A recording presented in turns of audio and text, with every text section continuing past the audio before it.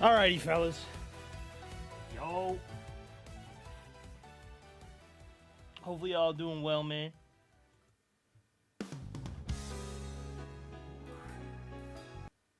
I was using the original music earlier, but yesterday, but I think I gotta use the arrange. To be honest, that shit fire.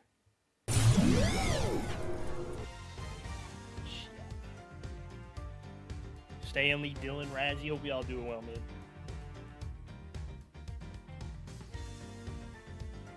I like how the menu shows you what case you're on too. The Go U plane that for some reason has an elevator.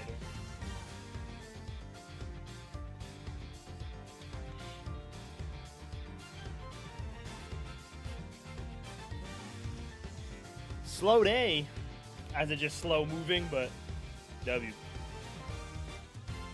Today kind of flew by for me, to be honest. I was quite surprised. I was even at work for like a couple hours. I was there for 9. Bed up says 3 a.m. Doesn't really feel it. I actually feel pretty good today, so pretty good. I'm glad to hear we still move though, Razzie. Oh shit. Jorkin. Any Jorkers? Any Jorkers?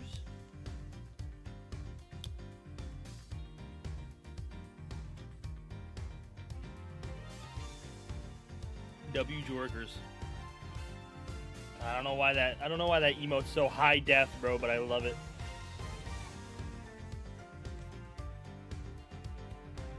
I'm usually kind of about like emotes like that, bro, but Jorkin just kind of works.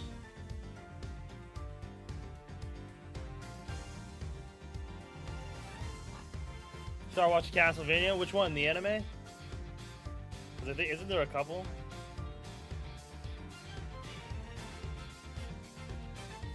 How is it?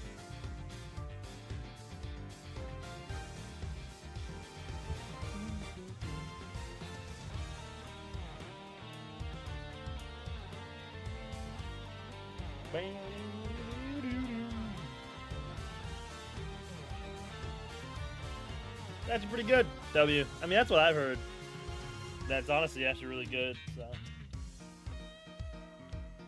Short, but good. Not everything has to be dummy long. Like One Piece, but yeah. I've heard good things about it. I really haven't watched anime in a long time. The only thing I've been keeping up with is My Hero. I think a new episode came out today.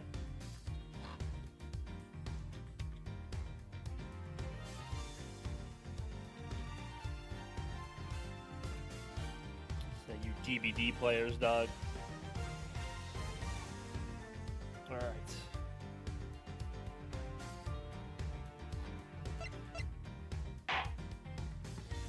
Episode 2 of the first game.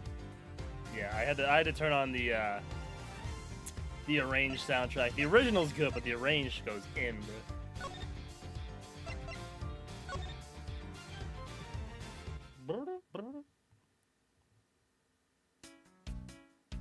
Yeah, this crazy looking lady, dog.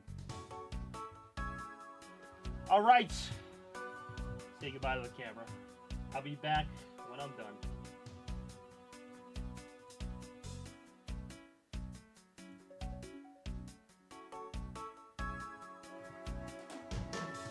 So pretty much someone got killed in an elevator on a plane, by the way.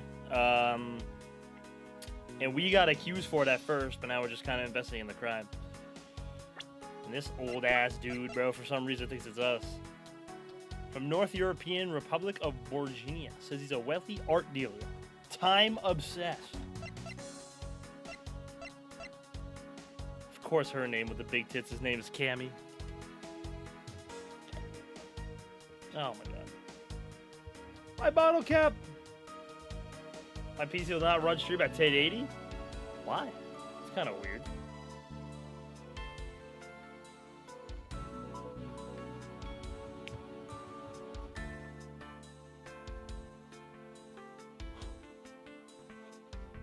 My bottle cap. Yeah. There we go.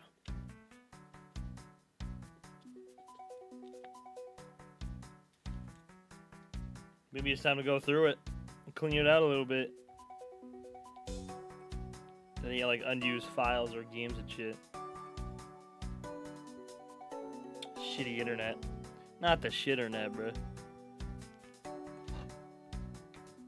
Is it only at 1080? Is it doing that shit again? Okay, no. That's good then. Alright, let's see what the fuck's going on. And this is like the in-flight shop. And this is where like the footprints went. Alright, what do we got, bro? Beautiful flowers in a beautiful arrangement. I feel cleansed just by looking at them.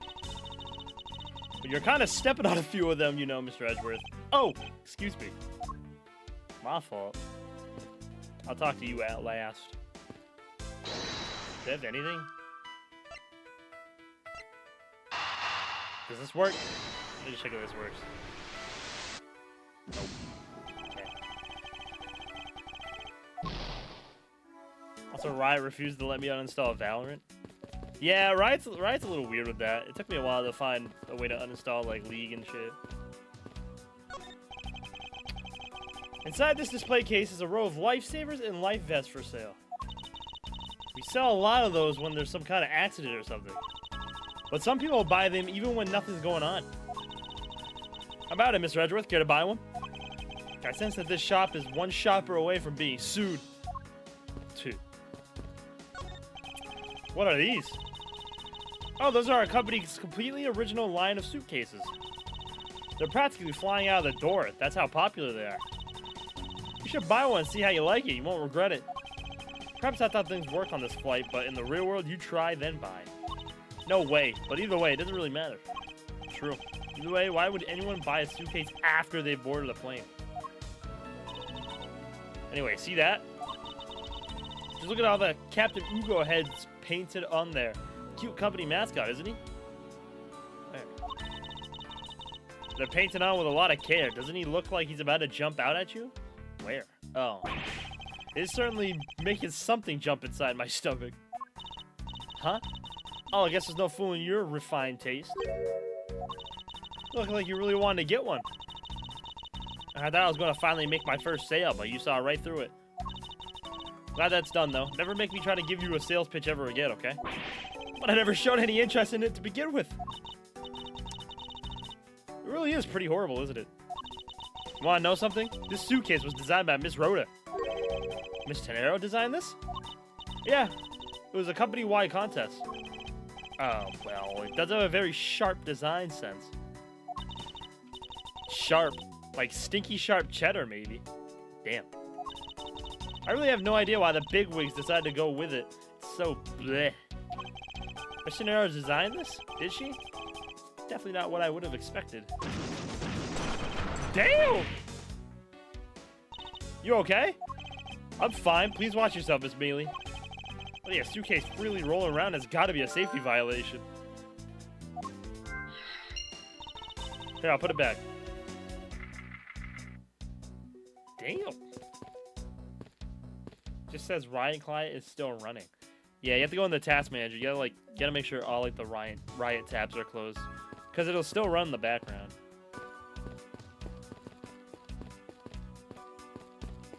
Even when you close it. There's a wide selection of souvenirs for sale in these display cases. You know what I suggest? Sorry, but I have no intention of buying souvenirs on this trip. Okay then, how about you buy something for me then, as a present? I can't think of a single reason why I want to buy you anything. But I've had my eye on that pendant for such a long time. Try paying some attention to me when I ask you something, and then we'll talk.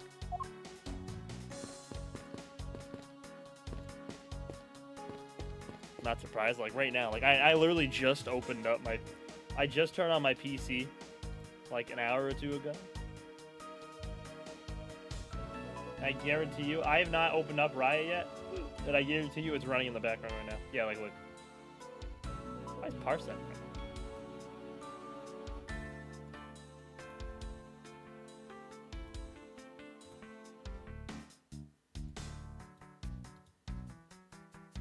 Hello.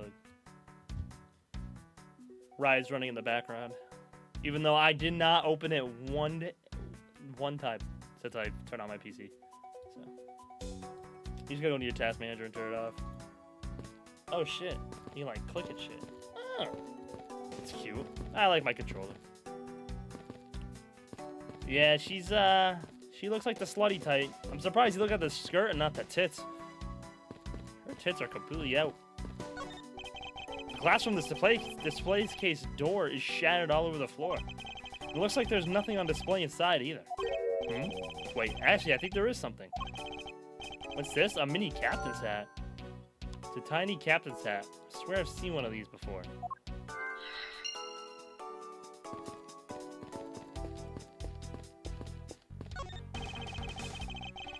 Even still, I mean, those are just showing. Stuffed toys just like this one Miss Mealy is holding are on display here. They're relatively cheap, which explains why they're displayed so haphazardly. How about it, Mr. Edgeworth? You know what you want to? You know you want one too. They're great for when you're stressed. Why do I envision stuffed animal abuse when she says that? That poor stuffed animal she has around her. There are all kinds of luxury name brand merchandise for sale in this display case. And they're lined up in just such a manner as to scream, "Buy me" to any passerbys.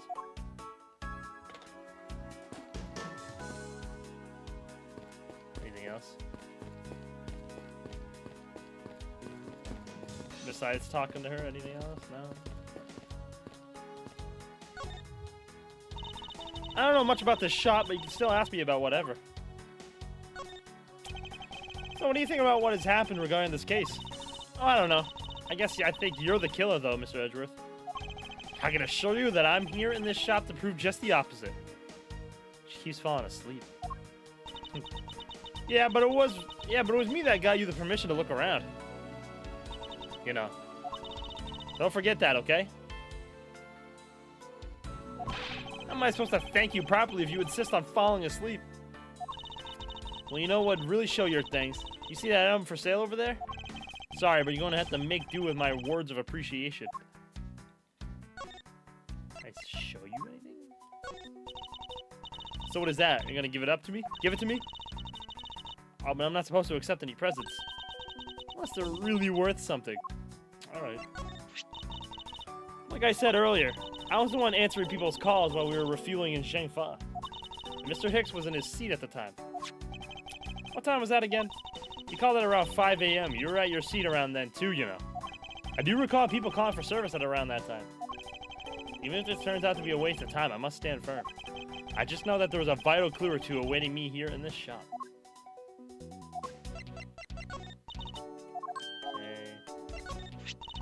Miss Rhoda said that this piggy bank was in the shop, right? Don't you find her a tiny bit suspicious? I find you suspicious. I don't think I can say either way yet. There's not enough evidence to convince me that she was lying about anything back here. Are you sure about that? Yes. That's what I said yesterday. Her eyes, they have no pupils. They're just solid.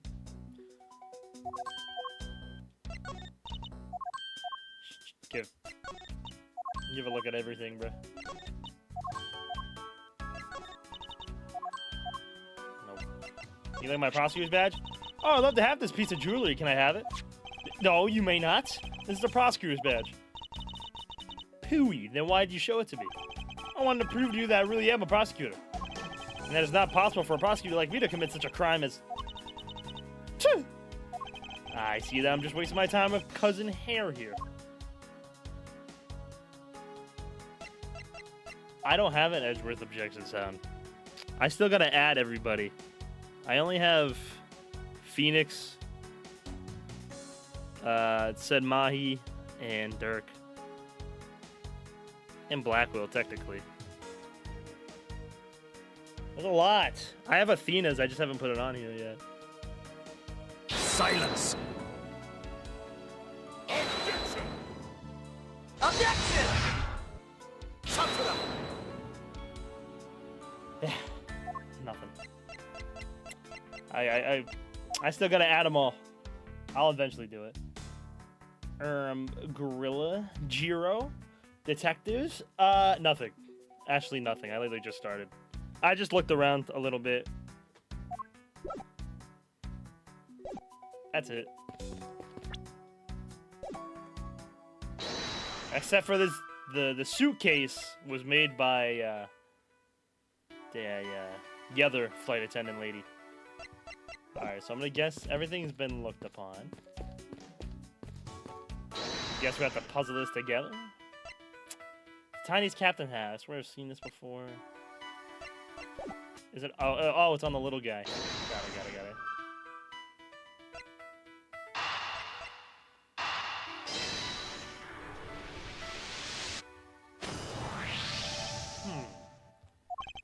The hat probably used to be on the piggy bank's head. Let's give it a go and see. Oh. I believe this piggy bank was forcibly removed from this display case. Does this mean that the killer broke the glass to get it? Really? Don't tell me you don't know what things go where in the shop. Don't tell me you don't know what things go where in the shop. Well, I don't. Miss Rhoda's in charge of this place. So come on, how should I know anything? I sense that further inspection of this display case is needed.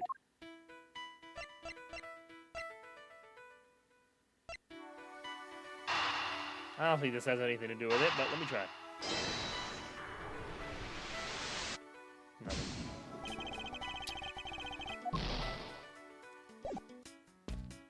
Say she has legs and tits, bruh. She has the whole package besides the eyes. What's the sitch? What's the sitch, Choomba? I got you, bruh. Pretty much. Big bro died in an elevator on a plane, by the way. He died in an elevator on a plane because there was turbulence. Miles passed out because earthquakes. He has traumas with earthquakes. He woke up. This guy was dead. We were the first of the crime.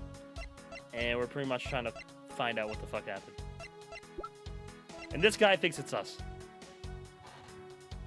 So, that's the long and short of it.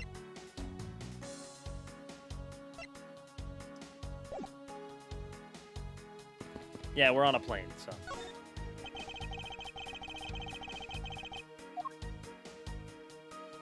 I can deduce, okay. The glass on this door is broken. Perhaps it was the killer who broke it in order to take the piggy bank? But it's a bit odd that inside the case is so devoid of glass shards. Plus, the glass broke rather cleanly. What is it?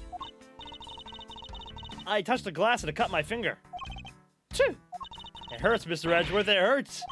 Please tell me you can deal with such a minor cut on your own. Is this the same man as the one portrayed by the statues around the elevator? Yeah, it's a paperweight of the founder of Go You Airlines, Mr. Ugo Hoos. Hi. What's Miss Booba's age? 24. I think. 24. Same age as me. How you gonna let a guy named fucking Zinc think you're the killer? Don't ask me, bruh. This guy's always pissed. On the top shelf, that's the floral version. Floral? Are you sure about that? Let me guess. You just said the first thing that came to your mind, right? Looks like hit the bullseye.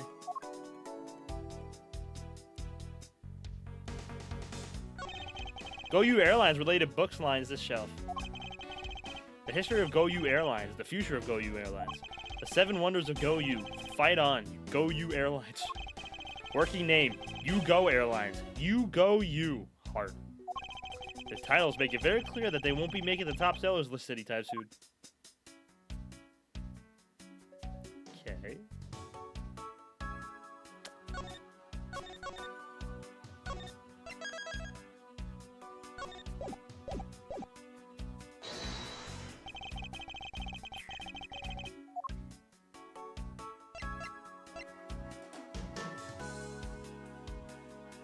But there's no glass on the inside of it. Eureka! Eureka!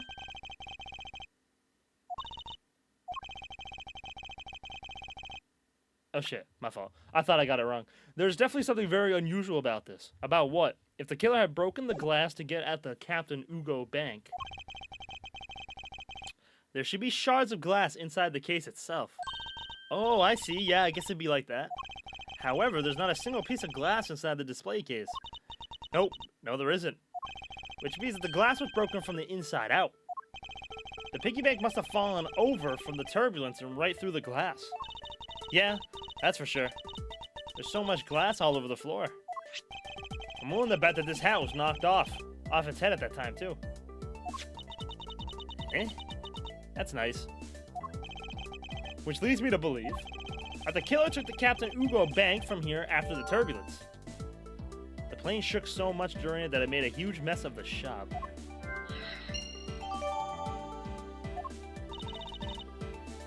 Eureka! Take your power naps on your own time, Miss Melee, and listen when I'm talking. What? Oh yeah, I also switched it to the arranged music rather than the original. The original's good, but the arranged, like during like the arguments, oh my god. Y'all gotta listen to this, bro. But the murder occurred before the turbulence, which rules this piggy bank out as the murder weapon. So you mean the bank's not the real murder weapon? It's a fake? Yes. At this point, that is a very real possibility. But then what if the killer went to take Captain Ugo? They broke the glass by accident. The display case is locked, so that's highly unlikely. Yeah, but there's one person who could have. Oh, and who would that be? Miss Rhoda, of course. I mean, she's the one in charge of this place, so she has the keys to everything. Miss Rhoda Tenero, huh?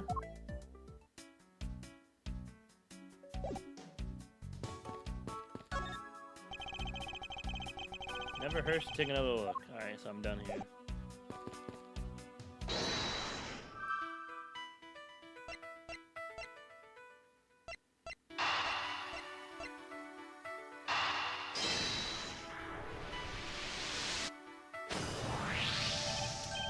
Yes, there's definitely something wrong here. What's with the sun yelling? Tell me, Miss Mealy, don't you think there's something strange about these suitcases? Oh, well, sure, they totally ooze strange, like the color and the such. That's not what I'm talking about. Now pay attention. Yeah, you're scaring me, Mr. Edgeworth. Sorry. These suitcases are lined up a bit too prim and proper. Yeah, they look a bit uptight, don't they? But I guess they take after their creator. Again, that's not what I meant, Miss Mealy. Don't you find it unusual that these cases are the only things undisturbed by the turbulence? Never mind. I'd sooner find an answer by inspecting these suitcases myself. Upon closer inspection, they really are quite hideous. They are gross.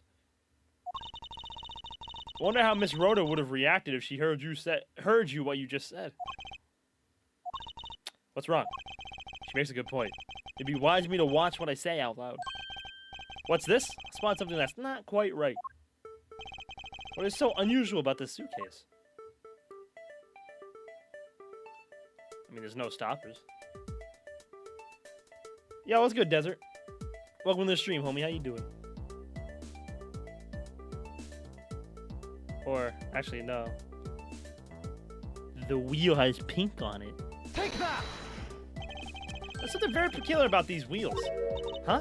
As in, there are no stoppers in place of these. Without stoppers, one would think that the turbulence would have sent it flying. And? And it's so, it is very likely that this suitcase was placed here after we hit that turbulence. Let's take a closer look at it, shall we? Why is it so far away? There we go. Ew! What is that? That is nasty.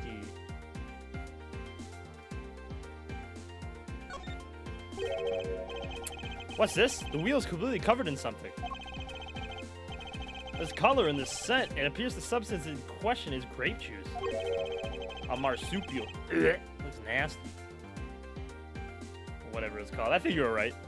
But why would there be juice on the wheel of a suitcase? I wonder, bruh. This is apparently designed by Miss Tenero herself. The design is certainly je ne sais quoi.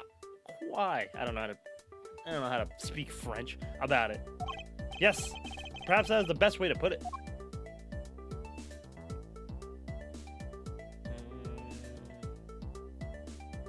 $1,200?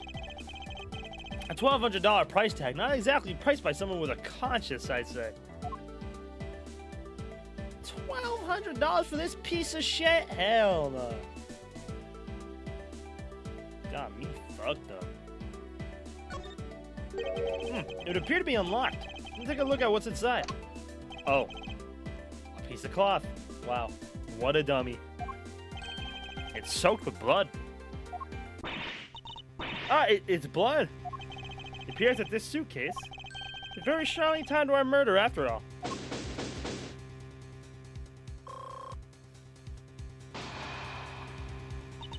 I don't know what in French. Probably not well written, but whatever. Ah, I know what you meant. So explain this. Go you off the edge. Go you beyond the stars. You go. So explain this to me. What does the suitcase have to do with the murder? I believe it's pretty safe to say that the killer used the suitcase in some manner. Such as to move something, perhaps? But aren't you just talking about the cloth, then? That alone is too small. A larger item would be needed to be moved. Wait, larger item would be needed to move what I'm thinking of. The thing I believe the killer used the suitcase to transport is the body? Take that! Something that would fit inside a suitcase that is also covered in blood. Sounds like a dead body, doesn't it?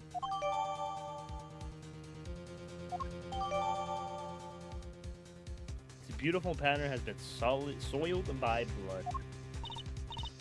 But in light of this, I'd say that Mr. Hicks was moved into the elevator from someplace else, which means that the murder was committed in an entirely different location. So you're saying that after moving the body into the elevator, the killer brought the suitcase in here and just left it? Exactly.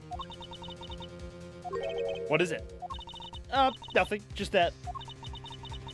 I was thinking about what Miss Rhoda said about coming here for something. Excuse me, Mr. Edgeworth. Oh, hi, Miss Rhoda. I wanted to give you a bit more time, but I'm afraid I wasn't able to convince the captain. I'm very sorry, Mr. Edgeworth. The captain feels that he has allowed you ample time. He says that he'd appreciate it if you could wrap it up and return to your seat. I understand his sentiments, however, if I'm not allowed to complete my investigation, the crime scene may become contaminated by the time we land. If I must stop, then I insist I be allowed to oversee the preservation of the two sites. Under your supervision, of course. If that's your only condition, then I believe we can accommodate your wishes. I'm here to assist you in any way that I can, Mr. Edgeworth. Sounds like fun. We can camp out and watch over everything together. I found proof that the real crime scene was not in the lounge. I have enough evidence to prove myself to be innocent of any wrongdoing. Don't worry, Edgeworth, it wasn't you, buddy. And yet, regarding what Miss Mealy reminded me about Miss Tenero, can't allow my investigation to end here. The truth must come to light. To be continued. Dun, dun, dun.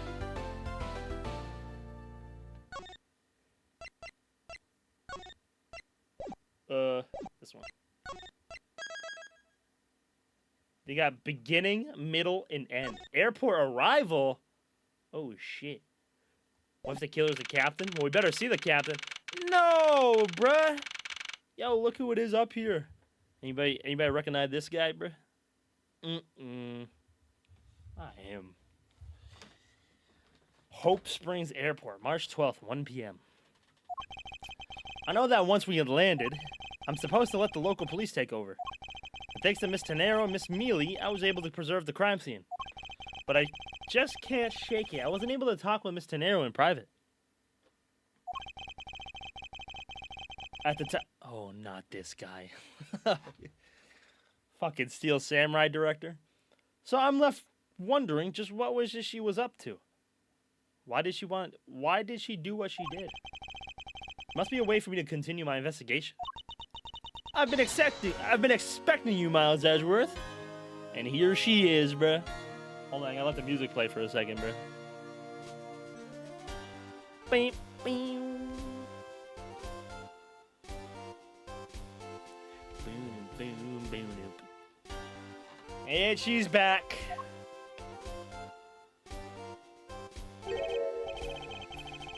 Franziska? I thought you were still in Germany. I go where I am needed. Wherever there are criminals to be caught.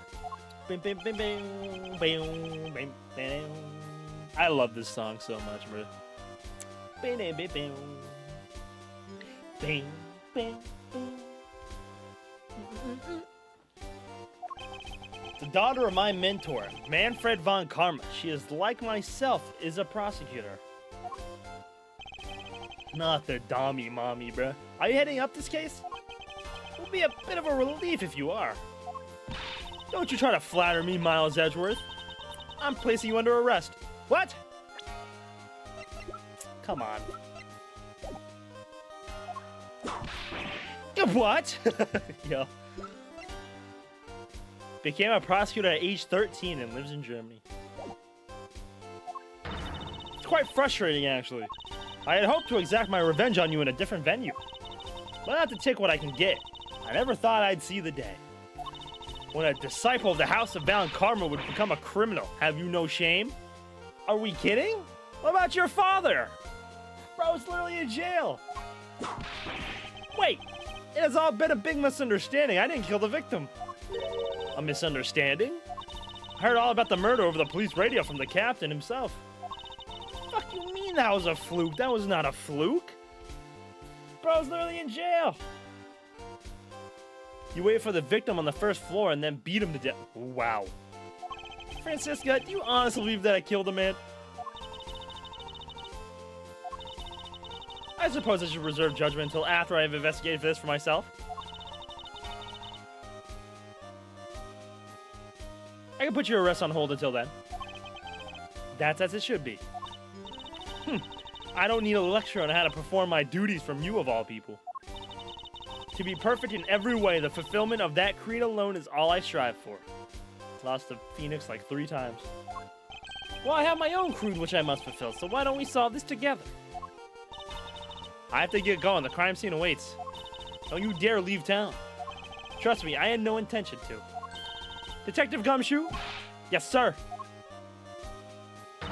Too slow. Ow! Yo. Listen up. I'm leaving you in charge of watching this man. Don't mess up, understand? Mr. Edgeworth, I'm supposed to guard him? A simple yes or no, detective. Yes, sir. Understood, sir. You just leave it to me. Miles Edgeworth, if you interfere with my investigation, I'll arrest you on the spot. Are we clear? Now then, if you'll excuse me.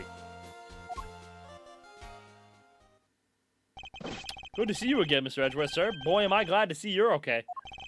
Thank you, detective. I believe in you, sir. You can lean on me. I'll get you through this. I have to admit, I'm a bit curious as to what Franziska is up to. Maybe I should ask the good detective. Very well. In that case, I have a few questions for you. Oh, they got the Gumshoe music. Gumshoe! Me. I still have all this stuff. Can I talk to him, bro? Looking from behind? I think I've seen this man somewhere before. Oh, boy. It's Soviet Russia. World flags, lunchboxes. Eat Jew.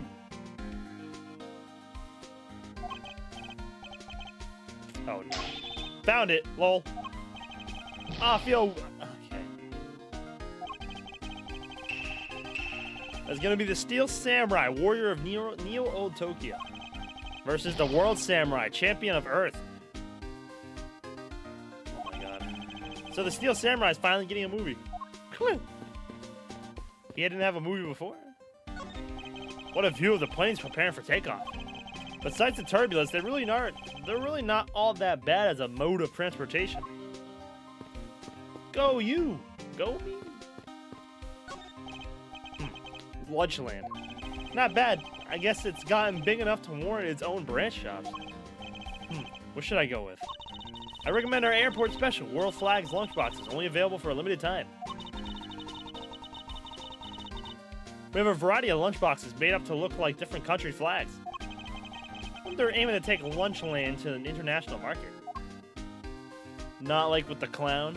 Yeah. Big boobed clown lady.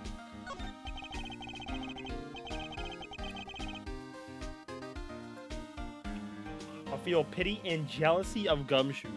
Hell nah. Getting hit by a whip by anybody sounds awful. You are crazy. This man was in first class with me. He was quite shaken up by the whole affair. I did it. I made it the whole flight. I'm not scared of turbulence anymore. Must have been pretty scared. He's repeating the same thing over and over to himself. The child seems to be happily enjoying the sight of so many planes. Wow, I'd like to take a run down that runway. Dove the youth today. So much potential, yet so misguided.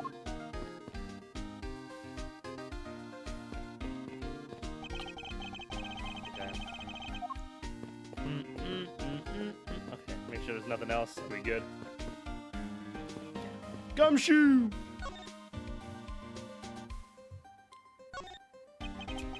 So how's the initial investigation going?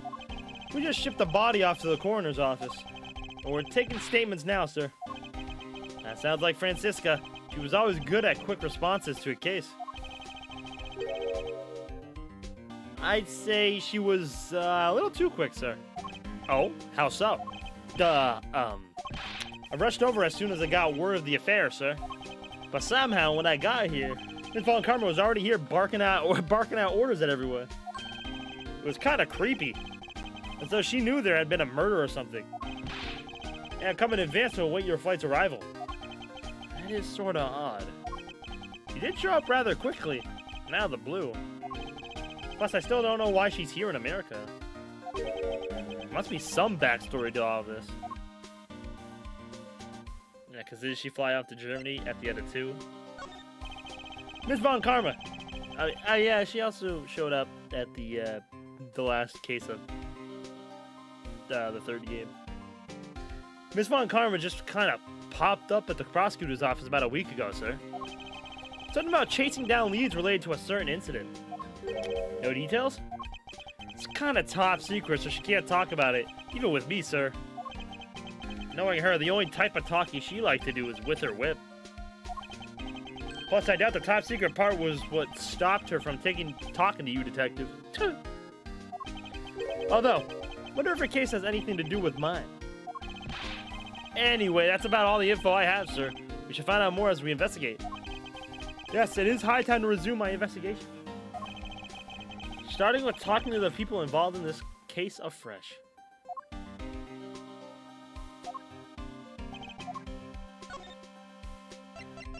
Let's see.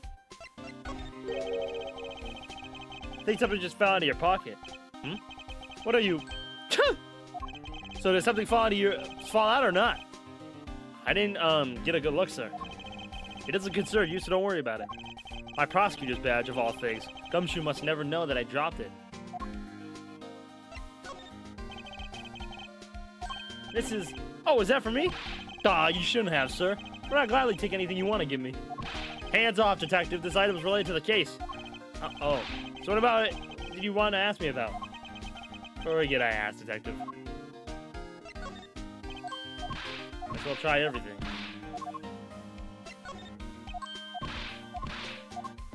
Actually, he's not, I don't think he's gonna know anything. I fucking miss Gumshoe's theme, bruh. I gotta talk to him again. Constantly happily enjoying the sight of so many planes. I'm all excited to see this many planes too. Just looking at the size of these things. Do you like planes too, mister? The balance between the main wings and the tail wings is really something, huh? Huh. Seems like this child derives his pleasure from a different aspect. Oh, but I've also got a thing for the shape of the wings too. Oh, excuse me. Here, mister, you can stand next to me. So about that plane's wings. Thank you, detective, for leaving me out of this conversation.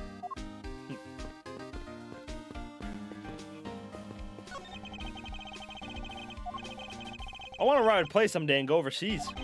Have you never been to another country before, detective? Nope, not yet, sir. I don't even have a passport. But I've been saving up for that eventual someday, a penny a day to be precise. At that rate, he won't be making any trips until well after retirement. I can go that way now. Okay. Do y'all say anything else?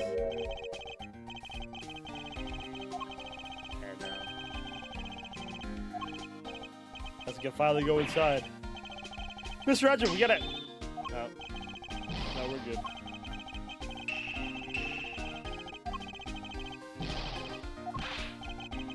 Good thing it was a false alarm, right, Mr. Edgeworth? So the Steel Samurai is finally getting a movie. Completely ignoring me as usual. Alright, I think we can go back in. Is that the captain?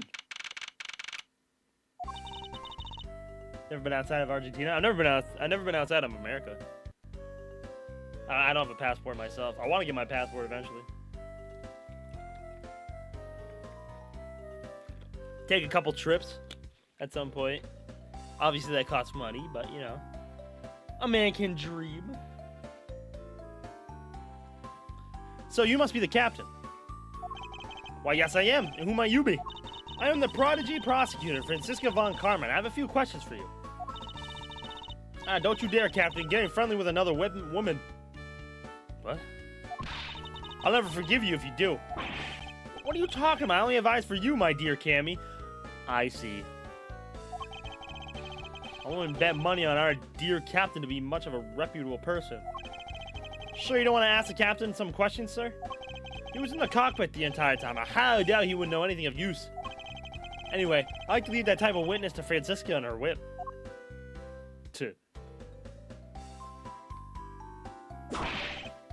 Damn. Gumshoe, get out of there, Gumshoe. Oh my god, this guy, get off the plane, bro. We landed. Jesus. I went to the end of the world, which was the best trip I ever took. What is that? I've never heard of that. Now see here. Ah! Sorry. I'm sorry. How long do you intend to hold me? Is it possible for me to be the criminal, I tell you? Oh, good. They're indicting him. Good. Mr. LeBlanc? Oh, it is you. Tell this man to stop stopping me from going. Time is money. I don't have even 1 second of wasteful time to spend.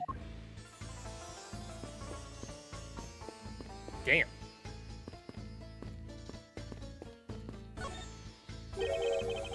Did you finish taking his statement yet? Yep, all done, sir. I do not concern if you're not done examining the cargo hold. I want my cargo back. If you make a single scratch on my art, you will pay. Art? What sort of art?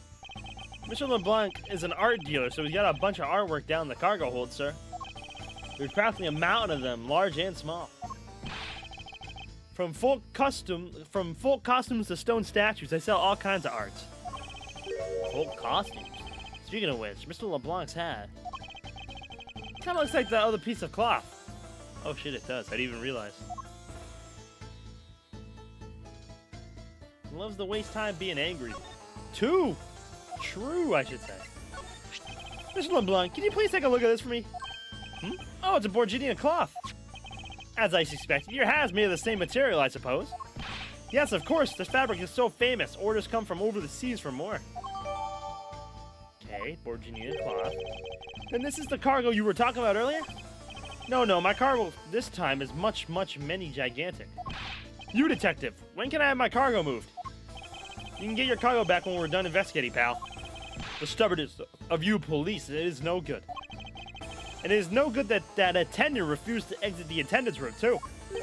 That attendant? I believe he's talking about Miss Tenero. What do you mean by that attendant, Mr. LeBlanc? She was taken into the attendance room for an interview. And then they still have not come out. They make no sign of coming out either. I was finishing my own interview much earlier, quicker than her. Why is Miss Tenero's interview the only one that's taken up so much time?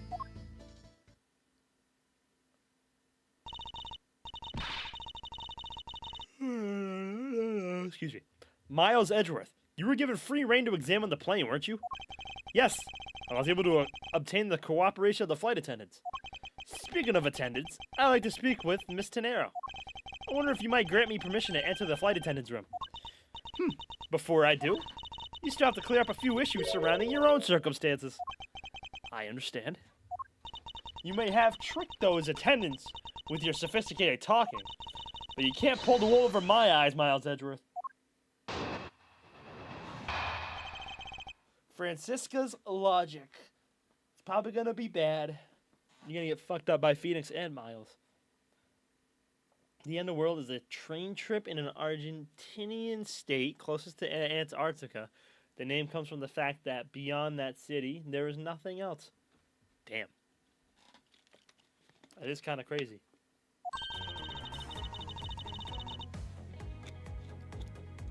These barren wastelands. Let's not complicate things and go with the most obvious conclusion. The scene of the crime was here in this very lounge where the body was discovered. From the time the victim was seen calling for an attendant until his body was found, the only person in this lounge the entire time was you, Miles Edgeworth. This unmistakably makes you the likeliest suspect. The likeliest suspect, Francisca? Do you have a problem with that? No, but it's not like you to use such vague wording. Usually a bit more absolute. I'm simply trying to watch out for you. Or is it my kindness too hard for you to comprehend? Thank you, but your leniency is unnecessary, for I will prove my innocence soon enough. If I want to continue my investigation, I'll have to break her line of logic fast.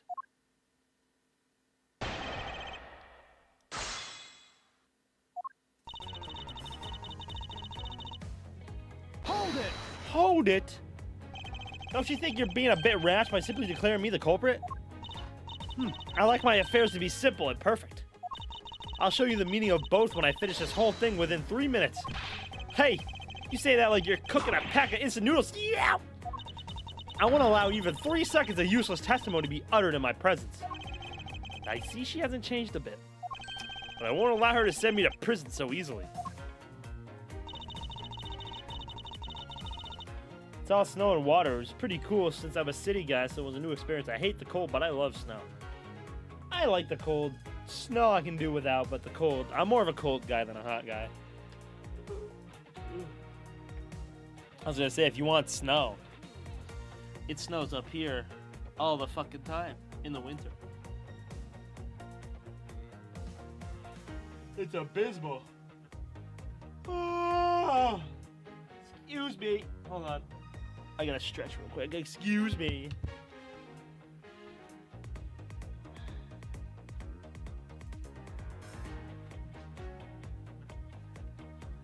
Did you just offer a Jiro a spot on your couch? No. But a spot in America. Because, you know, I can do that. Joel, you fuck. You know what? Now he can sleep on your couch. How do you like that? Jiro, you can go to Joel's place. Hold it!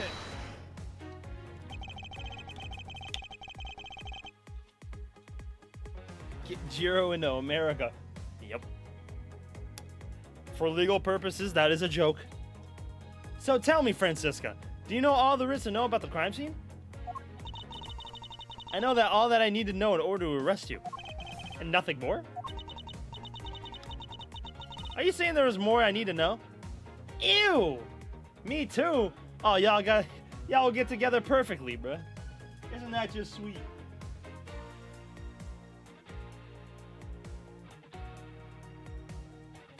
Y'all can have naked sleepovers.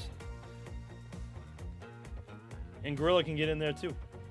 Are you saying there's more that I need to know? Gah! Why'd you whip me, sir? Sorry, Scruffy. My hand must have slipped. It would appear that Francisca doesn't have all the facts of this case yet.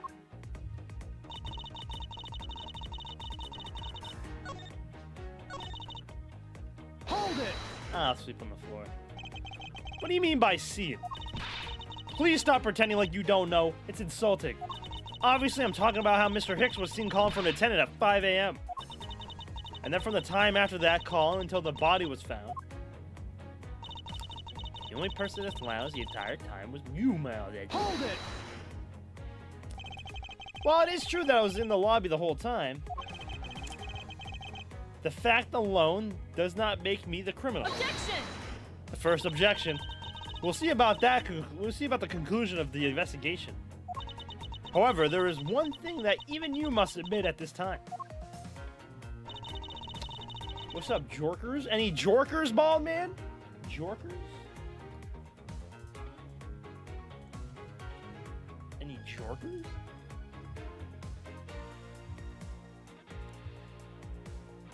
I'd love to visit the USA someday. Places to visit? I don't even know.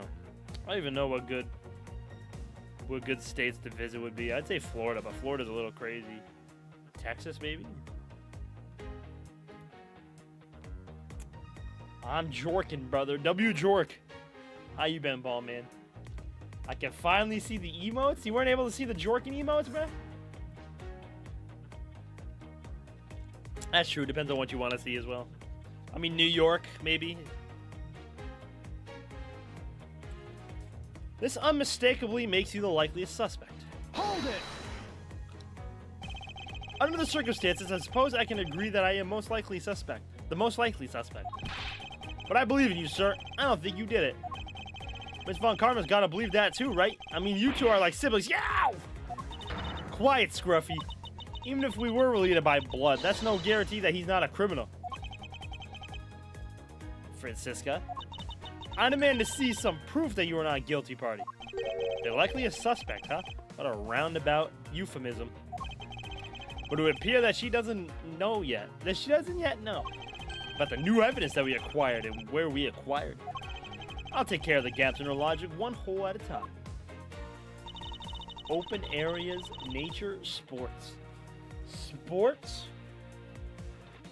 Boston's a pretty good sports town. Open areas. It's very vague here. Objection!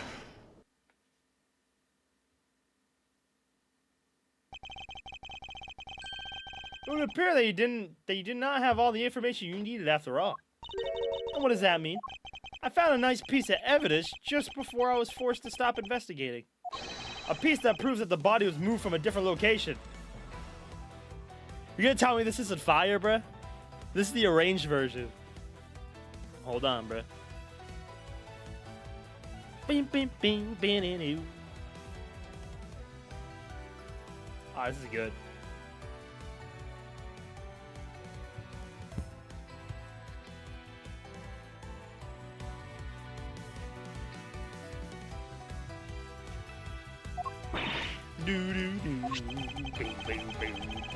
The world's butt crack should be in Ohio, not Colorado, gorilla.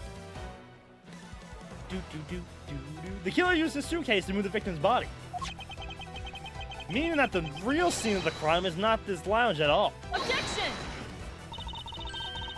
Now who's the one rashly jumping to conclusions? Excuse me? All you did was find this piece of cloth inside the suitcase. That doesn't prove that the body was moved. It could be that the killer simply chose that suitcase as a good place to hide the cloth. I expected you would come to that conclusion. It would seem I can't escape that easily. You should know better than that. Von Karma is perfect in every way. Ah, but did you know that the killer definitely wheeled the suitcase around at some point? Objection! As if there's proof of that? It's on the wheels. And right here. Take that! The spilled grape juice in front of the elevator? Yes, and I'd like to draw your attention to this area here.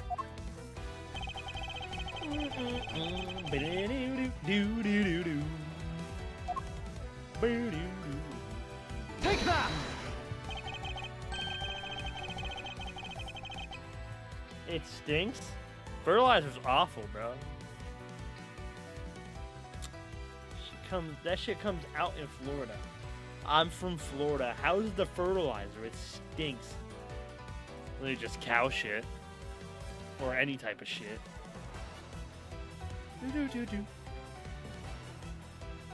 This mark here, wouldn't you say that it looks suspiciously like tracks from two wheels? I suppose. Further, there is also grape juice residue on the wheels of the suitcase. This means that the suitcase containing the victim's body definitely passed through here.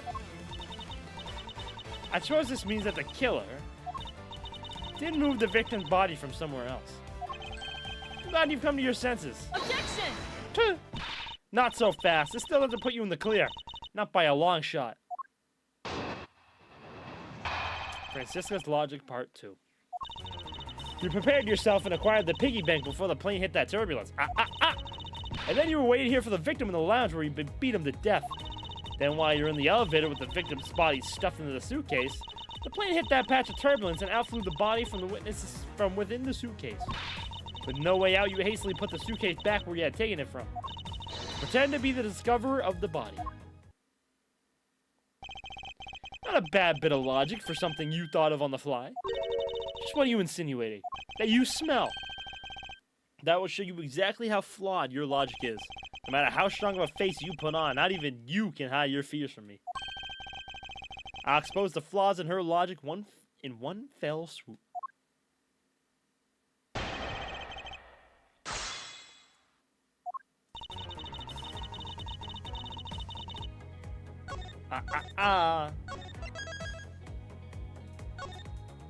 I'd say Disney is same, but Disney adults go there every day. Disney super fans are wild. Yeah, I don't understand people who do the whole crazy ass Disney thing, bruh. They're good, they're okay, but like the super fan.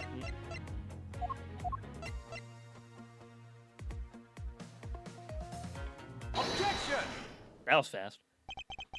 The fact that you took this piece of evidence into account in your testimony is to be commended. Your legal prowess is certainly something to be feared. Evidence and logic, essential tools that those who would stand in a courtroom must learn to master.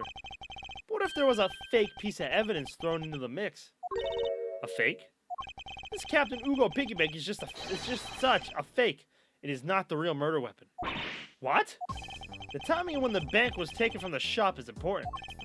It was taken after the turbulence had occurred. But then what about the blood on the bank? What do you make of that? I assume it was added after the murder, when the killer fabricated this weapon. Looking at it this way, the killer basically did 3 things after the turbulence.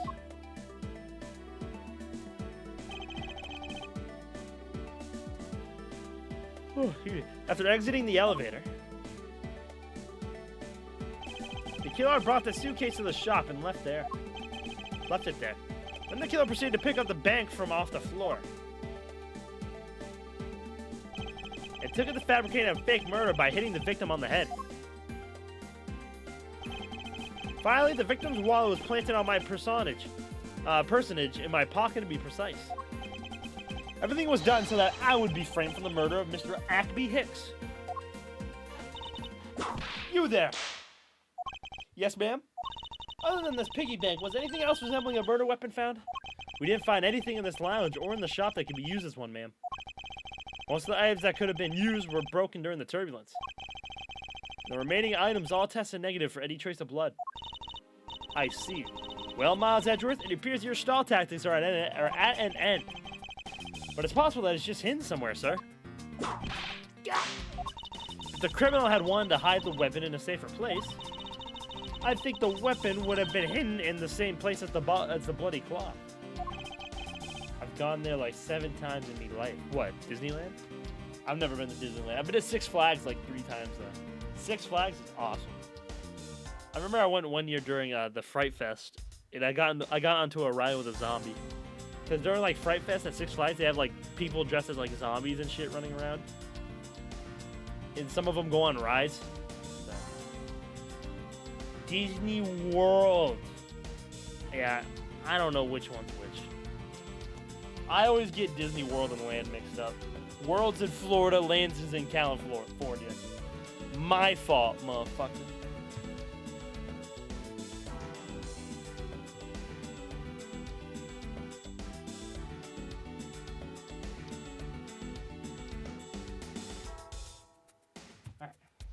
Exactly what I was thinking.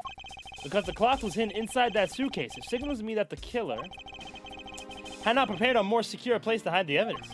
Which means that the real murder weapon is either still on the murderer's personage, or is still at the real crime scene. Objection!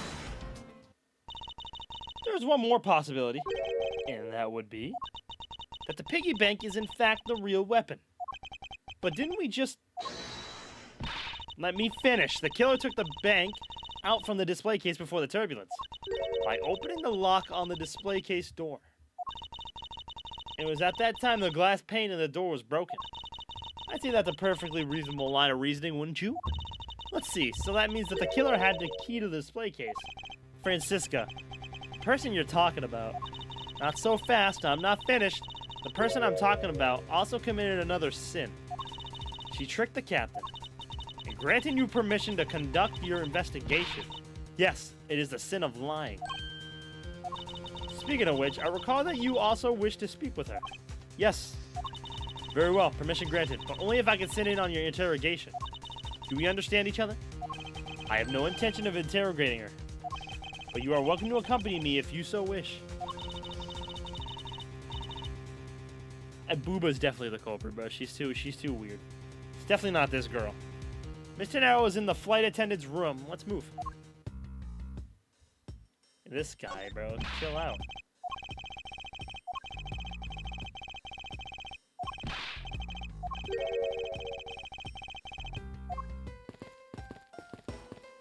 What's up, Germ?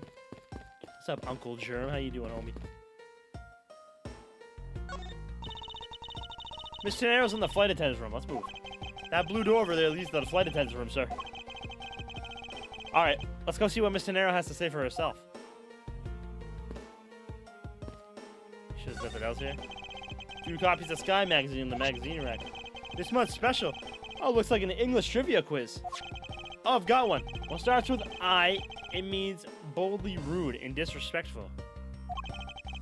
The answer is most definitely insolent. Time's up. Sorry, sir, but the correct answer is insolvent. Detective Gumshoe, don't tell me your English ability is at the same level as him. Not the guy who barely speaks English.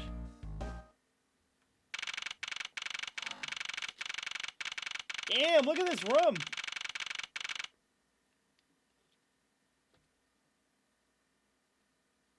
Damn, this girl is, you know, more than I think about it, it definitely is Booba Lady. Like, look at Tenero. She's on this poster. She's on this poster. She got her suitcase. Because Boob Lady was telling us that the suitcase was designed by her and it was picked to pretty much sell. So I think this is straight out of jealousy. At least what it feels like. So you're the one that poked around inside this plane without the captain's permission. Deviating from the flight attendant's manual is very unbecoming, you know. What are you hoping to accomplish by doing that? Miss Tenero. Ah, Mr. Edgeworth, you're here too? Can you please help us to shed some light on why you did what you did? Alright.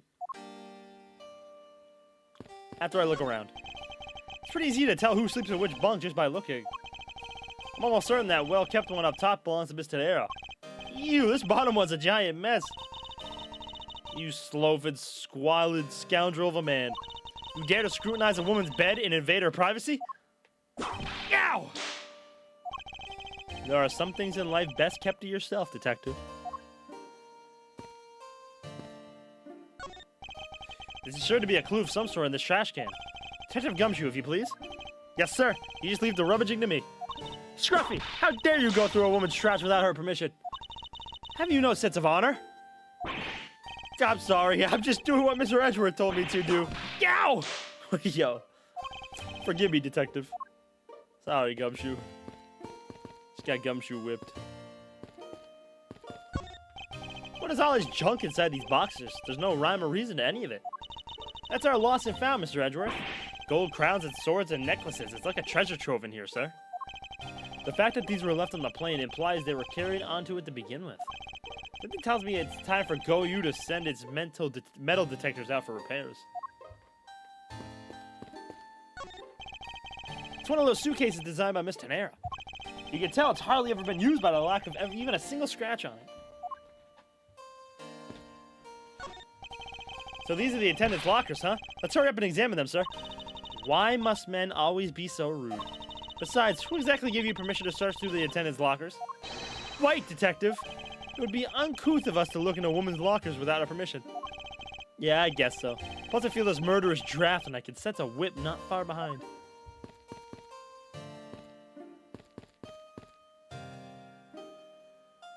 Oh shit. Ah! Stop. No!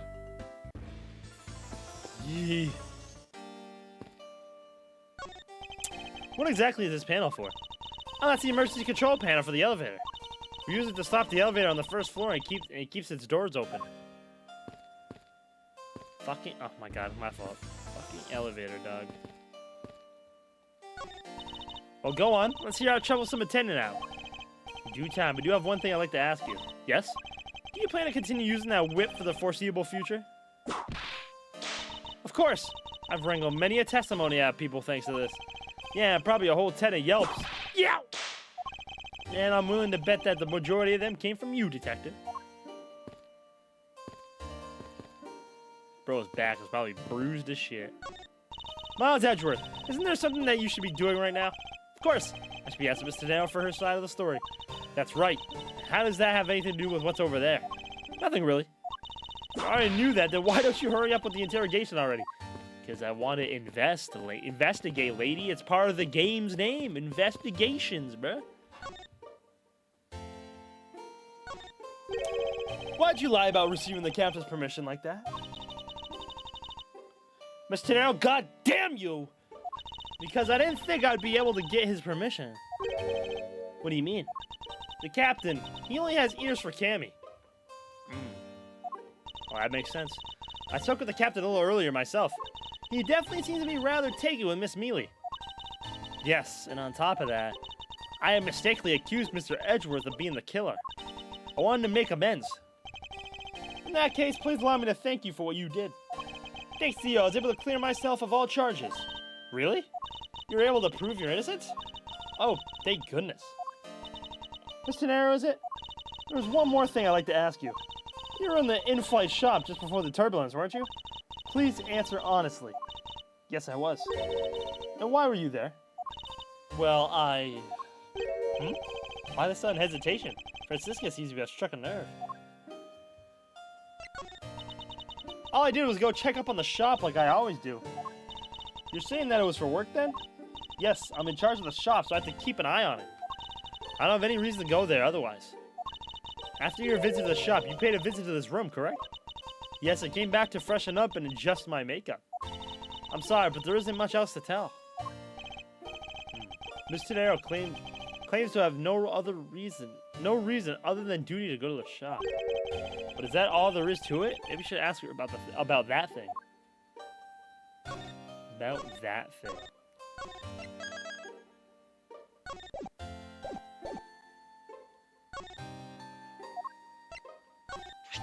If you could please take a look at this for me, Miss Tenero. Oh, that suitcase. Yes, about the suitcase. You were the one who designed it, correct? I think I figured something else out about it. The suitcase is the reason you went to the shop, isn't it? There's nothing you won't find out eventually, is there? Won't you please tell me more about the suitcase? Yes, I was interested in seeing how the suitcase I designs were selling. I know that as a service professional, I'm not supposed to care.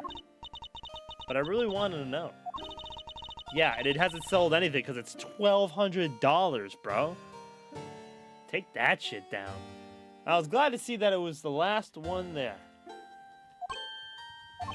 The last one there? Definitely wasn't the last one there. So you're saying, Miss Tenero, that the suitcase in question was the last one? Yes, they're just so popular, they're practically flying off the shelves. For $1,200? My ass! That's not exactly the impression I got. The one in the shop is most definitely the last one. Well, we're currently looking at the suitcase. Really? I guess we sold all of them. Thank you very much for taking the last one. I didn't say anything about buying it. Then say you'll buy it. I'm sorry, I can't. But why? I think it'd go great with your complexion, Mr. Edgeworth. It really suits you. I guarantee it personally as a service professional. Yeah, well, that is... How should I put this? It's hideous. What? Maybe that was a bit too direct. Moving on, my issue with the suitcase isn't the design, it's the number of them remaining. Remaining? There were 2 suitcases in the in-flight shop when I investigated it. 2? That's impossible. I'm sure there was only 1. Looks like her story has generated quite the contradiction. When I left the shop, I'm positive there was only 1 suitcase left. Something is amiss here. What could be the meaning of this inconsistency? By the way, Miss Tenero. What is one of the suitcases doing here? That's... I thought you said earlier there was only one left. That one is, Oh, my fault. It's mine. I've used it for a very long time now. It's definitely not yours.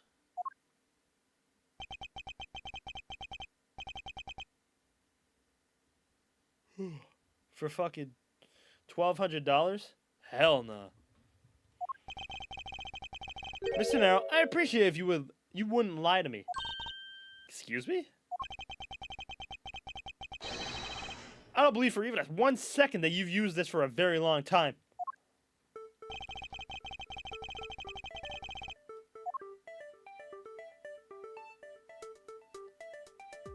Edgeworth telling Adrian about her suicide. I don't give a fuck. Confess.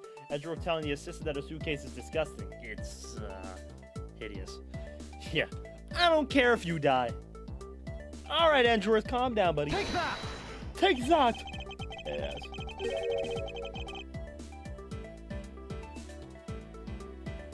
Bam, bam, bam. Sorry, give me a second. Tell me, Mr. Nero, is it also your habit to keep the price tag pristine on your suitcase? Ah, what is the meaning of this? Why would you lie about a suitcase? Despite having faith in her design sense, the sales numbers made her cry bitter tears. The truth is becoming increasingly clear to me. Mr. Nero, I think I understand. I know what you are trying to hide. Now then, this suitcase was originally in... Seeing as how the price tag is still on this suitcase, one can only assume it was out on the floor for sale in the shop. And the person who bought this suitcase was...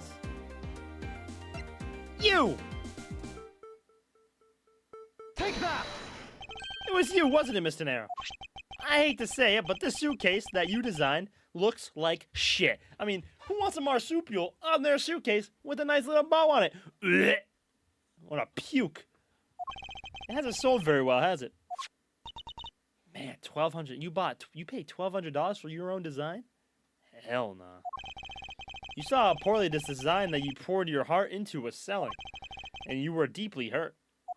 That's why you want to make it look like it was selling by buying it yourself. Isn't that right? Then the reason you went to the shop and came back here was... I'm sorry. All I really have is my job.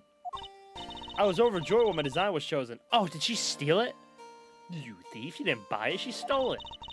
I thought that maybe I had finally accomplished something.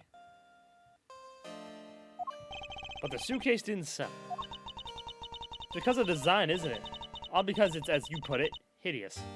I can't say they chose a great place in which to sell them either. We weren't selling a single one, and they weren't just sitting there collecting dust. I felt so bad seeing them there day in, day out. So I decided to buy one for every flight I... What? How do you have that much money? You buy one every single time you work a flight? I see. So in order to keep your resolution, you went and bought one today as well. Yes, and here's my receipt for that purchase.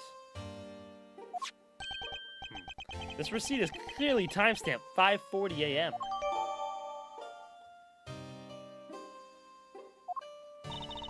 The truth is, there's still a bunch of them left unsold. They're planning to scrap the remaining ones at the end of this flight. Mr. Nero, where are these other suitcases? They should all be down in the cargo hold. Then the suitcase the killer used could very well have come from the cargo hold. Mr. Edgeworth, you don't think that the killer used one of my suitcases to... Yes, I do. The killer used one of your beloved suitcases to move the victim's body. How could they? Those suitcases were meant to be faithful partners to our passengers on their trips. That's all I ever wished for them to be.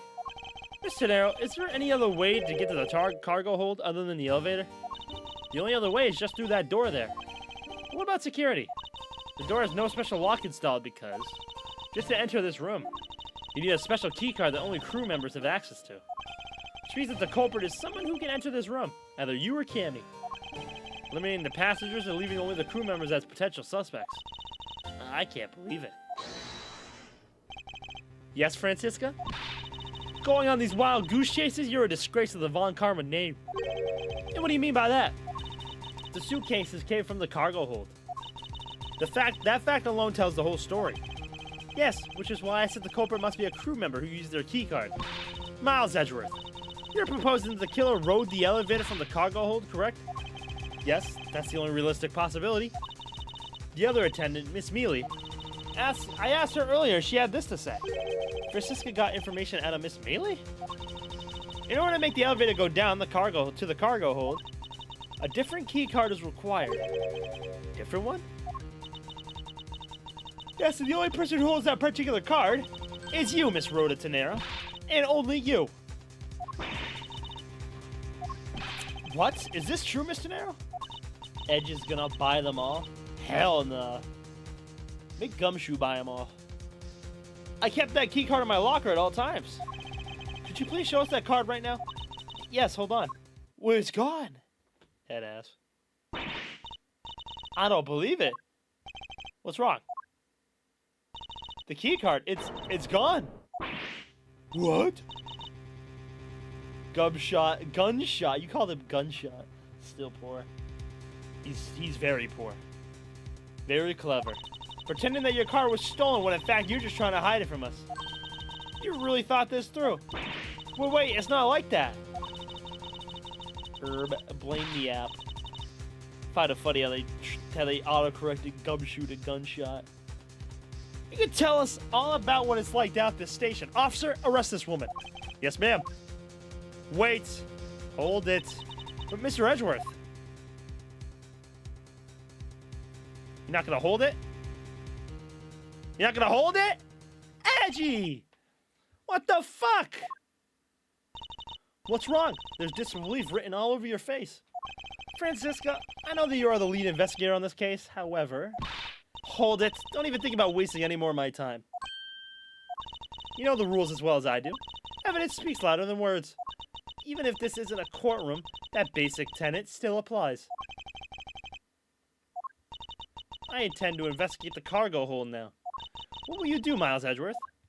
I intend to do likewise. Wait. No, wait, the trash can! The trash can! I saw his phone! I saw bro's phone.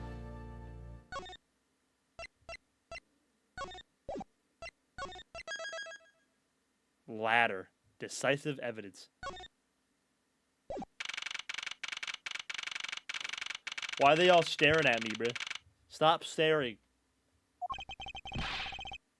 Wait, this could be the literal staring emo, bruh. They're staring on stairs. Wait, that's perfect. I gotta get a screenshot, bruh. At some point. They're staring on stairs. Oh, shit. My fault. Almost knocked over my mic. It's so big. Boo you, gorilla. You fuck. Damn! Why is there so many? This plane is a special model. It has both a super large cargo hold and an ultra luxurious first class seating. So this is the real scene of the murder. There's certainly a high probability of that, which is why we are here, correct? Okay, let's get investigating, sir. Begin investigation. First time using 7TV, motherfucker. Shut up. I don't know why the 7TV emo is that. Oh, I have her. I just have broken glasses. Wait, hold on. Can I go back up? Climb, Edgeworth. Can't go back in. Look at him run, bro. Bro is moving. Alright, hold on. I gotta grab a drink real quick. Give me 1 second. I'll be right back. Y'all can stare at Edgeworth, bro. Wait, you Gumshoe too. There you go. I'll be right back. Silence! Just wanted to do that.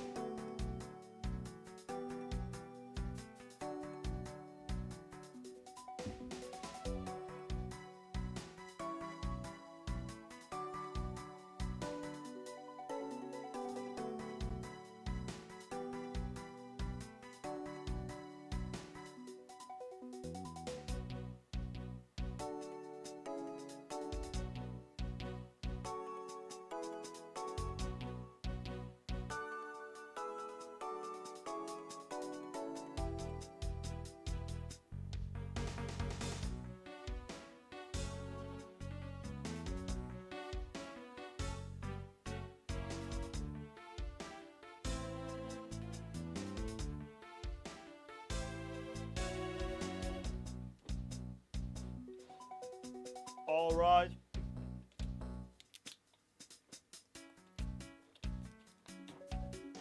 Why is Gumshoe's eyes so close together? Gumshoe's eyes look so close together.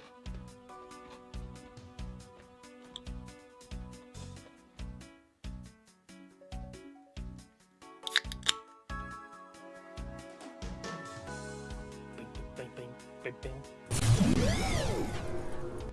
All right. Time to investigate. Holy suitcases, Mr. Edgeworth. It's like an all-you-can-use suitcase fair.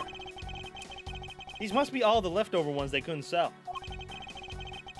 The one the company is planning to dispose of after this flight's over. This paint job is really cool, don't you think? It practically screams artsy. Oh, why not purchase one then? I'm sure it'll bring you much happiness. You think so? Then maybe I will. Let's see here. $1,200! I think I'll pass. And Mr. Nero wonders why they don't sell. You need 2 jobs just to buy one. Although, definitely looks like one is missing. What is this brittle substance I'm stepping on? It's a bunch of glass fragments.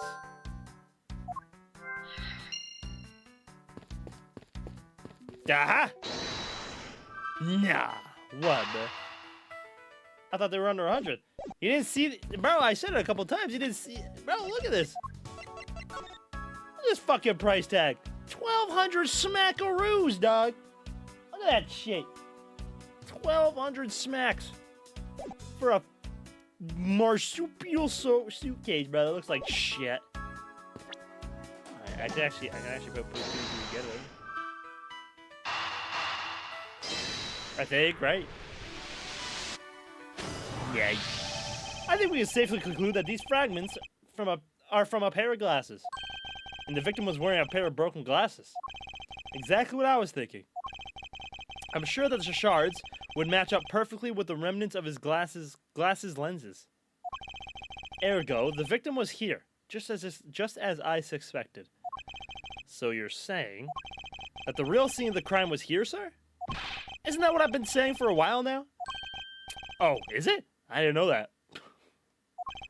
Perhaps it's a bit early to draw that conclusion. However, I believe that the probability has just skyrocketed considerably.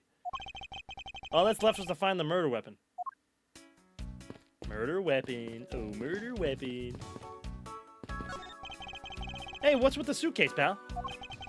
It's what the victim checked in, sir. So this suitcase belonged to Mr. Hicks. I don't think he'd mind if we took a closer look. There's nothing out of the ordinary in here, sir. Wait, file? And there's a photo of Miss Von Karma in it, sir. Wait, what? Looks like a profile on Franziska. Fuck. Why would Mr. Hicks have a file on her?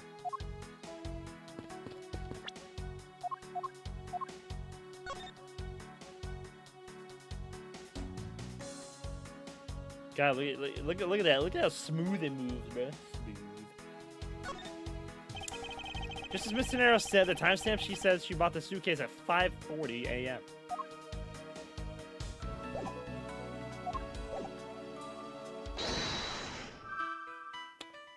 Can I look at the profile? No.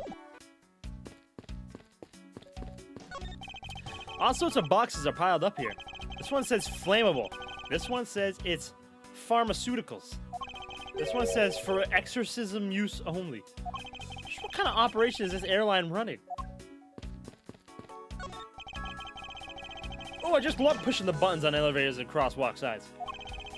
You should give it a try, sir. Go on, push it. The elevator is currently stopped on the first floor, detective. It can't move. Oh, yeah. I guess nothing would happen if you pushed it now. Well, nothing would happen normally anyway without the special key card. Both doors to the attendance room and the elevator's control panel require a key card, which makes it impossible for a passenger to come down here.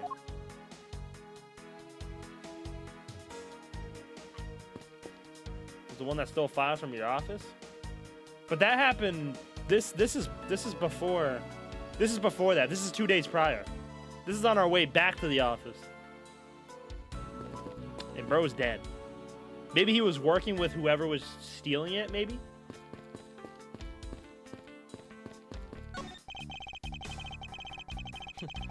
Keeping track of this many pieces of cargo must be very taxing on the cargo crew. This sure brings back memories of when I worked as a part-time mover, sir. By the look in his eyes, he's waiting for me to ask about the rest of the story. But no matter how he pours on the puppy eyes, I have no interest of doing so. When I worked as a part-time mover, sir. I'm not gonna ask him about being a part-time mover. Have you noticed anything strange happening around here? No, sir. I haven't noticed a thing. I'm not sure that he meant to sound so oblivious. I mean, it was to check if you were paying attention. Good word, Goop. Man, if I'm reading in all this and not paying attention, bro, I'm doing something wrong. Yes, sir? This cargo hold is really big. I can't believe they fit stuff like that in here. Detective, what are you going on about? We're in the middle of an investigation here. Whoa, stuff's falling on me. Can't really get into my work without something like this happening first. Well, let's get the show on the road. So which item do you want to start on? In this world, there are those who are masochists, and then there is Gumshoe. So that flight attendant, Rhoda Tenero, she's a killer, isn't she? I don't think we can say for sure yet. There certainly are a great number of things pointing us in that direction. Like how she didn't tell us about her buying her own suitcase. Yes, however, in regard to the key card being stolen, I can't seem to find any evidence that she's lying about that.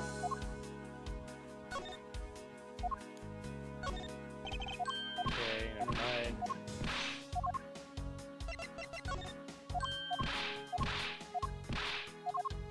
No, yeah, this plane having 3 elevators is crazy.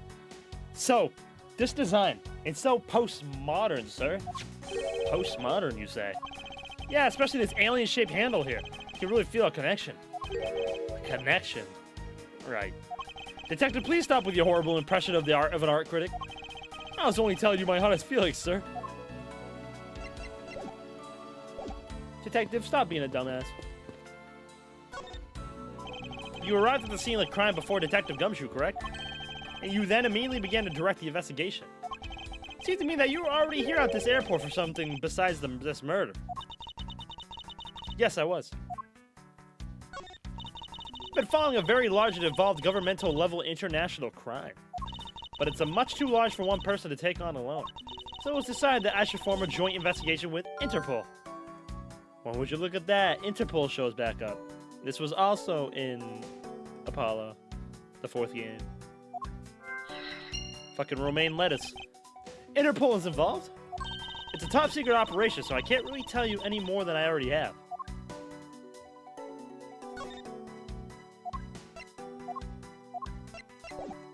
So, so was Bro an Interpol agent?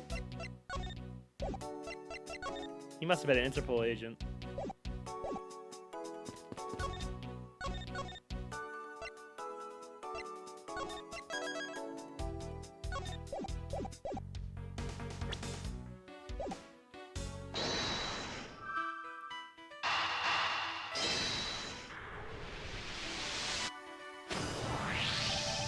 Now, why would Mr. Hicks have documents profiling Franziska? Oh, I know.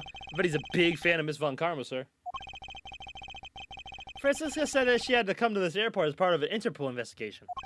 Oh, maybe Mr. Hicks had heard she was coming here and he followed her.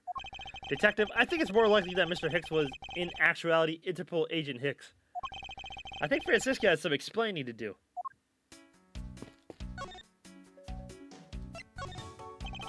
You came to this airport to rendezvous with the victim, didn't you?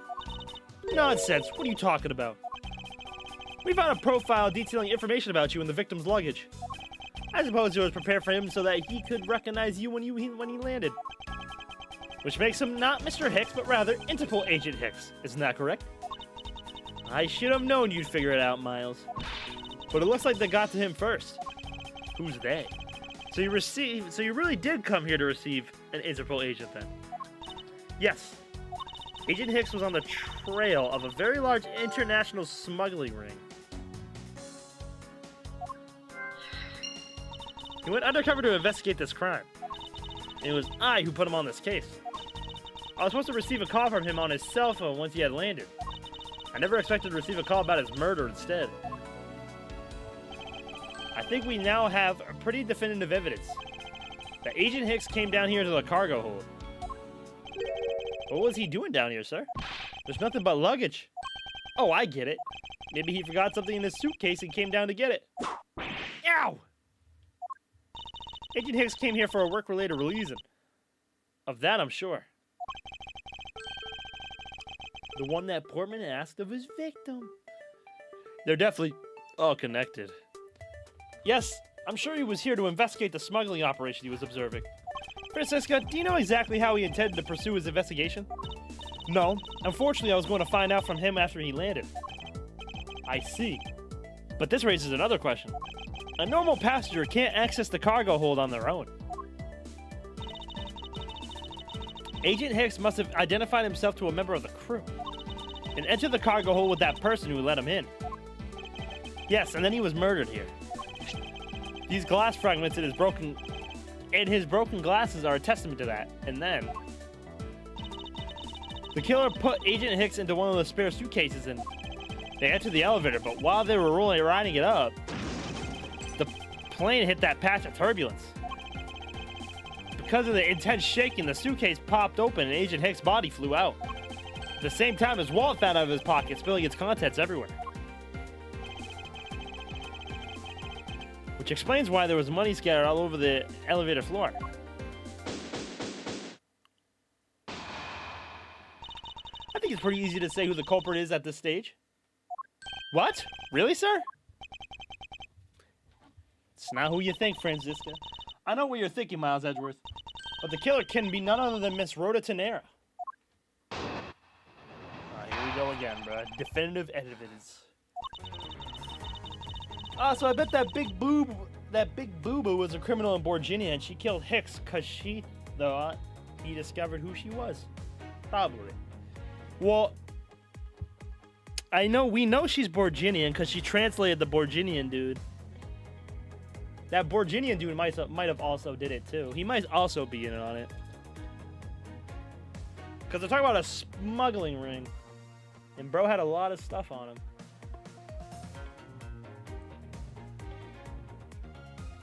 Excuse me. So they might be in cahoots. If it was a crew member, any of them could have shown Agent Hicks as a cargo hold. But the point to keep in mind is the key card that allows the elevator to come down here. The only person with such high-level access is Miss Rhoda Tannera. I'd say that's a pretty decisive piece of information, wouldn't you? I know what she's trying to say, but I'm not certain it's as simple as that.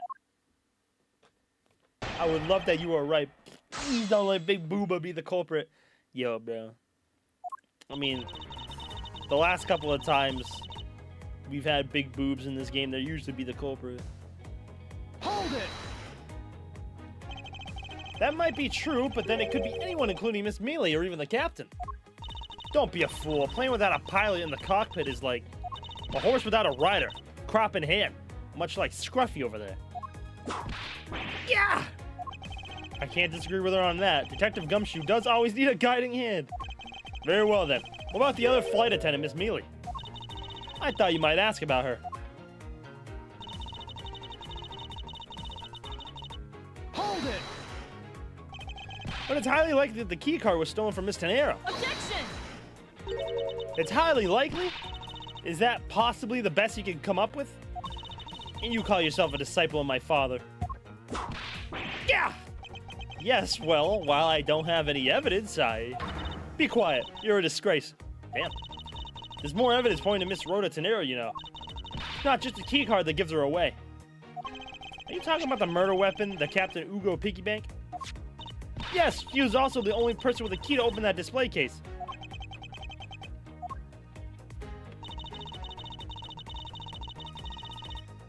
Hold it!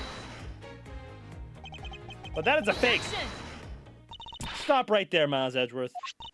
You don't have any proof that this is just a red herring. If you must keep on insisting that it's a fake, then what is the real murder weapon? Where did it go? Speechless, I see. That's not a surprise. After all, you know that we've searched the entire cargo hold and came up empty-handed. There must be a way. There must be something that can help me rule out the piggy bank as the murder weapon. What should be examined further to help us ascertain the authenticity of the weapon?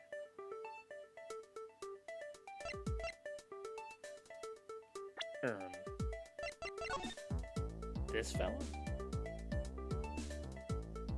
I guess?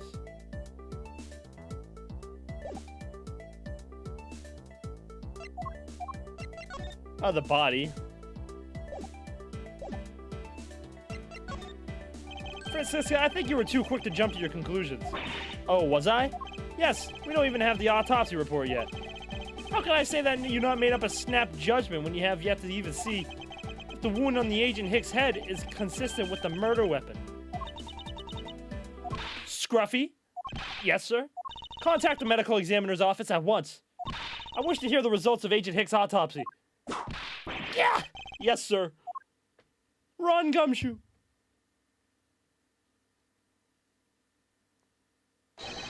We've got a big problem, Mr. Oh, of course. Mr. Edgeworth, sir? Of course, Doug. What is it, Detective? They're still doing the autopsy, but they said that they already know this one thing for sure. Report, now. The doc said that's one giant bruise from a beating from his shoulder down to his mid-back. His shoulder down to his mid-back. Then why was his hair bleeding? From the victim's shoulder to his mid-back, he was beaten over such a wide area? Well, I'd say maybe it's a sign that the killer had a grudge against Agent Hicks. It wasn't just his head. The killer went all out and hit him multiple times, sir. Instantaneous death resulting from blow to the back of the head. Bruising head to mid-back. Bro got pushed. But it was instant, so... Scruffy! What is had a grudge against Agent Hicks supposed to mean? Oh, the bruising probably caused by the turbulence. Yeah, that makes sense. Well, that's dumb. Was the wound on the victim's head consistent with the murder weapon, Detective? Oh, well, they said they were still looking into that, sir. You're completely useless! Ow! Sir, I told you already, you can't go down there. No, you remove yourself from my way. Oh my god, get this motherfucker out of here, dog. I'm so sick of seeing him. What is all that racket? Yo, bro, get this motherfucker out of here, dog. Push him down. Why are they belly bumping, bro? My luggage, my cargo, they're mine, and I demand you return them to me. We're still investigating the cargo hold. Please understand and have a little patience. I suppose there is no choice. Finally. I think he gave... Hey, what are you... You have left me no choice but to use strong force. You won't get past me. Oh! This is... Wait, that's it? So that's what this whole thing's been about. Further, there was a matter of the key to display the case that held the murderous bank. Is there some way for me to prove that this isn't the real murder weapon? After all, you know that we've searched the entire cargo and came up empty-handed. Weapon couldn't be found, so yeah, bro literally got pushed off the stairs. Oh! Yo, is he dead? The doc said it's one giant bruise. Holy fuck, look at his back. Oh, he's good.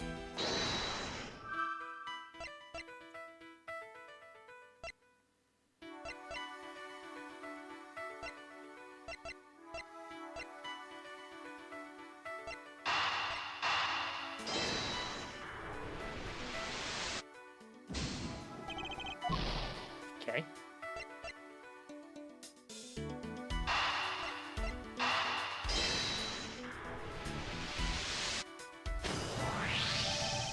Allegedly, the killer struck the victim many times over, which is why there's extensive bruising over such a wide area. But is that really the correct conclusion to draw from the evidence?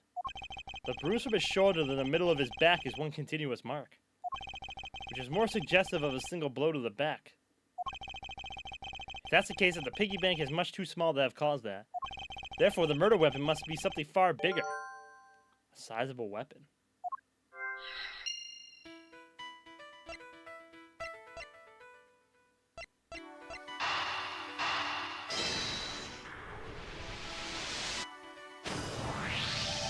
If we're looking for a rather large weapon, you'd think it would stick out.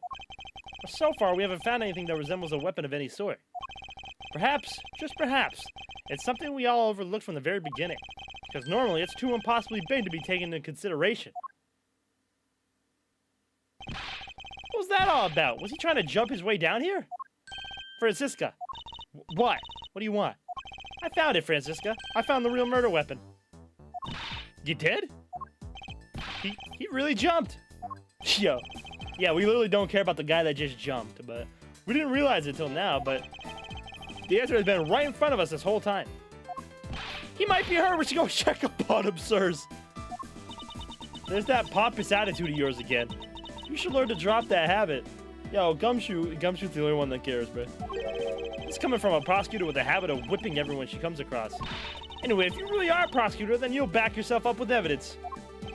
You two aren't listening at all, are you? Come on, then. Show me this real murder weapon you speak of.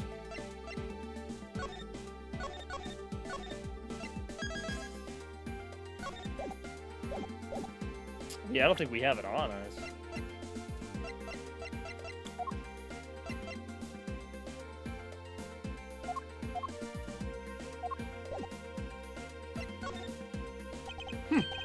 I don't have any evidence to show you. Foolish reasoning for a foolish fool from a foolishly foolish fool meant to fool me. What do you mean by I don't have any evidence to show? Perhaps I should have phrased it as that which caused Agent Hicks' death is incorporeal. Forgive me, but I do believe I have figured out what was the real cause of death. 'Cause I'm free falling. The victim fell from a great height and subsequently died as a result. In other words, the real cause of death is free falling to the ground. He fell to his death. Did somebody say fell? Ah, don't do this to me now. Come on. Come on, Stream Deck. There you go. Yes, this is the only plausible possibility. The victim has extensive bruising on the back of his head and in his back. The only rational explanation for these injuries is that he fell to his death. But the murder happened inside this plane. I know. Are you claiming that there is some place in this plane from which he could have fallen from? As I said earlier, the answer has been right in front of us the entire time. You can't mean it. Yes, I do. The victim fell from the top of the stairs in this very cargo hold. What? Then we're in trouble. We may have a second death on our hands, sirs. Ah, he's fine. Hey, you! Tell me you aren't dead, pal. Quiet. Why are you screaming? He's alive. And there you have it, Miles Edgeworth. It's not possible that Agent Hicks fell over the railing to his death. That man is living proof of that. I suppose it's true that it's not possible, given the current circumstances. The current circumstances? What is that supposed to mean? Suppose that large piece of cargo wasn't there at the time. What would have happened then? He would have been a Borginian pancake for sure, sir. I suppose that man over there wouldn't still be breathing. But the reality is that the cargo box is there. So there's no point in entertaining your wild, hypothetical scenarios. It may be there now, but there's no proof that it was always there. As if there could have been a window of time when that giant box was not there. Ah, but there was.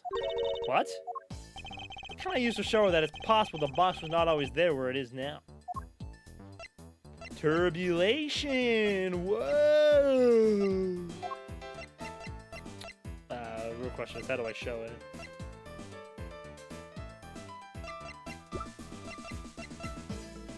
Do.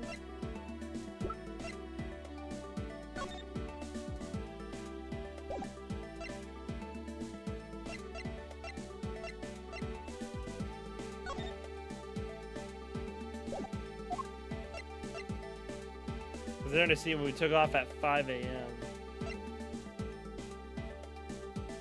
To transfer cargo. Gotcha. Take that! You refueled in the Republic of Zhengfa?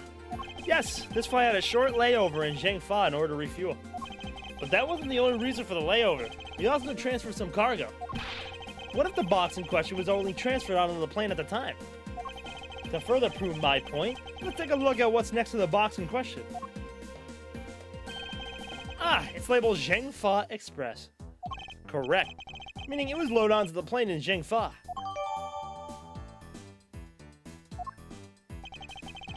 Now, what if the box in question was also loaded on at the same time? It would mean that the box was not here in the cargo hold during the Europe-Zhengfa leg of the flight, making a clear drop from which Agent Hicks could have fallen to his death entirely possible. Oh, but your theory is still very far-fetched. Allow me a chance to prove how very likely my scenario is. My first order of business will be to examine that piece of cargo in more detail.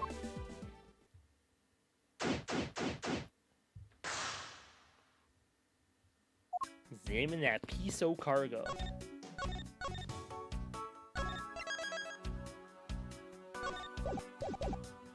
I'm free. Free falling. Oh, he's back up. How the hell did you get back up there? Did you climb?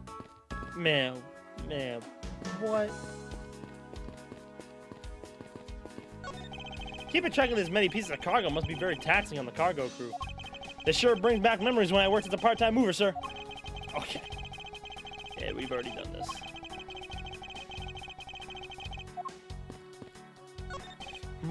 This is a rather large piece of cargo. There's a tag on it, sir. Let's see. Aelith Red Statue. Ever heard of it? Nor I. But all I care about is if we can prove it wasn't here at the time of the crime. So let's get investigating, sir. Damn. We're in his ass all the way down here. Look here, do not go about touching my possessions without my permissions. Don't rush up on me like that, pal. So this belongs to Mr. LeBlanc, does it? I should see what else I can find out from him. This fucking guy, bro. I'm so sick of him, bro. I take it that this large piece of cargo belongs to you, Mr. LeBlanc? Of course it's mine. I shipped this fine piece of art from Europe. This Aelith Red statue is worth 10 million cents. No, maybe much, much more. Mr. LeBlanc's reason for choosing this plane must have been the large cargo hold. 10 million cents. My fault. I suggest you stop trying to calculate how many packets of noodles that makes, detective. Darn, how'd you do that? I feel like you keep getting better and better at seeing right through me every year. Though I grow with each revolution of the planet around the sun. I have the distinct impression he continues to madly spin in place. Hey, Mr. Edgeworth, so that 10 million cents, is that in euros or in dollars? Does it really make a difference to our case? Mr. LeBlanc, there's a chance that your cargo is related to our murder case. I was wondering if you would allow us to examine it a bit closer. It is a very valuable piece of art, so no, there will be no touching. Man, fuck you. I can't stand this motherfucker, dog. Why do you show me something of no value? Show me the bread first, and maybe we will talk. Wait, he wants me to pay him before he'll comment on this? Fucking weenie. What a waste. How horrible to see a priceless piece of cloth soiled. I assure you it wasn't me. I believe it to be the work of the killer. I will teach that killer a lesson. You can be sure I will. It will be the LeBlanc Revolution. I think he meant LeBlanc Retribution, but either way, it sounds intimidating. I wish he was too, dog. I hope so. Out of some miracle, he's the fucking culprit, bro. Kick him while he's down. Leftover suitcases sit here lined up in two pretty neat rows. Too bad for Mr. Nero, but this design is unmarketable. I'd buy one if it was cheaper, sir. Do you think they sell it to me at a discount? Oh, or why don't they sell them in the airport and have a bargain basement sale? Buy one, get one free. If you won the raffle, you get one more for free. How about those ideas, sir? I think if they did that, everyone would lose. Get your grubby ass out of the way, Doug. So Mr. Hicks was actually an Interpol agent. That is so cool. I can't believe he was from Interpol. The adventure, the glamour, and the miraculous big escape when you get caught by the enemy. Except in this case, there was no big escape. No miracle. If I may have a word with you, Francisca? I don't think you have the time for idle chatter. You still need to prove to me that your hypothetical situation is in fact reality. What do you got to say to me? Spot anything off? If you spot anything off, can you come tell me right away? Okay, pal? Roger, sir. Rather unusual for Gumshoe to be so directing. You must outrank this officer. If you run into any trouble, you just leave it up to me, okay? Yes, sir. Ah, watch out, Detective Gumshoe. Ow!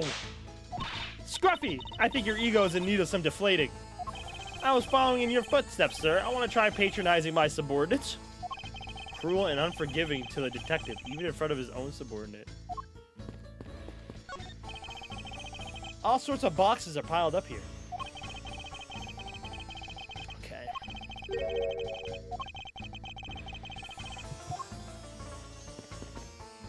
Got anything to say, Gumshoe? Yes, sir?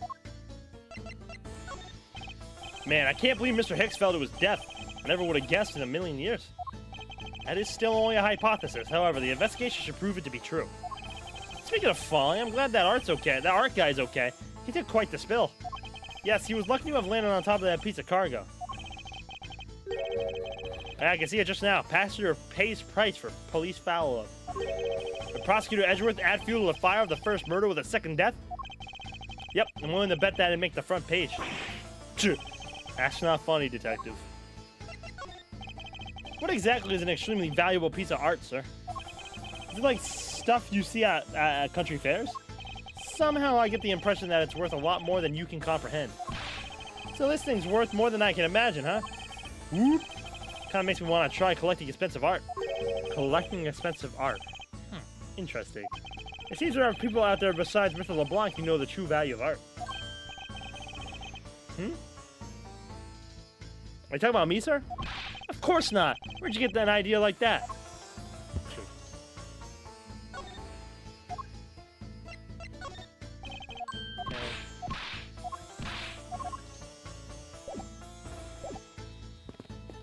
So we gotta get this thing to fucking move.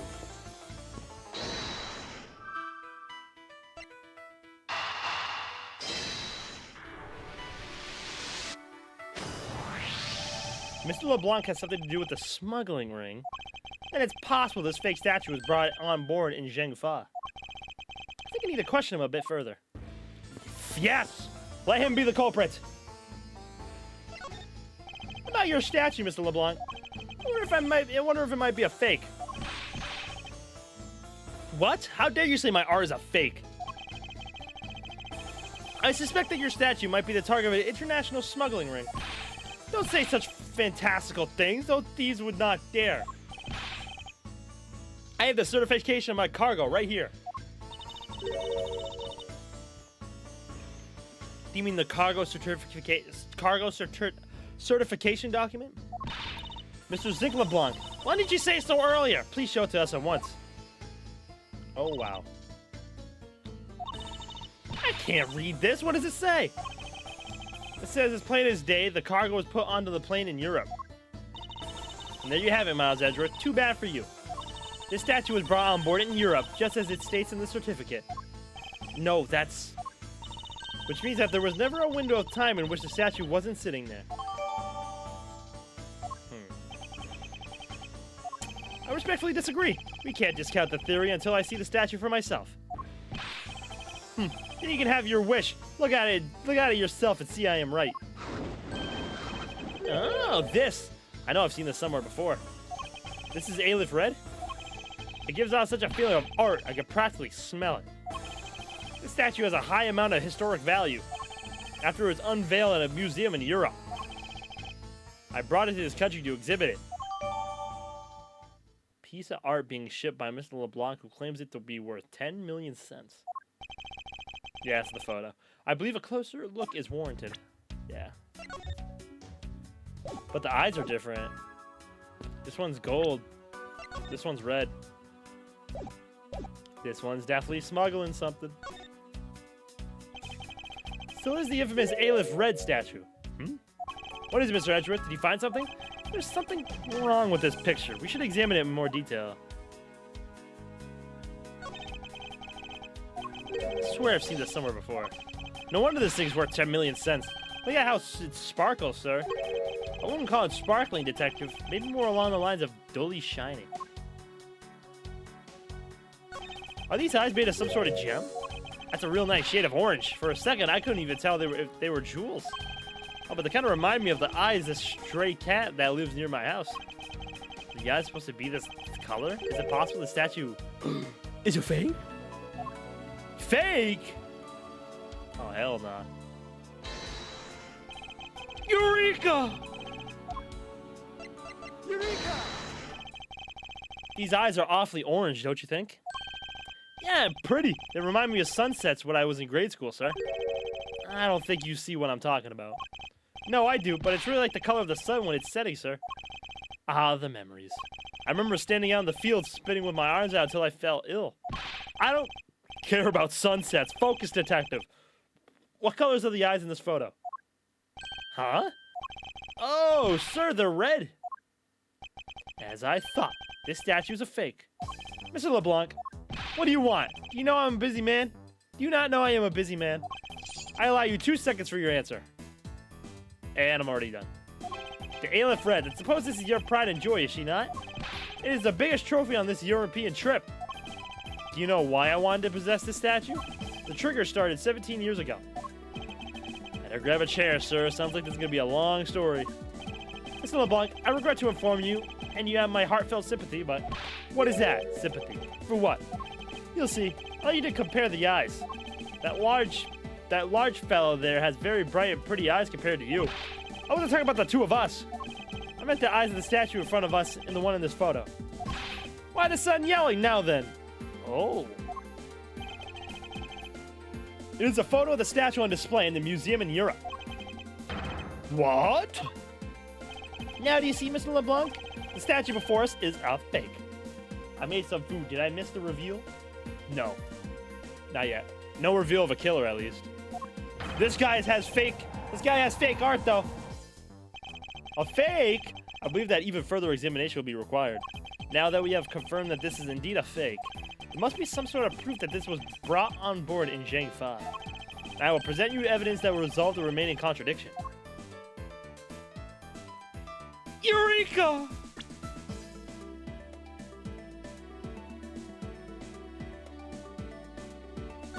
What's this? The statue looks like it's stepping all over its neighbor's cloth cover. It kind of resembles its owner's attitude in a sense. Oh. What'd you say now? Further, my clothing hem is not being stepped on by anyone. It is too expensive for me to allow that to happen. Please forgive the trespasses of my subordinate. Why should I forgive if the dress passes? Unless it is an expensive dress, you keep it. 2. Okay. Eureka!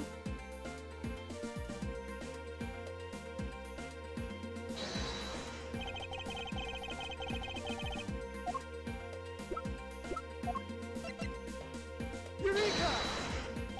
There's a clear contradiction here. Okay, maybe that's not the right place.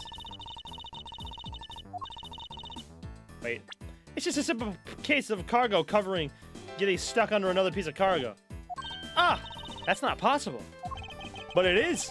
It shouldn't be this way, but the statue's on top of the cloth. Supposing that the neighboring piece of cargo was brought on board in Zhang-Fa, there's no way that any part of it should wind up under something from Europe. Which means that this fake statue was smuggled on board in Zhang-Fa. But then what about the cargo certificate?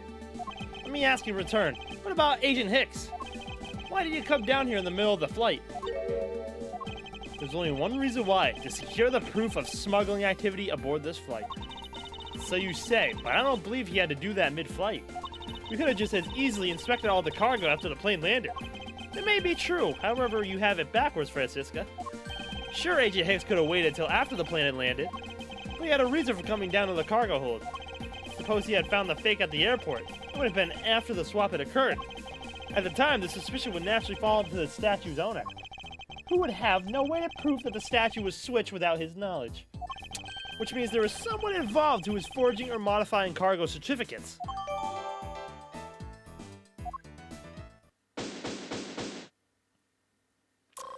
Sorry, Jiro, it's definitely gonna be Boob Lady.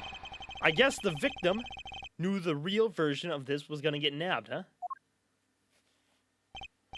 Yes, while this photo could be seen as nothing more than a simple souvenir, it was in fact to be used as a reference document later on. Next, Agent Hicks had to secure proof that the smuggling had taken place. He came down here to take a picture of the cargo hold. A rather empty one at that. right before the fake statue could be loaded on board. A photo of the hold missing a valuable piece of cargo would have been proof enough. After that, all he had to do was hold the Zheng Fa cargo crew and arrest the smuggler. Exactly. This only goes to prove my theory. If the statue was not in the cargo hold during the Europe-Zheng Fa leg of the trip, there would have been enough height from which Agent Hicks could have fallen to his death. Officer! Move this statue immediately. I want a thorough examination of the floor underneath, now. There's be blood all over there. Miss Von Karma, I'm ready to report my findings. Go on. Can we just look? We're right there. After moving the Aleph Red statue out of the way, we tested the area under it with luminol, and there was a reaction. I see. There was a reaction to luminol, an indication that there was blood in that spot. Should we stop looking at it now, sirs? You see that my deductions were correct after all. I suppose it would appear that way. The culprit cleaned the blood up well. And how do you think the killer did that? How did the killer clean up all that blood? I wonder. Take that! The killer used the bloody cloth I found inside the suitcase to clean up the mess. I see. They needed to clean up all the blood before the plane landed in Zheng Fa. Yep. Because otherwise the cargo crew would have discovered it during the layover. So you guys are saying that the murder happened before the plane landed in Zheng Fa? There's no other conceivable timeline for the events of the murder. But if that is true, then that throws a certain person's testimony into doubt. If the murder occurred before we landed in Zheng Fa, then this becomes highly suspect. Mr. Acme Hicks was there in his seat when we took off again at 5 a.m. Sorry, boob lady, you gotta go. Recall Miss Mealy's testimony about Agent Hicks in regard to when we departed Zheng Fa. I saw Mr. Hicks sitting in his seat at 5 a.m., you know. She claims Agent Hicks was alive at the time of the service calls, but that totally contradicts the facts, sir. Well, why would she lie about something like that? I think the only person who can answer that is Miss Mealy herself. To be continued.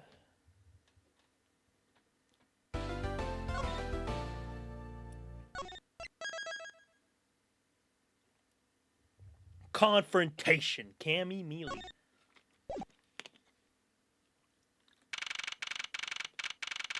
God damn it, I hate boobs. It's always boobs, bruh. Boobs and short skirts. Miss Mealy. Miss Mealy. Huh? Do you recall what you said earlier? About when you answered some service calls as we were departing from Zheng Fa? Huh? You said that Mr. Hicks was sitting in his seat at that time. However, that is simply not possible. Because Mr. Hicks was dead long before we ever touched down in Zheng Fa. Oh? Miss Cammy Mealy. Maybe I didn't see what I thought I did. No one could make a mistake so large, Miss Mealy. But I make that kind of boo-boo all the time. This is going nowhere. There must be a better way of resolving this contradiction. Very well, Miss Mealy. If you please tell me about your alibi during the time span. From just before we were to land at 3 a.m. and 6 a.m. when the body was found. Telling me I'm a suspect, Mr. Edgeworth? Yes. Yes, you are. Oh, yeah. From 3 to 4, I was, in the flight attendant's room, all by my lonesome self. Oh, yeah. And from 5 to 6, I was in the flight attendant's room, all by my lonesome self. Okay, so what about 4 to 5? How's a man supposed to react to a testimony like that? She went 3 to 4, then 5 to 6. What about 4 to 5? Miss Mealy, wake up! Ah! She fell asleep again. It looks like the only way I'm going to be able to wake her up is by pressing her. Miss Mealy. Hold it! Miss Mealy, wake up! I'm awake, I'm awake. Alright. Miles Edgeworth, I demand that you do something about this flight attendant this instant. I asked me to wake her up when you can finally put that whip to an appropriate use. Guess she doesn't whip women. What the fuck? Hold it! If I remember correctly, food was being served in first class in the lounge between the hours of 3 and 4 a.m. Yeah, but that kind of stuff's run by Miss Rhoda. Then, what were you doing in the attendance room at that time? Nice, Dylan. I was about to say, whip her, Francisca. Jiro Gage? Because it's always Boob Lady that's the culprit. Then what time were you doing in the attendance room at that time? Eating, and then having a most delicious dream. You mean you were neglecting your duties? No way, sleep is part of our job too, you know. Hold it! Miss Melee, how many times do I have to repeat myself? Wake up! I'm awake, I'm awake. Use it! There you go. Yow! What'd you whip me for, sir? Oh, what did I miss? Poor detective being on the receiving end of a lash in your stead. Really? Sorry about that. She's whipped women before. Did she whip Lotta Hart? I'm not mistaken. You can make amends for that by continuing with your testimony. Hold it! So you were alone the entire time, were you? Yeah, no one else even popped their head in to say hi. Oh, well, I think a contradiction just popped in to say hi. What should I do? Should I raise an objection? Miss Melee, there's a clear contradiction embedded in your testimony. Huh? What are you talking about? It's not possible that you were alone in the attendance room the whole time from 5 to 6 a.m.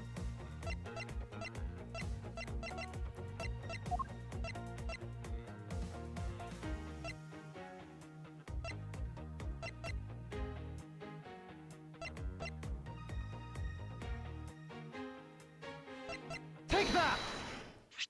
I wonder if you would be so kind as to take a look at this receipt, Miss Mealy. Huh? A receipt? For what? It's for the suitcase Miss Tenero bought. Now, if I may direct your attention to the timestamp. As you can see, it clearly says 5:40 a.m., Miss Tenero. Yes? Huh? Why is the killer here? I thought you had her locked up by now. I requested that she be present as a witness so that we may straighten out your complex lie. Now she's awake. Now then, Miss Tenero, between the hours of 5 and 6 a.m., you took a trip from the first class down to the first floor in flight shop, correct? Yes, I went to the shop to buy a suitcase. After which, I went straight to the attendance room to drop it off. And did you see Miss Melee there at that time? Oh, no. So, Miss Melee, where were you really between the hours of 5 and 6 a.m.?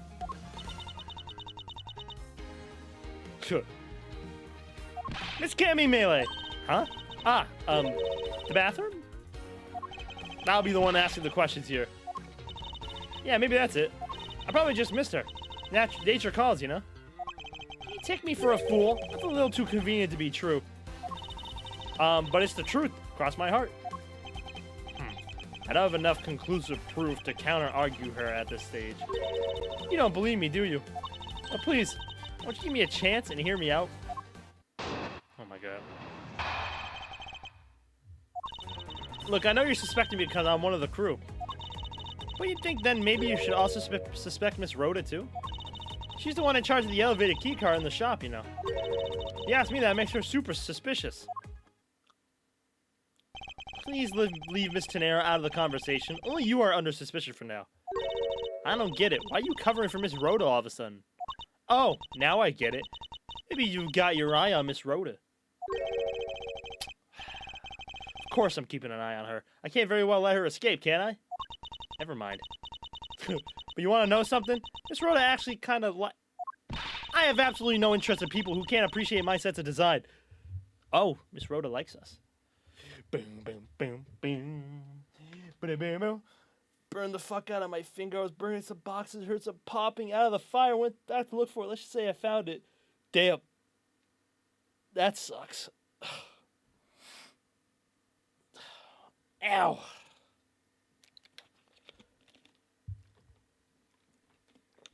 Oh, shit.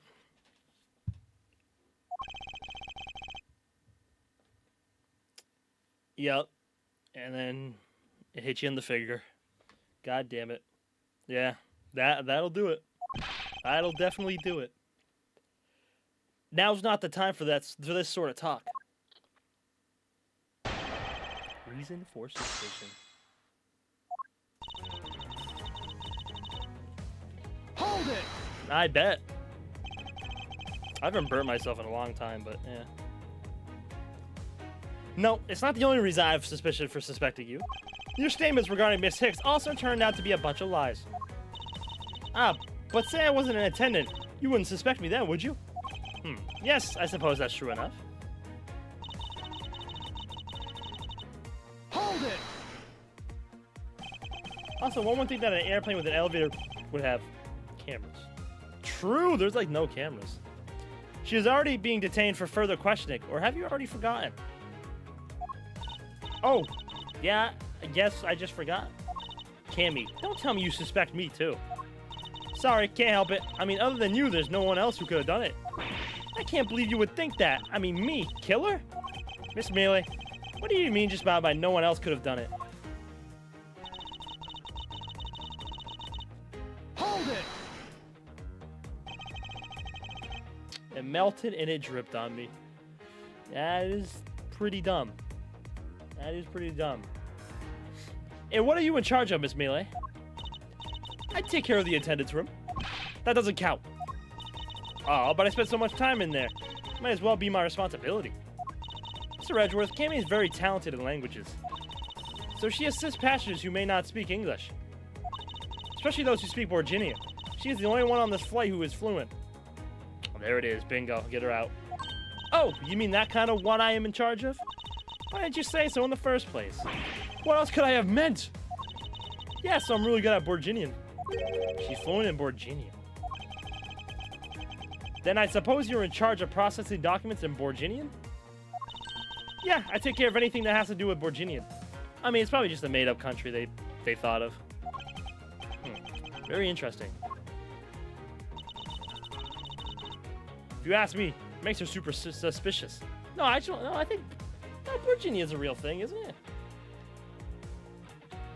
Definitely is.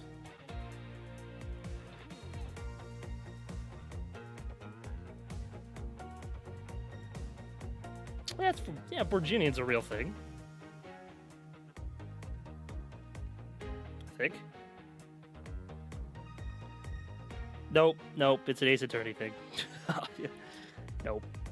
I lied. It sounds real. Tuh. I was gonna say somebody has a Borginian translator.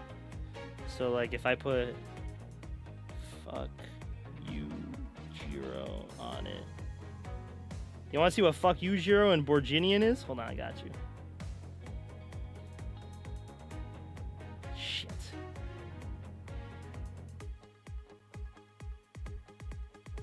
Hold on, watch this shit.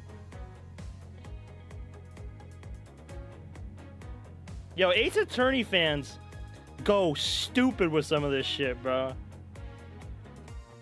That's fuck you, Jiro and Borginian.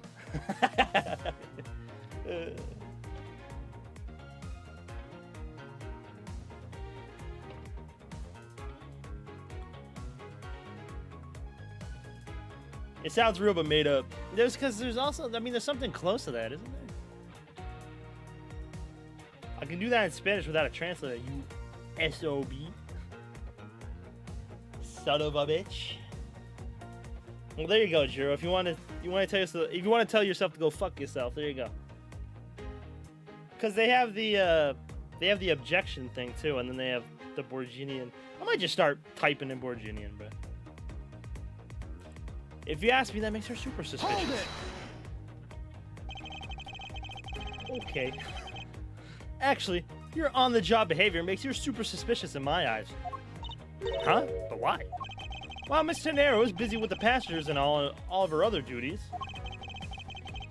You have a lot of free time on your hands, thus providing you with ample time to commit the crime. Objection! Now, Ms. Edgeworth, I demand that you cease to desist in this line of conjectural questioning. I won't allow you to bluff your way through it like I won't allow you to bluff your way through this like a certain defense lawyer. Yo, just say his fucking name. But I do not honestly believe Miss Melee does any actual work aboard this flight. Oh, that's not true, Mr. Edgeworth. Although, well, just say his name, damn it. Hold it! So what exactly do you do as the one in charge of some Borginian stuff? I do stuff like translate things from and into a Borginian.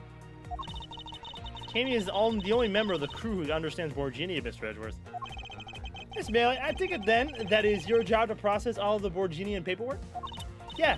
See, I totally pull my weight around here. So it would appear. Perhaps I should ask her for a few more details about her work.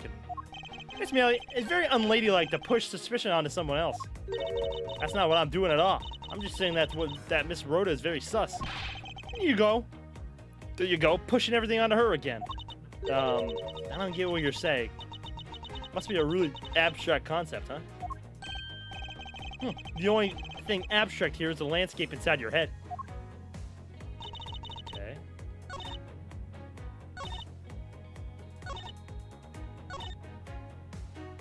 All I'm in charge of are the attendance rooms and some Borginian stuff.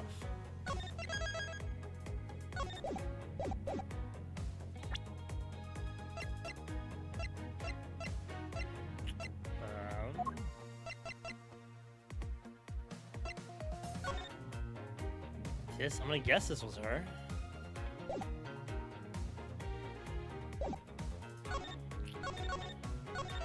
I think this is an act.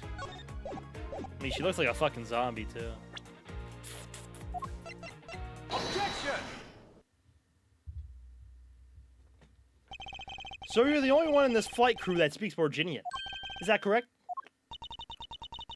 Oh, yeah, I guess so. I studied abroad in Borginia for a while.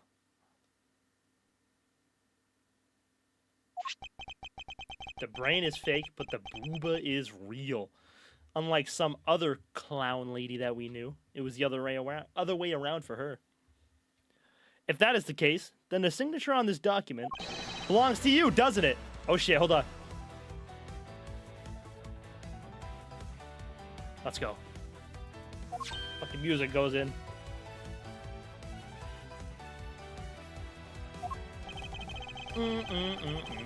This is a falsified piece of documentation with only one purpose. To lead anyone who read it to believe that Mr. LeBlanc's statue was loaded in Europe. The only person who could have either prepared or processed this document in Borginian is you, Miss Melee. Without your participation, the smuggling of the Aleph Red could not have occurred. I don't have Miles' objection, but... Objection! Don't sleep while I'm pointing my finger at you. Oh, there it is. Yep, she's here. Oh, I wouldn't dream of falling asleep on you, Mr. Edgeworth. Is she blowing bubbles? Man, what? It is exactly as you say. Are you confessing to have participated in the smuggling? No, far from it. It's true that I was the one who signed off on the document, but you can't use that fact alone to make your allegation of smuggling stick. There's no direct correlation after all. All you have is my signature on a piece of paper. Really? All you did was sign it? I neglected to check the cargo had been loaded onto the plane property. So sorry about that. Seems that she's finally woken up. This is going to be one tough fight. Suppose, and this is just a supposition, even if I was involved in the smuggling, you can't throw the charge of murder on me just like that. Objection! If you were involved in the smuggling, you would have a strong motive to kill. Agent Hicks was in the middle of an investigation regarding a smuggling ring. And just when he was about to close in, he's killed by a member of that ring. Well, did you ever stop to think that maybe Rhoda is in the smuggling ring, member? Yo, bro, what? Yo, she hates her. After all, unlike me, Rhoda has access to many things on this plane for work purposes. So perhaps there is some element of a setup at play in this case. What are you talking about? Don't worry, I wasn't talking about you. I meant the killer. First, it was myself. Now it's Miss Tenero, who is under the microscope. It seems to me that our killer is going to great lengths to pin this crime on anyone they can. You have no proof that Rhoda is being set up or that she isn't. Actually, I believe that she was indeed intended target from the very beginning. I believe that the plan was to push all the blame for the crime onto her. All this evidence will prove my suspicions. This proves that the killer was out to frame Miss Tenero from the very beginning.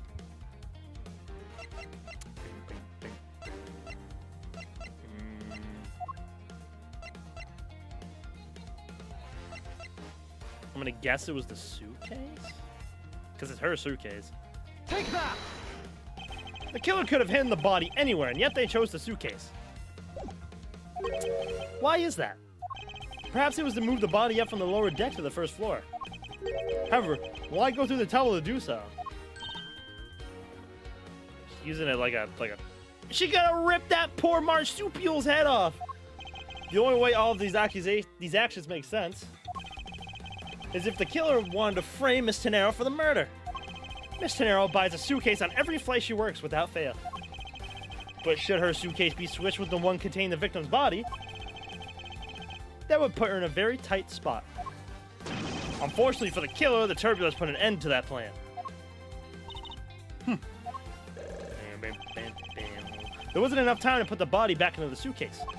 There you go. They made do with whoever was at hand, adapted their plan, and tried to frame me as I lay unconscious on the floor from the turbulence. The killer went to hide the suitcase on the flight, in the in-flight shop, and brought the piggy bank back to the elevator in order to fabricate a false weapon. A lot of work for a fruitless endeavor, wouldn't you agree? Sounds like the killer had a tough time too, huh? I mean, why did the killer need to frame someone that badly anyway? That is because of the special circumstances surrounding this particular case. What special circumstances dictated the need for the killer to frame someone? Who the murder victim was. The killer was at a loss of what to do with Agent Hicks' body. But as it just so happens, there were a bunch of empty suitcases nearby. Being a skinny man, the killer thought to put his body in the suitcase and hand it off. Yet the whole plan to frame someone was an elaborate coincidence. No, that's not what I said. You've wrongly deduced my meaning, Miss Melee. The whole with the wrong deductions is you. Think before you speak again. Yeah! Patience, Francisca. I was about to reveal the truth. I did that on purpose.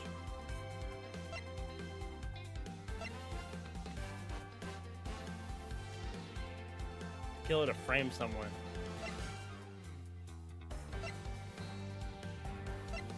I swear. The special circumstances is simply that the murder took place on a plane mid-flight. I do not want to get whipped by Francisca, bro. Man, Francisca's whatever to be. The special circumstances is simply that the murder took place on a plane mid-flight. No matter which country, customs is quite strict in this day and age. No matter what you do, the chances that the body will be found is very high. Therefore, there was no choice but to frame either Miss Tenero or myself. In other words, the only one who fits within the boundaries of the criminal's movements is not Miss Tenero or myself, but you, Miss Cammy Melee. Only you and you alone could be the killer. And fuck you mean, and you killed him. Are you done already? I was about to fall asleep again. Anyway, let's be honest here. You don't have anything on me other than a whole lot of circumstantial evidence. Oh shit. I can see the outline of how the murder occurred, but I have no definitive evidence. Starting to sound like Phoenix, buddy.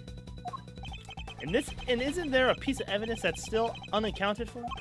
Something that I still can't quite fit into the big picture? Cell phone? Take that! I don't have any actual evidence. I thought not. But that's because it went missing, and still is. Missing? What do you mean by that? I thought I saw it in the trash can in their room, but maybe it was something else. In the complex puzzle that is this case, there was one piece I kept getting stuck on, and that is the victim's cell phone. Francisca, you were waiting at the airport for a phone call from Agent Hicks' cell phone. Or at least that's what you told me. That's right. Agent Hicks' cell phone could not be found at the crime scene. You mean the killer took the phone with them? Precisely. I suspect that if you were to find that phone, it would lead us to the killer. Come on, get serious. If the victim fell to his death from that height, wouldn't his phone break as well? We won't know that until we try a little experiment, will we? Francisca, I'd like you to ask for your assistance. Call the cell phone. You know the victim's phone number, do you not? Of course I do. Yellow. Agent Hicks' phone. It's ringing from somewhere, sir. I hear it, Detective. Now, where's it coming from? Miss Melee, wake up! Sorry, Mr. Edgeworth. I got sleepy all of a sudden because it sounds like a lullaby I used to love as a child. I better find that cell phone fast. No? Okay. Turns out the phone is up in the flight attendant's room. Okay. Yeah, we actually move around this.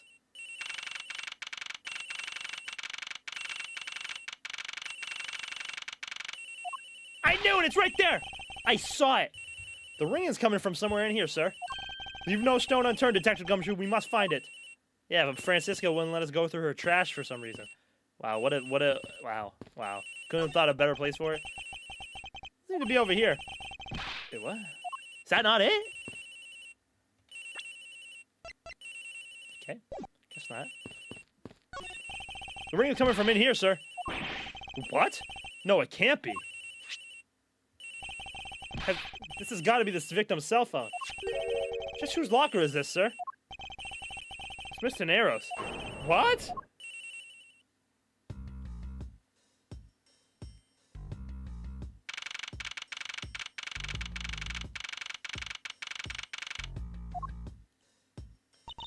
So, Mr. Edgeworth, how did it go? Where did you find the phone? I found it in the flight attendant's room, in Miss Tenero's locker. What? But Rhoda Tenero? I don't know anything about the phone. It wasn't me. It wasn't me. Miss Von Karma, is it? I suggest you arrest Miss Rhoda Tenero right away. Objection! Wait, I have a theory. This is related to the incident with the keycard. When the killer went to steal the keycard, they conveniently stashed the cell phone in Miss Tenero's locker at the same time. Objection! This is related to the keycard, alright. In the same way that we have zero proof that the killer did just that. Why don't we just fingerprint the phone? The only voice that sings the truth is evidence. That is one bird we cannot ignore. What should I do? Francisca's right. I can't offer baseless conjectures at this point. Alright then. Why did the culprit take the cell phone from Agent Hicks? Must have been something very incriminating on or in it. Hold it! Hold it! What now, Miles Edgeworth? It's not over yet. We have yet to figure out why the killer took the phone. What? Inside this phone lies the final piece of incriminating evidence that will point us to our killer. We need to examine this phone in more detail. Oh, it is smashed. It's a camera lens. Come to think of it, I wonder, how exactly was Agent Hicks planning to preserve the crime scene of a smuggling? Francisca, I need you to confirm something. This cell phone, can it take pictures? Mr. Edgeworth, I can't believe you don't know about this kind of basic stuff, sir. This looks like a very similar model to my own. And mine can take photos just fine. Do you think Agent Hicks could have taken some pictures with his? In particular, pictures as evidence for his smuggling case? If so, I'd say there may be some very inconvenient photos in here for our killer smuggler. But the phone's all busted up, sir. Even a super prosecutor can't repair a broken phone. But it still rang, so I mean... I'll find a way, don't you worry about that. May I go back to sleep now? Objection! The LCD screens on the inside and outside are broken, that's for sure. But that's also reason enough to believe that the killer wasn't able to erase the data. What? What do you mean by that, Francisca? Looks like our killer isn't very familiar with electronics. This phone still rang when I called it, meaning that the LCD screens are broken. Still possible the photos are still inside, waiting to be accessed. All we need to do is transfer the data to my phone. There you go. Francisca, your phone, if you please. Very well. It's transferring. Alright, displaying it now.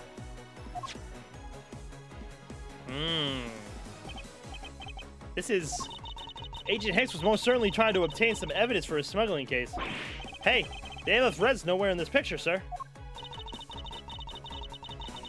But this has no meaning as a piece of evidence in this murder case, right? Ouch, she's right. There's not much we can find out from this about Agent Hicks' killer, sir. Is this it? Is this the end? Is there really nothing in this photo that we can use? Do we see a shadow of a titty? No, nothing there. The fact that all the suitcases here in this photo is odd. Agent Hicks was still alive at the time. So what exactly is so odd about the suitcase that haven't been used yet there? Yes, well, I was only pointing out things that are different between now and then. Your off-topic ramblings have put this attendant to sleep yet again, Miles Edgeworth. I'll give Sleepyhead here a rude awakening, a deafening objection, a contradiction. Boxes of bed sheets. They are still in the cargo hold, though. There's nothing unusual about them in particular, but I can't shake the feeling. If you're just playing around, mind if I go home? Yes, I mind. What exactly is different between them and now? What's all this? Oh, they are a cargo ship from Virginia to Zhengfa. So the reason they are here now is that they were dropped off in Zhengfa. Mr. LeBlanc, can you tell me the contents of the boxes? Unfortunately, there is no English written on them anywhere. One cluster of the boxes is written in Virginia. It says, it is cloth in English. Cloth? Could it be? Is this where the killer... What? What is that scary... What for is that scary face? Miss Mealy? Yes? It appears that Agent Hicks was no ordinary investigator. He left us with a piece of evidence after all.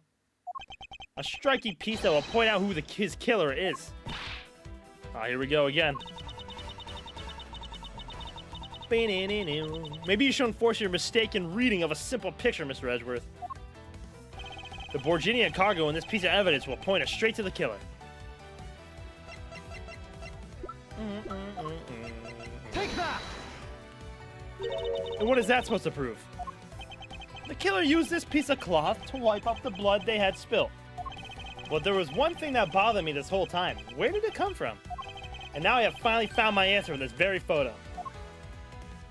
The cargo that was unloaded in Zhengfa had cloth written on it. In Borginian, that is. And this is where the killer grabbed a piece from to clean up the blood with. That's right.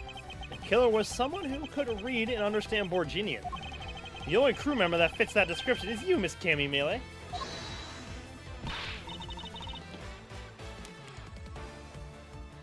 That's pretty flimsy. The killer probably searched through all the boxes looking for something to use. When you're frantic, you don't care if the box is in English or Borginian. Objection! Objection! Sorry, but I cannot agree with you with your assessment of the killer's indiscriminate nature. What? There was no need for the killer to tear through boxes at random at all. And if the killer supposedly could not comprehend Borginian, hell then... Logically, the killer would have opened this box first. Take that! Hey, it says bed sheets in English right on the box, sir. Precisely. And the bed sheets would be perfect for cleaning up blood, wouldn't you say? So what are you trying to say? That if I were the criminal, this box of bed sheets would have been what I would have spotted first. However, the killer chose to use some Borginian cloth. Do you have an explanation for that? The killer didn't want anyone to know that the real scene of the crime was this cargo hold. They're doing a horror movie next Friday? You going? Nice.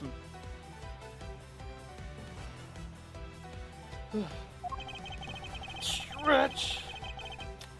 Probably. Nice. So they were afraid to leave signs that the box for the sheets had been opened. However, the Borginian cloth, well, that's a horse of a different color. Because the killer knew that it was going to be unloaded in the Republic of Zhengfa. That's right. That is why the Borginian cloth was used. And the only Borginian reader on board who could make such a calculated decision is you, Cammy Mealy. You and you alone. Don't rip his arms off. It'd be very easy for us to confirm if any of the boxes were resealed. Or go see Scream? W. All we will do is contact the Zheng Fa authorities in time. We may even find other evidence to incriminate our killer within those boxes. Chamomile? Yeah. Sleepyhead. So what do you say, Miss Meal? So it is a meal. Okay. I didn't know if it was melee or meal. Meal. Why not confess to your crime here and now? Or would you rather wait and see what we find out from our investigation in Zheng Fa?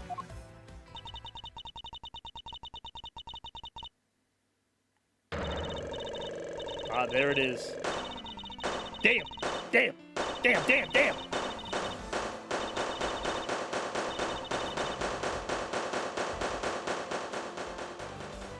She's wide awake now. He was Interpol. I couldn't stop it. I brought him here. He started taking pictures. I couldn't be found out. I was scared. I was in trouble. So you fucking pushed him. Damn.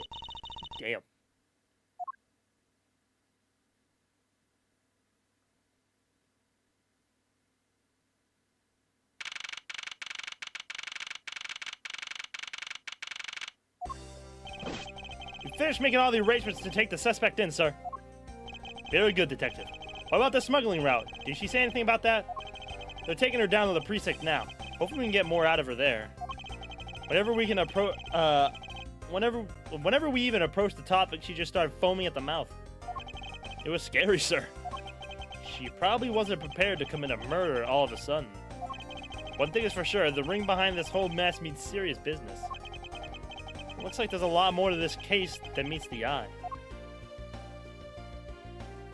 Mr. Edgeworth, I just wanted to say how much I appreciate everything you did. Thank you very much. It was nothing. In fact, I should be the one thanking you for your cooperation. Yeah, after you hog-tied me. But truly, if it wasn't for you, I might not be here right now. Instead, I can continue to serve our passengers as a flight attendant. I hope that... Well, please accept this as a token of my appreciation. She's giving us a $1,200 suitcase for free? Gumshoe, you can have it, buddy. For a wallet, to say the least. Not even like a real wallet, it's like a passport wallet. No, I'm not ending early. But that's... I see. You don't have to take it if you don't want it. But no, I mean, I would never turn down a lady's generous offer. Oh, thank you. I'm sure it will serve you well. Remember, we here at GoU Airlines are always ready to serve, Mr. Edgeworth. Thank you. I'll keep that in mind. Now I must bid you farewell. May all your skies be blue, no matter where you go. Thanks, Tenero.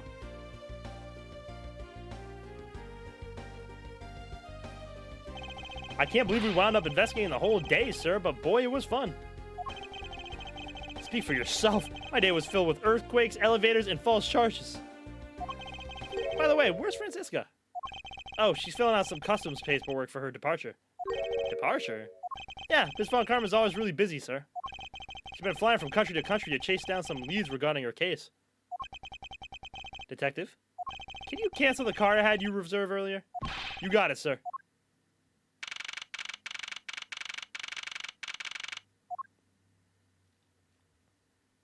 Francisca. Why is it square? I don't know. A lot of characters in this series are really weird. Don't get me started on Brushel. Do you remember Brushel? Oh boy. I thought I told you when you first landed, I have no time for idle chatter. I have no intention of wasting your time. However, it's been a while since we last met. I also have no time for such familiar reminiscence. Just who do you think I am? You are Francisca Von Karma, a very proud prosecutor deserving of much respect. Until only a little while ago, I was but a wretched mutt who was always losing to you. A dancing pirouette, living her life on the name and fame her invincible father built. True, your father Manfred Von Karma didn't lose a single case for 40 years as a prosecutor. However, I wouldn't say he was invincible. Fletcher, I appreciate the follow, homie. W follow, man. Appreciate you. What are you talking about? The group I'm on the trail of is a little more troublesome than most. The smuggling route we found this time is only only one silver sliver, Jesus Christ, of the big picture. Did you notice who's sitting back there? Oh, you talking about the Steel Samurai dude? Yeah, unfortunately I saw him. Light speed. What are we imagine about, bruh? You really don't have to worry. I can take care of myself. Yes, I suppose you can. Plus, there's another agent on this case with me. Oh, another agent? He's a star among Interpol agents and has the highest successful arrest rate. Sal Manila. I forgot his name, but yeah, him. Yep, the Steel Samurai director. Who knows, you may even run into him one day. I was simply caught up in this one case. I hardly see why we would cross paths. I suppose. But I doubt you would say the same. I'm not following you. You'll understand soon enough. The fight has only just begun, Miles Edgeworth. I'll be back in this country soon enough. And when I am, be sure I'll pay you back in full.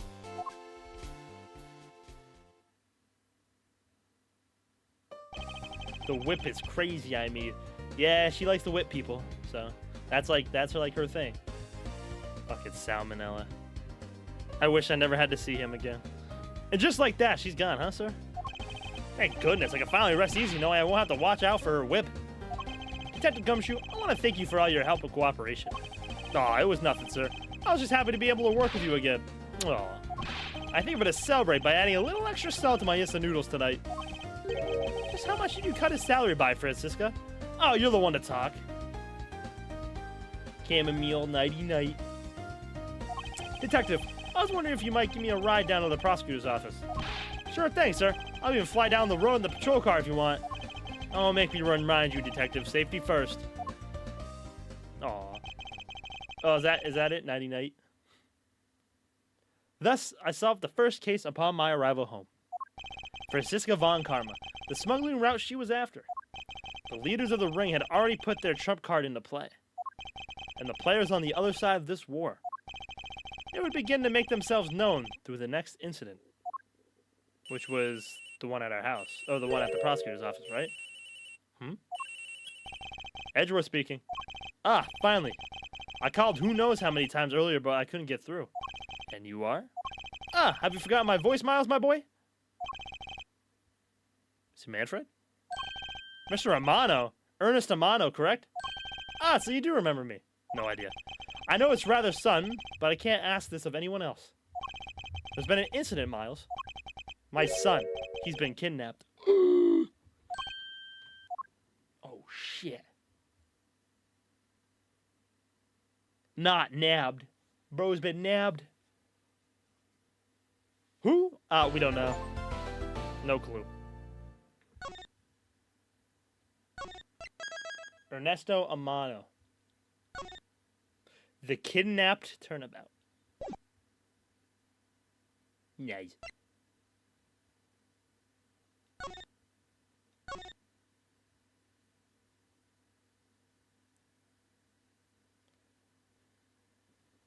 Do do do do. Do do do do. Yeah, there's 5 cases in this game, so it's time. Don't worry, Mr. Edgeworth. I'll be following your every move with my binoculars. Good to hear. And make sure you don't lose sight of me. I'm counting on you for backup. You can count on me, sir. I have to go. The kidnapper is supposed to contact me soon. Who would have thought that upon my return, I'd be thrust into a kidnapping case? That would be the one who would have to make the ransom drop-off. Keep me in touch? I got you. Let's see. I checked that the money is all there, safe inside this suitcase. Oh, he's using this suitcase. Now all I have to do is wait further instruction from the kidnapper, which I'm expecting to be transferred to my cell phone. I wonder who else is around. This is the meeting place after all. Man, get that thing out of my face. Welcome to Gatewater Land. Hmm? Oh, thank you. And a big hello to you. I'm Proto Badger. Nice to meet you. Oh, hell no. Excuse me, but were you perhaps thinking of taking a picture of me? A picture? Of you? Sorry, but I'm not interested. Oh, that's too bad. Well, have a good day. Please get out of my face. Hello? Who are you? You're not Ernest Amano. Sounds like the kidnapper is using some sort of voice alteration device. I'm his representative, Miles Edgeworth. Are you a cop? No, I'm a prosecutor.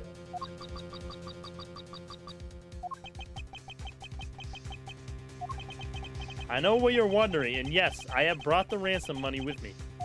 I see. In that case, bring the money with you to the stadium. So this person intends to see if I'm being followed, huh? Please, Detective Gumshoe, I really need you to come through for me this one time. Oh, I believe in Gumshoe, bruh. The motherfucking Gaviners.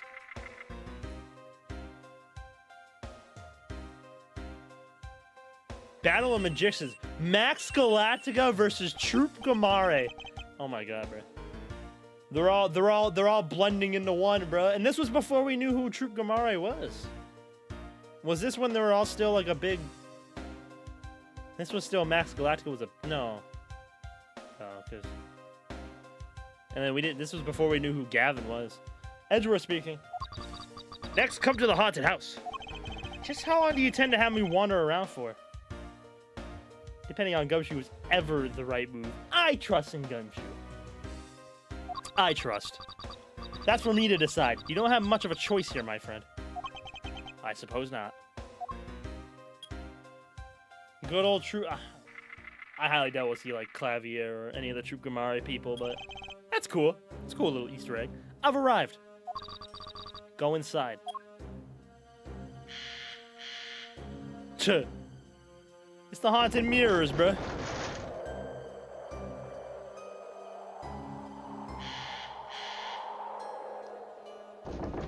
Yo, not this whack-ass blue badger, bruh. We bought a suitcase? No, she gave it to us for free. And it's filled with ransom money. Because I guess someone got kidnapped and we're the representation for it.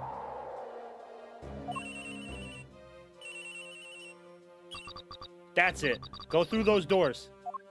Oh boy. Might be a watch from somewhere.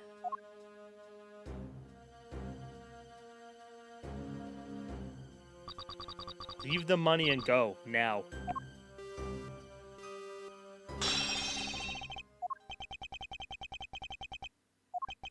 I was hoping for exchange, but maybe I should do as they say for now and not push it.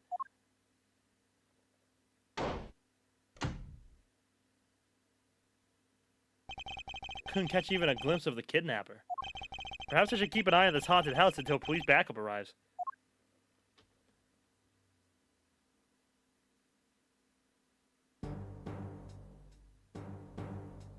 That motherfucker about to get up, bruh.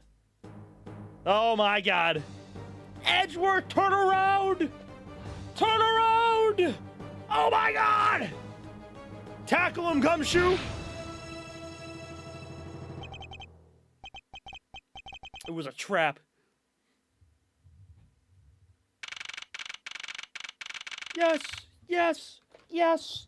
I just remember the yes we had from wrestling. Can't stop the yes. Who even was that? I can't remember. That guy.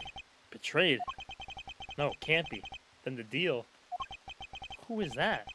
What are they talking about? Split. Police. Alright. In front of me up. Can't move my body. Daniel Bryan, gotcha. I fear I may faint again.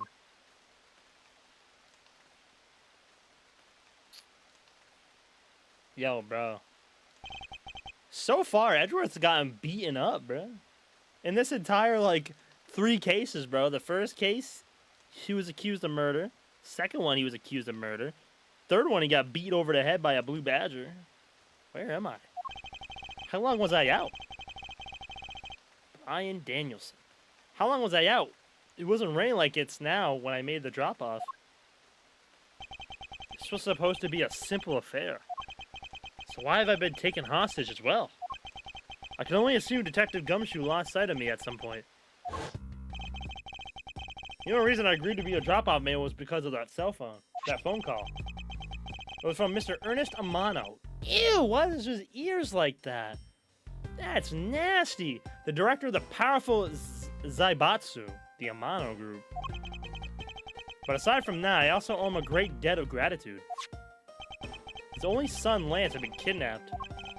I know that Lance is already in his 20s. But I guess some things you never grow out of. Ernest Amano. Ernest man? It's gotta be something like that. Moneybag earlobes. That's disgusting.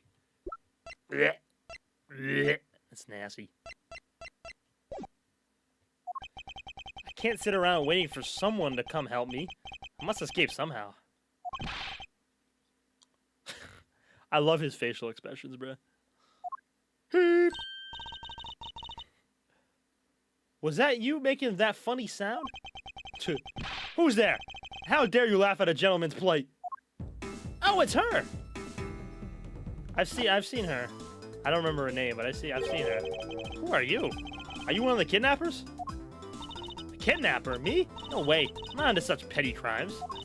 Nope. I'm after something much, much bigger. I like her theme, though. It's like them fat motherfuckers in Wukong. True. I must be worn out from today's ordeal. Poke smiles. Oh, I forgot to introduce myself. Sorry about that. Even in the depths of night, when no other bird dares to take flight, one alone soars to shine, the light of righteousness on the world's blight. And that one is me, for I am the great thief, Yatagarasu. Really? Great thief? Did she really just claim to be the Yatagarasu? Oh, but my real name is Kay Faraday. You can call me Kay, Kay? Good, glad that's settled. Because I've seen her, I've seen pictures of her and shit. Not quite. I have a mountain of questions for you. But first, if you'd be so kind as to remove these ropes. I wonder, should I remove them? I was actually having a lot of fun watching you make those silly faces. The great thief, Kay Faraday. Kay Faraday. Hey, there's no need to get all mad and icy glary on me, you know? Bot? Yeah. Yeah. Bots, there's like a lot of bots and shit.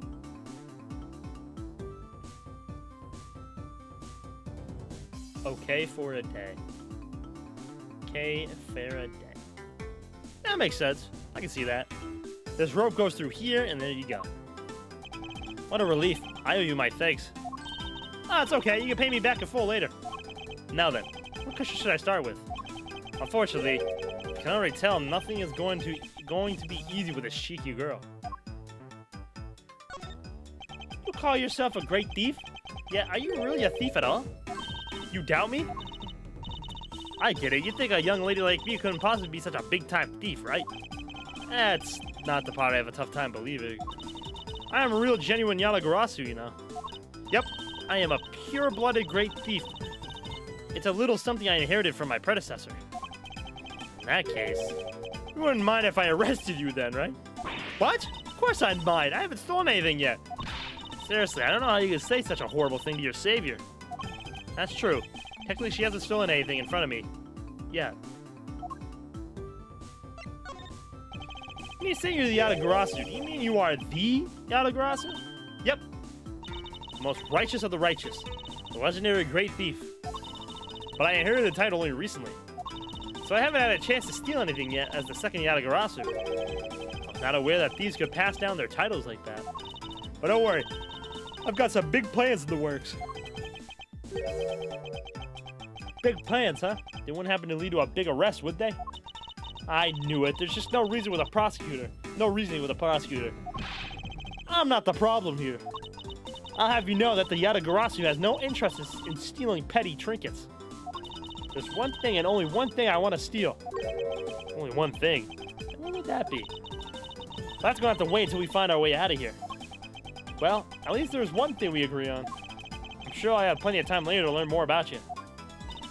So you never told me what your name is, Mr. Prosecutor? Ah, I guess not. I'm Miles Edgeworth. Aha, now I remember. How can you remember something I just told you? But she sure is cheery. Alright then, Mr. Edgeworth, let's get out of here. She must have been the one that... I mean, they didn't show a date on this, so we don't know when this happened. This must have happened after the first case, though. Stadium, Haunted House, Wild Wild West, Main Gate. There's an investigator named Faraday. I don't think she's named after the guy who invented the Faraday cage. Huh. Wait. She's 17 and supposed to be a great thief. Self-perpetrated great thief. She suddenly appeared, but why was she stalking me?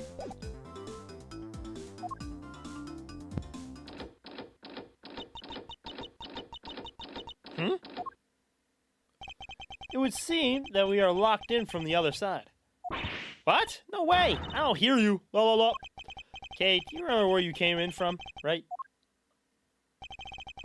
Looks like that might be our only way out of this room. Whoops, slight miscalculation. It's a good height to make an entrance from, but I can't jump that high to make an exit. I suppose we have no choice but to look around and see if we can't find another way out. Where do these games fit in with the other 6?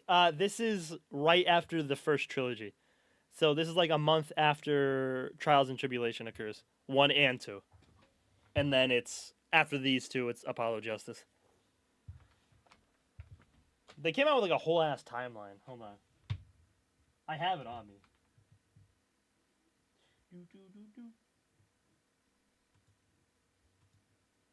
Alright. I guess my files don't want to load.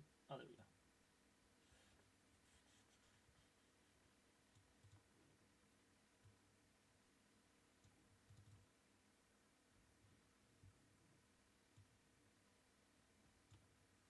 Hold. So yeah, it goes, obviously it goes the Great Ace 1 and 2, and then Phoenix, and then Justice, and then Trials, and then Miles Edgeworth 1 and 2, and then Apollo Justice, Dual Destiny, Spirit of Justice. So in between the 2 trilogies.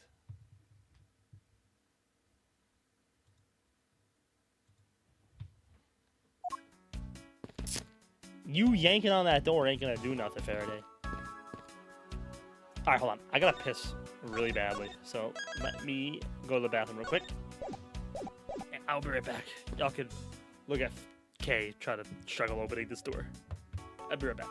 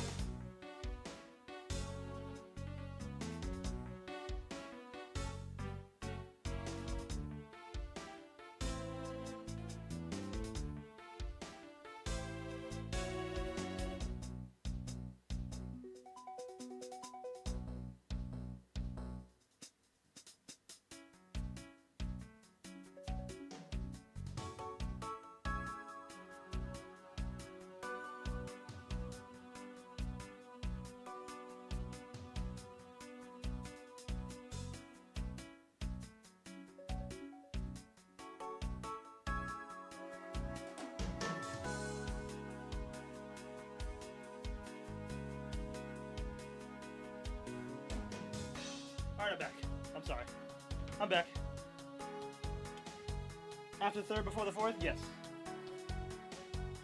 Both 1 and 2 investigations.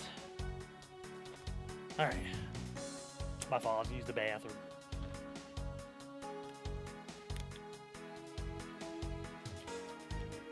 Alright.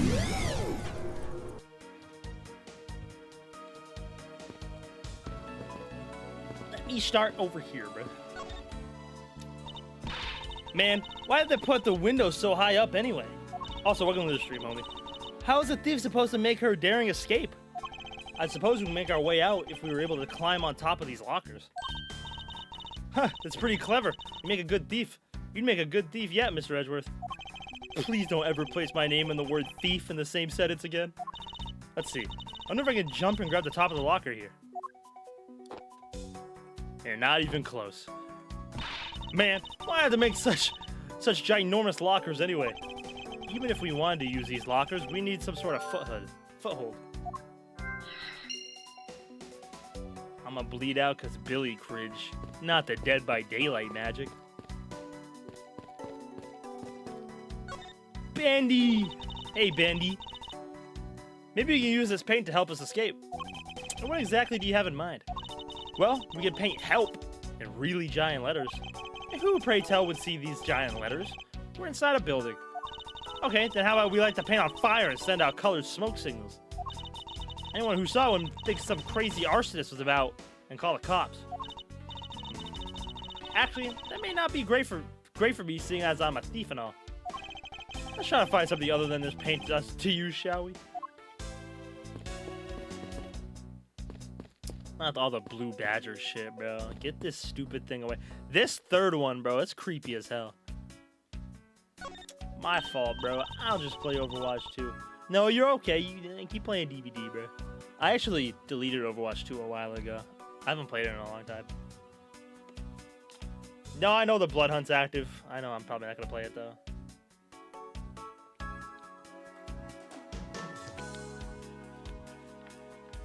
Looks like it's badgering you. Yeah, Joel, that's 5 minutes in timeout, buddy. Hey, there's something inside the bottom right box.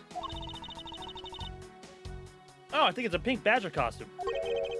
Pink badger? You don't keep up with what's going on in the world, do you? I'm just busting your chops, buddy. Port? No port. I'm too busy playing Ace Attorney, dog. You don't keep up with what's going on in the world, do you? In that case, you better stay up on the whole Badger clan with this. Badger clan? What is this thing? Proto Badger, the very first Badger. Blue Badger, an ally of justice who keeps the peace. Pink Badger, know her unique pink bow. And Bad Badger, a vile criminal with a gun. I hate everything about this.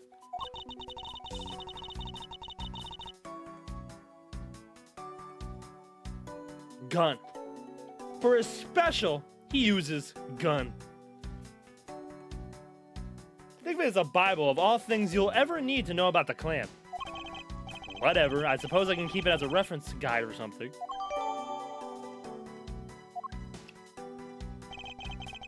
I suppose this means that this is where they all keep the costumes? It certainly looks that way. It's like the Badgers family's home. The Proto Badger is the one that knocked us out. There are 8 boxes, but 7 of them are empty. Which means that 7 of the costumes are in use right now. Well, aren't these Badgers the mascots of the police force? Well, I heard that the police had a hand in sponsoring this theme park. Probably because the Gatewater group owes the police from all those cases they solved. They have all the power of the state and they use it to make a theme park? It's not just any theme park. They have a handcuff-shaped, double-looping roller coaster. That's quite enough. I'm feeling woozy just from the thought of such a thing. I won't rest till I've inspected every looking nook and cranny. He loves saying that, Doug. But what have we here? Ah! Why do I feel a laser-like stare aimed right at me? Did you want to take a look? Well, if I don't mind if I do. Oh, I see. Yes, this is definitely a key. I'm sure it's a key to something. Well, no shit, okay? The something is what is relevant to my interest. Look, it's a blue badger. I suppose even this thing can be popular with women. My nemesis. What in the... Why is she beating it up? He got the word badge right in his name. That nothing but bad news for someone like me. And to think he's out there wandering around this park. Better be careful, he's going to arrest me by the power of his name alone. I somehow doubt that the blue badger has the power to arrest anyone.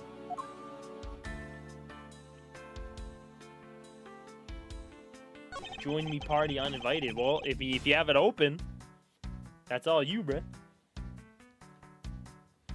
So this is the blue badger's rival, the bad badger, huh? Do you feel some sort of reverence towards this badger, okay?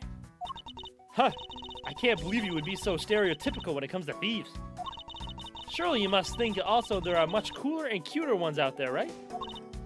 That's it. I've decided that thieves and thievery need an image makeover. Good luck with that one. This is the blue badger I met at the main gate. Excuse me, but his name is Proto Badger, not Blue Badger. He's based off the very first design created by the local police chief. You know, when you compare the two, the blue badger looks a bit cuter. I suppose he continued to redesign him. The chief managed to make him cuter and cuter. Even humanity has come a long way when you think about how much we've evolved. Are we comparing the blue badger to humans now? I hope not. I suppose this is the pink badger. But since it has the same design, doesn't it seem forced to call this one a female? You think so? I mean, just look at how long her eyelashes are. That's the only difference. And the fact that she's pink. Yes, and? And her lips are red. See? Lipstick. What? She has nothing to say about the gigantic pink ribbon? Or is that too obvious?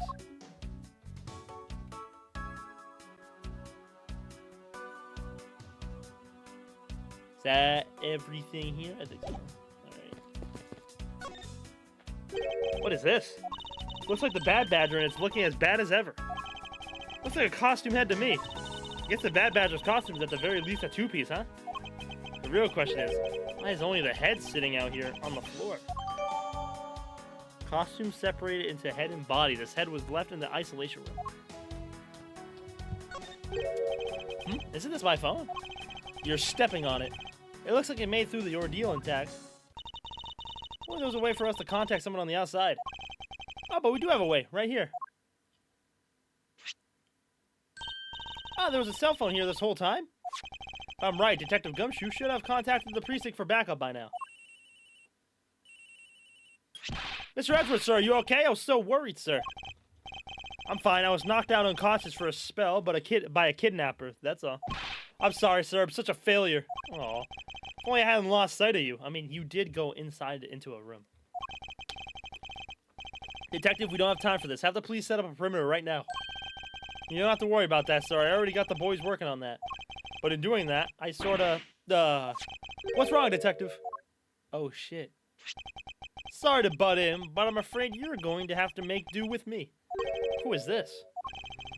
Shi Long, Lang of Interpol. Oh my god, another Interpol agent. A pleasure to speak with you, Mr. Edgeworth. I've heard a great deal about you. So why exactly is an Interpol agent like yourself involved in a domestic kidnapping case? Don't sweat the details. A crime's a crime whether it's on a local or a global scale.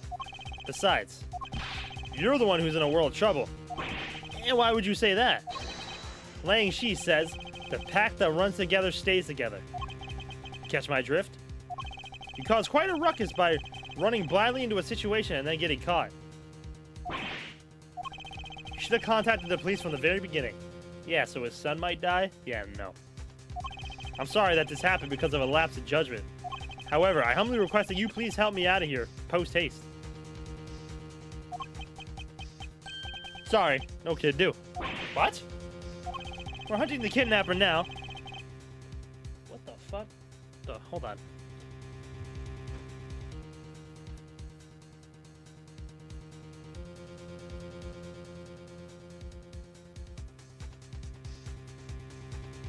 What the fuck happened to my leg? Put my hand on my leg and there's like dried blood on it, bruh. What the fuck? We're hunting the kidnapper now, and I haven't got any hands to spare. As I said, my pack moves as one. You're the one who wanted to go it alone, so good luck to you, Mr. Prosecutor. Oh, and once we do catch the kidnapper, rest assured we'll come find you. Eventually. You. What's wrong? Did you get cut off? No. My phone ran out of power. No way. Doesn't matter anyway. We should try to get out of here, though. On our own means. Yeah, I have a name to live up to after all. If we put our heads together, we're sure to find a way out. Aw. What about Gumshoe? Don't you dare hurt Gumshoe, I swear to God. They're holding a Blue Badger photo rally? You didn't know? Plus, it's not just Blue Badger, it's his whole family, too. Badger photo rally. Take a picture of every member of the Badger family and receive a prize. There's only one of each of the 4 family members wandering throughout the park. Best of luck. But we saw 2 of the proto ones. If you manage to snap a photo of every member of the family, you get a really posh prize. Well, there's a costume head sitting over there. Why not start with a picture of that? You can't do that. That's cheating. There's only one of each badger in the park, so you have to work for it. Speaking of badgers, there was one sitting against the wall in the haunted house. Seriously? But somehow I don't think that one counts, Mr. Edgeworth. You have to take pictures of the costume ones walking around the park. So those are the rules of this game? How quaint.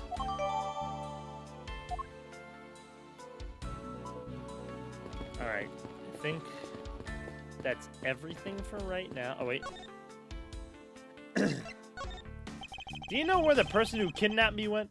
Well, after they locked you up in here, it sounded like they went into the next room and started talking to someone. I feel like I heard something as well, but it's all a haze in my mind. However, I do recall that the kidnapper was talking to someone. It was just a guess before, but I guess I really am dealing with 2 kidnappers here. After that, they left. It almost seemed as if they were done with you. I suppose that is the case, as my kidnapping seems like an afterthought to the 1 million.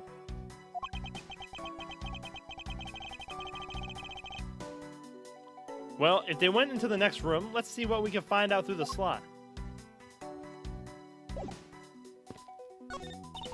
Oh, you appear in the room the kidnappers were in from there. Won't rest till I inspect every suspicious nook and cranny, headass. Alright, door. There's a door on the opposite side that appears to be the same as this one. Which would mean that I could probably assume that these 2 rooms are very similar in structure. I believe I may have just found our ticket out.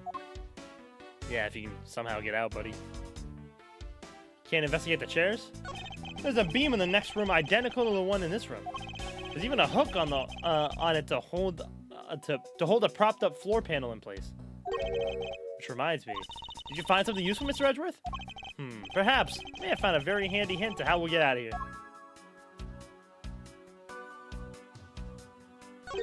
Is that what I think it is? Looks like the kidnappers had an escape tunnel prepared just in case. That's awesome. Like a bunch of great thieves themselves. No, they're not, because I highly doubt they made the tunnel themselves. The floor panel was removed and propped up against the beam in a very specific way. I think this building was originally built with a basement or underground area. You just gotta lift this carpet, bruh. This is the beam I was tied to. What's up? I was pondering perhaps we can make it over to and out the window if we could climb this. Good thinking. And if it's climbing Ashy you need, just leave it to me. Thanks to this little hooks, it looks like it might make for a good foothold. Up you go, Kane. Good luck. Count on it. Damn. The great thief Yatagarasu spreads her mighty wings and takes to the skies. Here I go. Fell. As I thought, this beam was definitely not made for climbing. Alright. What do you mean, as I thought? I'm not your guinea pig, you know? Alright. They have a lot of stuff. Okay.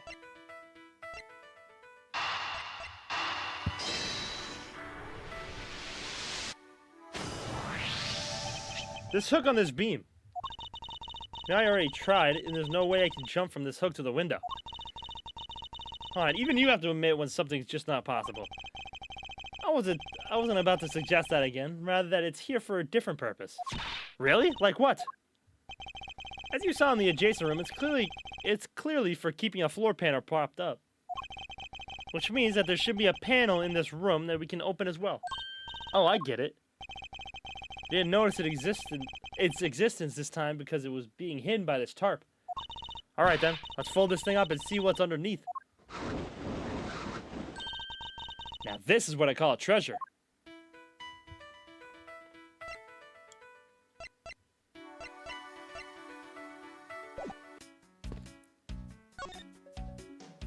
Wow, this must be another entrance to the secret hidden basement.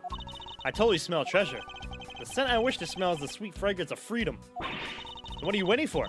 Hurry up and open the hatch. Alright. This thing is locked down tight. I wonder what that key was for. Ah, fiddlesticks. Not the fiddlesticks.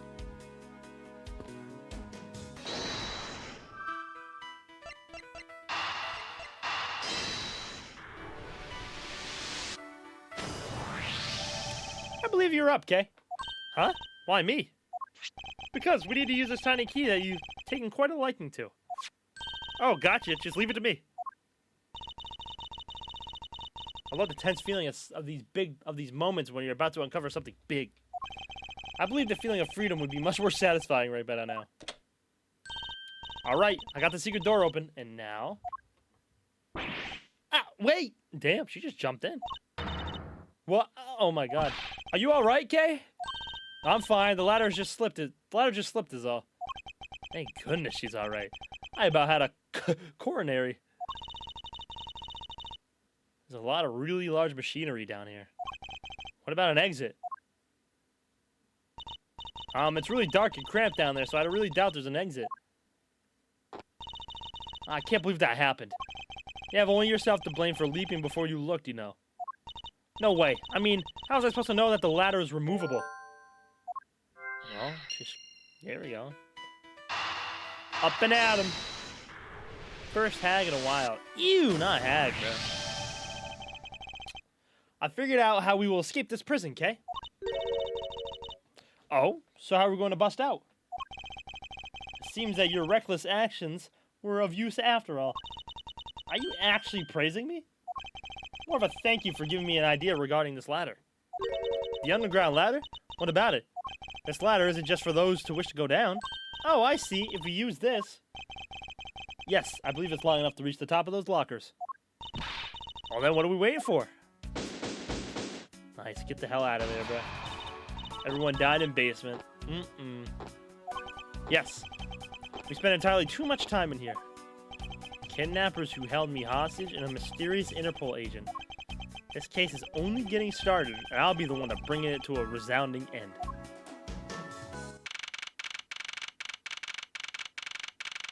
Morning.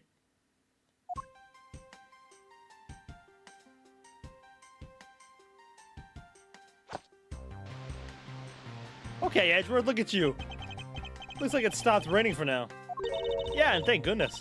You have no idea how hard it was raining earlier. Mr. Edgeworth. I'm so glad to see you managed to escape, sir. I was so stressed that I thought my heart was going to give out. Detective Gumshoe, may I ask what in the world that is? Well, that's, What the f... Men in Black. 10-gallon hat saloon. Yo, get this whack-ass blue badger out of here, dog.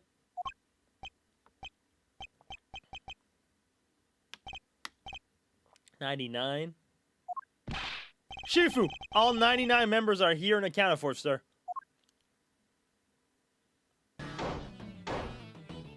Oh, shit. Hey, what's up, Miracle? Where am I streaming? What do you mean, where am I streaming?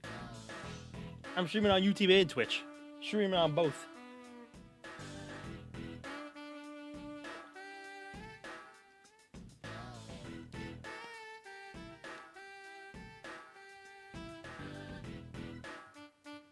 I dabble in the multi-stream.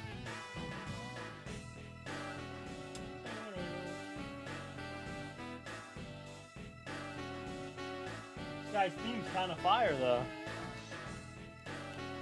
L multi-stream, my fault for trying to get out there, boy. What the heck do you think you're doing counting my Cubs off like that? Oh, shit. Every person is a valuable human being, you get me? And everyone has a name that their parents gave to them. No one is a 2 or a 3. Everyone, regardless of age or rank, is the number 1. Got it? Yes, sir. Shifu! Shifu! This isn't my Shifu.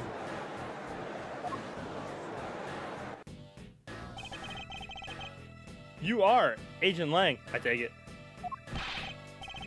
You infidel, how dare you address our Shifu so rudely? Damn.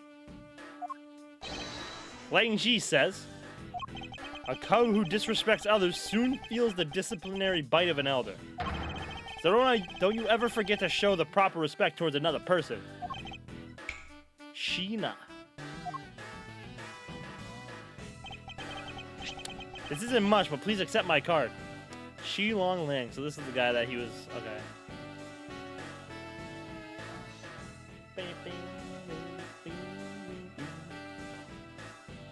That is some weird shit. This isn't much, but please accept my card. Oh, thank you. Please accept mine in return. Tch!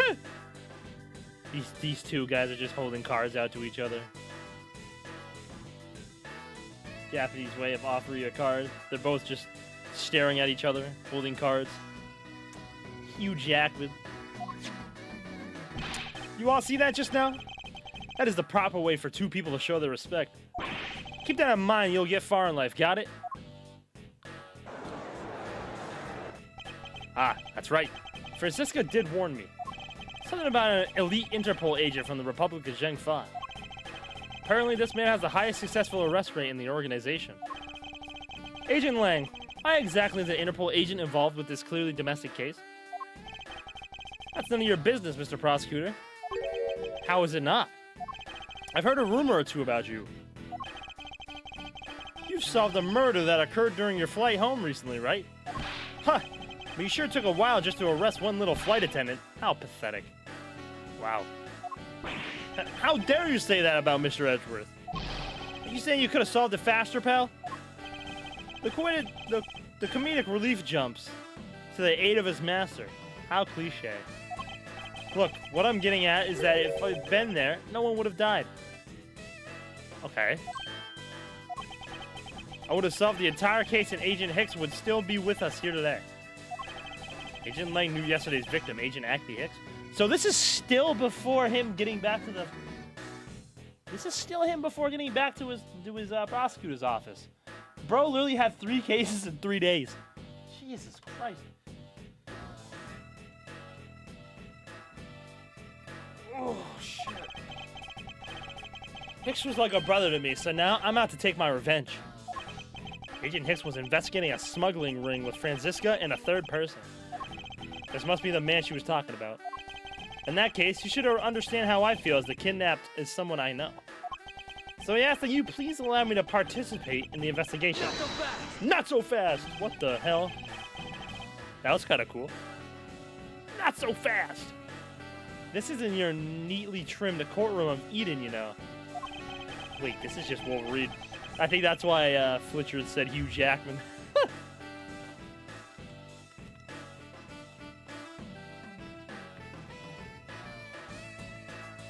His theme, though, kind of slaps, though.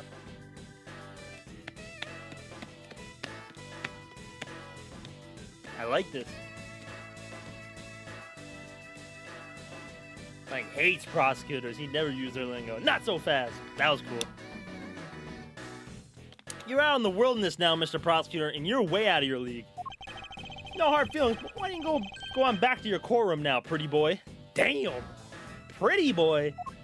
You dare mock the court? I do. I don't need the help of a filthy prosecutor. Sorry, but the truth doesn't need the likes of you to distort it today. Who uses the adjective filthy to describe a prosecutor?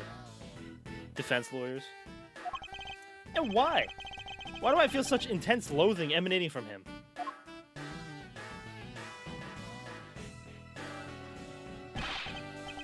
All right, man. Good job on the perimeter around Gatewater Land.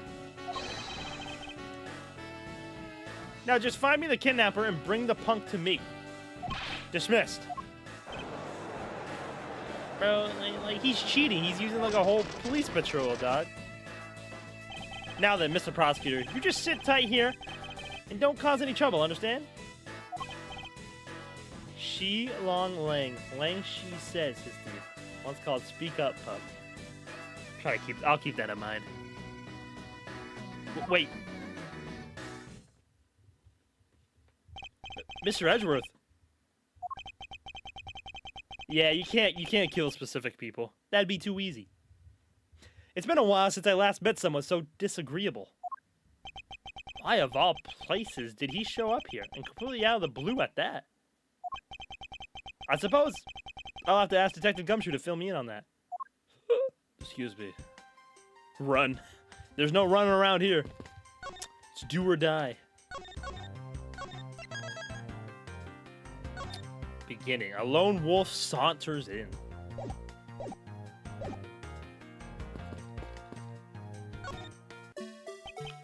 Oh, Jesus Christ, dog. That wriggling, I just can't bring myself to call it dancing. Get out of my head! Excuse me, but if you just let me through here. Sorry, I can't let anyone through Agent Lang's orders. What's wrong, Goop? That song sucks. I suppose I have to deal with this impasse for now.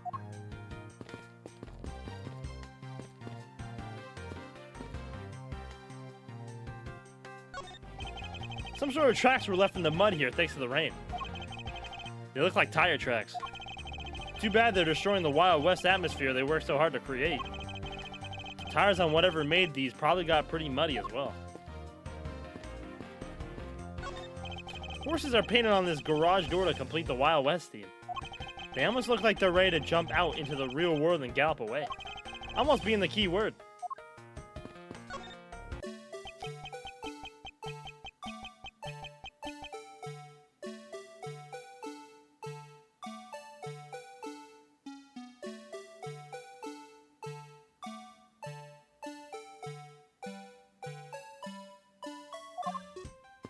Hate everything. I hate it.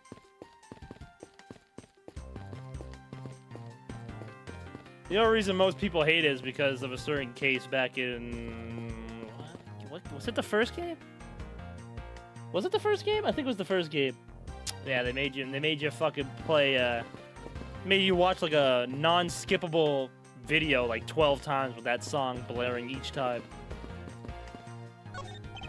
I highly doubt I found a clue in here, but I might as well check to be sure.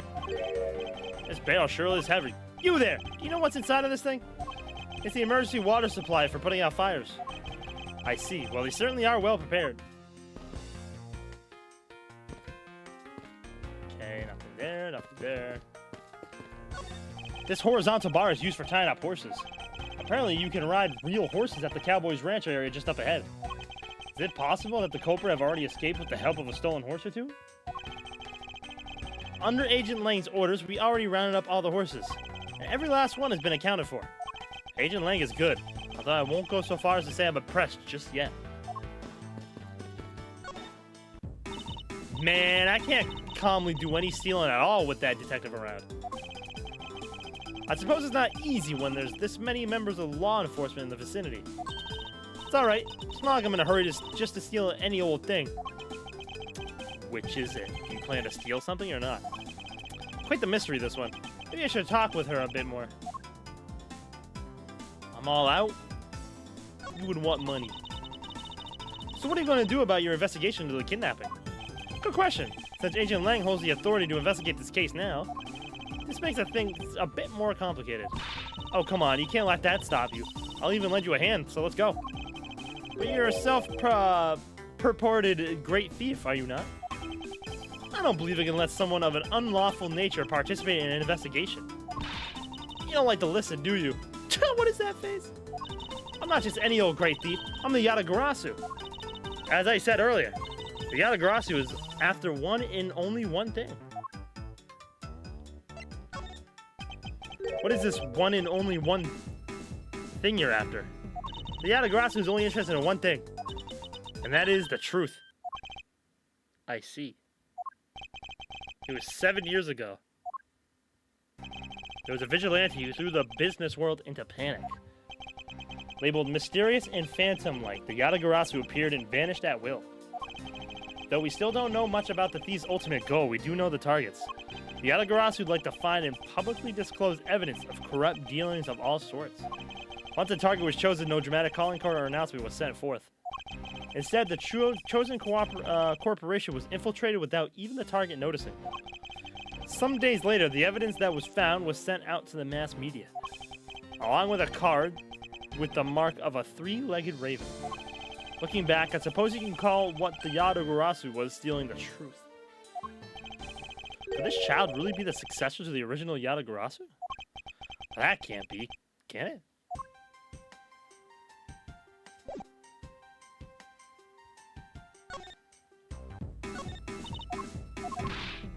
I didn't mean to press that. Doo-doo-doo. What do you think about this? If you're going to steal anything, at least keep your hands off my lines. Alright, I'll return it to you. Here you go. I was hoping for some information return, but my line will do for now. Come on, the Badger family's waiting for us to find and take pictures of them. Remember, you have to yell Badger get each time or it doesn't count. They even have a rule for when you take their pictures? Tell me about it. I'll plan to steal all my shots as any proper great thief should. Does the concept of stealing permeate every aspect of this girl's life? I really love theme parks. Too bad we're not here to have a fun time. So why did you choose this one, and why choose to show yourself to me of all people? Because I was telling you, silly, duh. You were following me? Why? It's a book of information about my arch enemy, the Blue Badger. But I won't lose to the likes of him. You just wait and see. I'm going to write a tome of thievery. How's that, Mr. Edgeworth? The information that winds up on your wanted poster will suffice in this competition. If I had one of these, I could be a prosecutor too, right? Don't even think of stealing this from me. If it's that important to you, then why don't you wear it on your lapel? Why should I have to label myself as a prosecutor everywhere I go? Why does everyone ask that question of me? That's what I'd like to know. Sheena. Shilong Lane, 27. I thought he was going to be older. Both he has the highest arrest rate in the Interpol, in charge of kidnapping cases.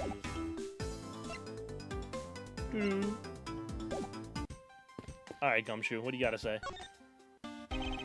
Let's go, Gumshoe's theme. Great job, detective. Sir, for losing sight of me and the kidnapper, allowing my investigation to be hijacked, Schlong, no, not Schlong, Shilong. Maybe it is Schlong. Maybe you're onto something. Schlong Lang. Sir, I look forward to your next month's salary assessment. But the case isn't lost yet, sir.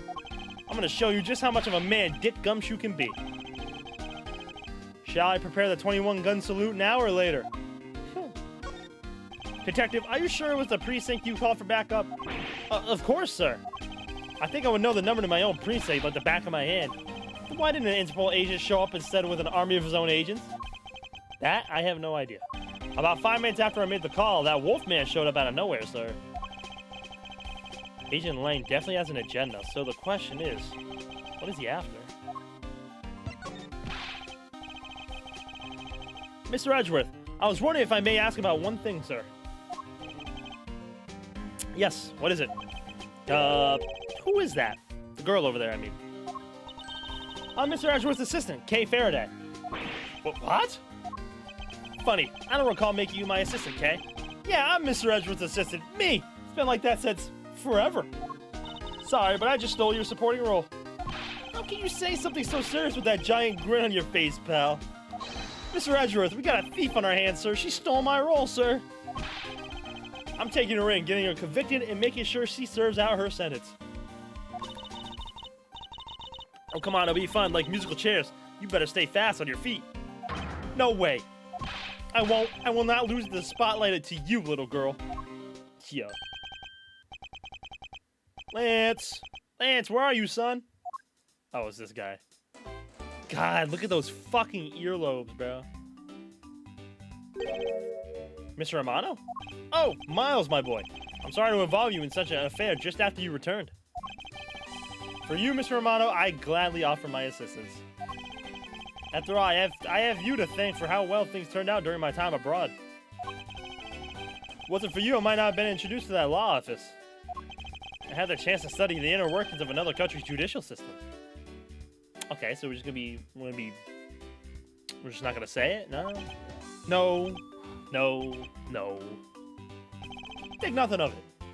As you know, Manfred and I go way back. I consider a beloved disciple of his to be the like one of my own blood. If you ever want to go overseas again, you need only ask. I can use my company's vast network to send you anywhere at any time. So who's the old man? He is the father of the currently kidnapped Lance Amano, Ernest Amano. Now then, have you found Lance yet, Miles? Please, I miss my poor boy dearly. I'm terribly sorry, but your son's whereabouts remains unknown, Mr. Amano. What? Hold on there. Then what happened to all that money? I believe the 1 million has been stolen and that culprits are now on the run. What? Poor old man. Don't you have anything you could give him to cheer him up, Mr. Edgeworth? Forgive me, Mr. Amano.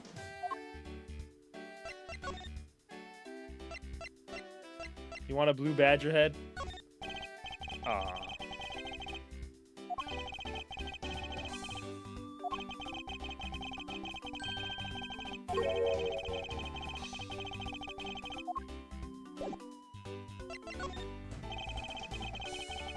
I was wondering if you could please tell me the details of the kidnapping one more time. Oh, it was yesterday. A call came to the house. For the receiver came the sound of my son. Help me, Daddy. Sniff. Wow. I know this is tough, but please stay with me here, Mr. Romano. You don't understand. He hasn't called me Daddy in ages. It was incredibly moving. I wish I had recorded him saying that. Definitely should have recorded that conversation. But not for the foolish sentimentalities of an old man. Refresh my memory. What kind of person is Lance again? How will telling you about Lance help you get him back? Surprisingly, a lot can be deduced from a person's relationships and behavior.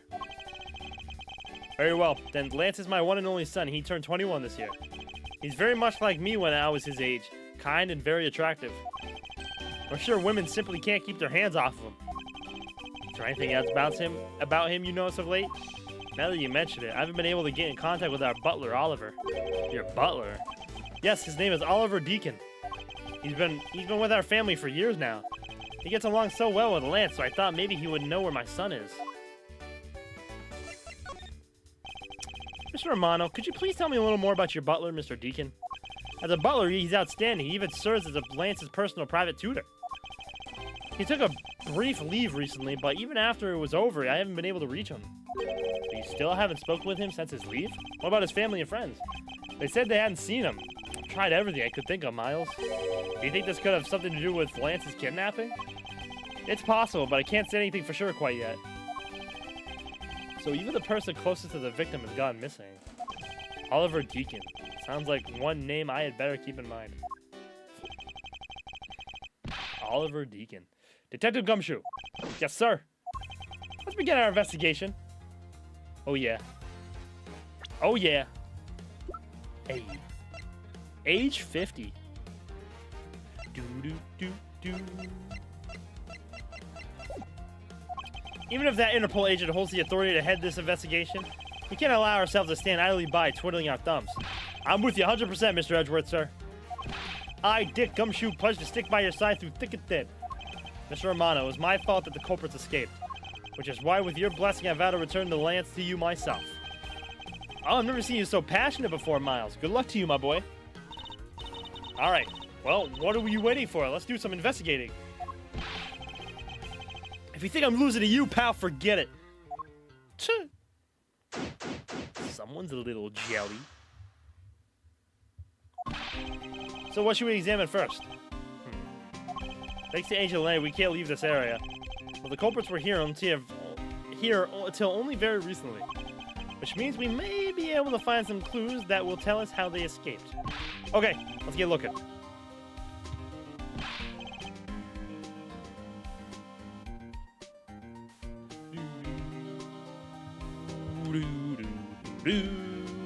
Hey, you there? Who, me? What are you doing goofing off in a place like this? I wasn't goofing off. I was about to help Mr. Edgeworth kick off his investigation. You imbecile. All precinct detectives are now under Agent Lang's direct command. No way! I am not working for Wolf Boy. Mr. Edgeworth, can you do something? Huh? I'm not exactly in a position to argue, seeing as how you are a member of the police. Good, now let's go. Detective Gumshoe, no! Boy, have I just got this job for someone of your talents? Well, that was exciting. Boy, have I just got the job for someone of your talents. I'm gonna make poor Gumshoe stand around, bro. Okay. What? Can't you tell I'm all ready to get down to some detective work? You should go home. Your parents must be worried about you. Oh, come on. I finally get to be your assistant and you try to ditch me? I don't recall offering you the position. Why had it be so difficult? Besides, it's already too late, you know. Like I said, I've already stolen the position of the assistant a while back. Ha! You're the only one asserting that. Well, by the time anyone notices, it's already gone. That's the Alagarasu way. You shouldn't speak so lightly of things you know nothing about. Fine, whatever, you win. Go ahead and do your little investigation. But the talented assistant Kay is going to be tag along no matter what you say. Even if she turns out to be useless, she's not going to listen to me. Might as well surrender and let her come along for the ride.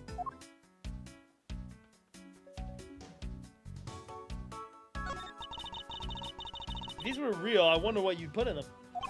Water would be the obvious answer. But if you store water in a barrel under the blazing hot sun, wouldn't it go bad? People of that period probably didn't care about how it tasted. Sorry, but I can't let you get away with making fun of our forefathers. I mean, maybe they really liked the strange taste. Look who's making fun of them now.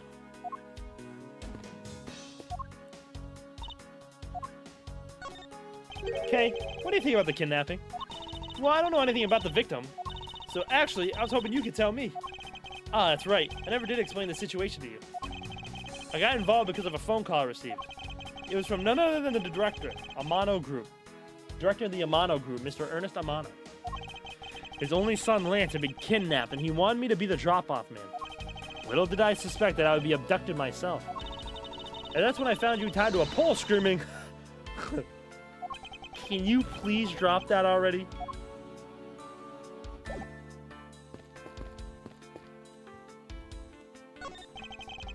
Excuse me, can you just let me through here? Sorry, can't let anyone through. Agent Lang's orders. Suppose I'll have to deal with this impasse for now. Set of tire tracks originate from the garage. So that means a car left from the garage at some time, right? Correct. But for the car to leave these tracks, it would mean that they left during the passing rain. That's the only explanation as to why these tracks are made of mud. 3 treads. I think we can also safely assume it's a special type of car. 3-wheeled motorcycle? House horses are painted on this garage door to complete the Wild West theme. It looks so lifelike, don't you think? Are you thinking of wrangling, or rather stealing them? If you can coax them out of there, sure. Come on, I know you can sweet talk them out. I could be holding a cube of sugar in my hand and they wouldn't budge, Kay.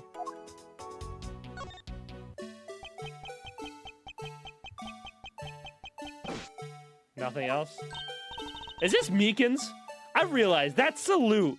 That looks like fucking Meekins, bro. Hey, it's the Blue Badger. Badger, get! I really don't understand why she is so excited over this badger hunt. Speaking of badgers, there's a person inside of there. Mr. Badger, I wonder if you might share with me what you saw. It's gotta be Meekins, dog. That salute, bro. It's gotta be Meekins. He's doing that contorted, wriggling dance again. Ah! Ah, it's fucking Meekins, bro. No! Oh my god, dog. Oh my fucking Meekins.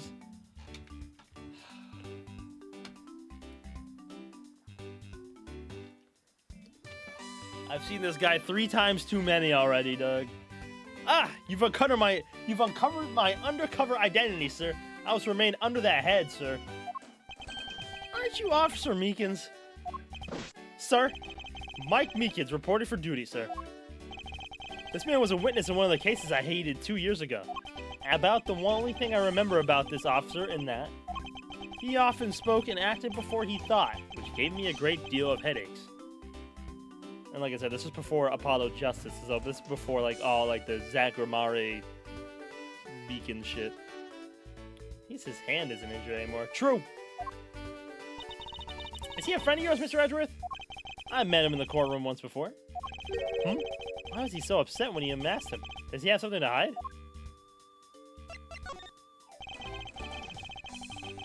Officer Meekins, why are you standing here wasting time? Sir! Because I'm not a police officer right now, sir. I'm the Blue Badger. And I'm creating memories and dreams for the kids. That's never a waste of time, sir. Oh, I missed a lot, it seems. You definitely did. It's Meekins, bro. Look, Jiro, it's Meekins. I have a dream to become as big as Detective Gumshoe, sir. Well, there you go. There's your Gumshoe. I was patrolling this scorchingly boring beat until a little while ago, when the dispatch radio on my shoulder cackled at the kidnappers that escaped, sir. I thought maybe this was my best shot at making detective, sir. I rushed over to join in, but when I got here, there was a sea of people already. And I couldn't spread my trademark friendliness and joy onto anyone.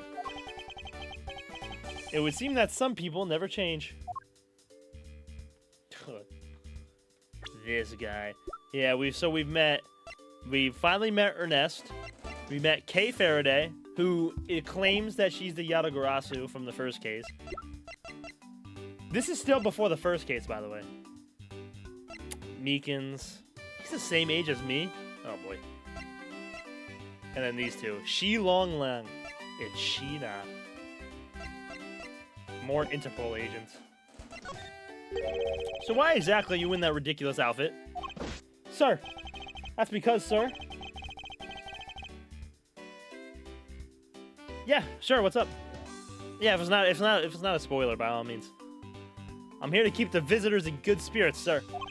But it's also to hide the fact that I am an officer of the trail of a kidnapper, sir. I see. Agent Lang is very wise to employ this sort of diversionary tactics. To be handed the role of the Blue Badger out of all the different disguises, sir, it's such an honor. I'll let you know when it... Okay, sounds good. How long have you been standing here, officer? Sir, for about 1 little hour, sir. That's around the time I woke up from being knocked unconscious. And I've been here ever since, sir. If that's true, then it's possible Officer Meekins saw the kidnapper escaping. However, sir, I must tell you I didn't see a thing, sir. I haven't asked you anything yet, officer. No, but I know you will, sir. He's hiding something from me. Officer Meekins, I insist that you tell me more about your recent movements. Sir, I've been playing the Blue Badger this whole time, sir. I've been getting into it. I patrolled the park all while wearing this costume. And about 1 hour ago, I came over here, sir. I haven't seen any suspicious-looking people this whole time, sir. But I did see a badger, sir, a lone Blue Badger. What you said just now is contradictory to the facts. How so, Mr. Edgeworth? This is what Officer Meekins' testimony contradicts. Take that! Your testimony contradicts this piece of evidence. I'm just a little patrolman, so I don't understand what you're talking about, sir. Oops. Can't say I get it either. Ah, this is what I was looking for.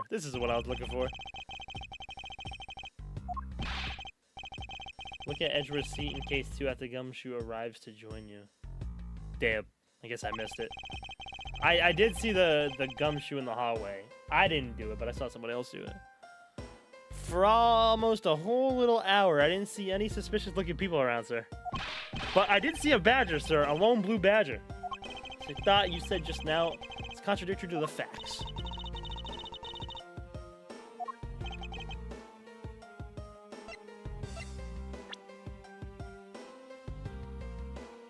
A lone Blue Badger.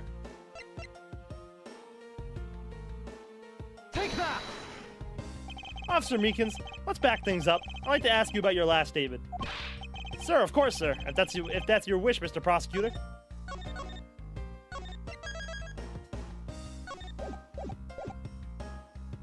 This little patrolman will wait as long as I am commanded to wait.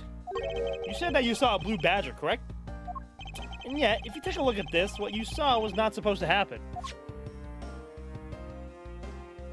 This park is supposed to have only one of each badger in it at any given time. Which means that as long as you are the blue badger, Officer Meekins, you shouldn't have seen another blue badger wandering the premises. Yo. What, sir? That would mean that there are 2 blue badgers walking around, but why?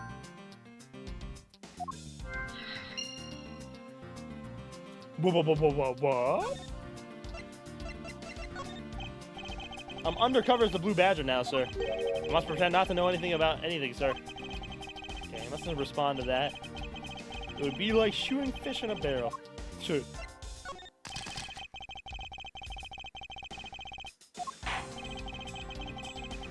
Okay. Ooh, like what? Like this. Great. I don't know what your new pose will be. Look, sir. I've successfully stolen his pose and speak in style, sir. Oh, that's nice, Kay. Sir, it's so incredibly shiny, but it has really ugly shape. I knew it. I was right to go for the much more manly police badge, sir. But I lose it a lot, and I just know I'm going to lose it for the real one these days, sir. Mr. Edgeworth, I think this cop is one donut short of a baker's dozen. I know, believe me, I know.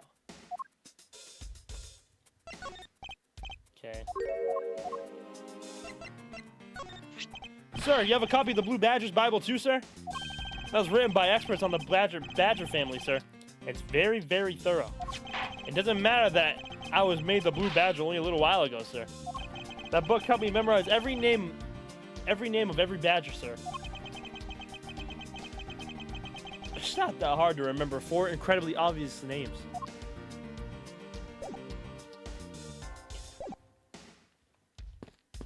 Do I have anything?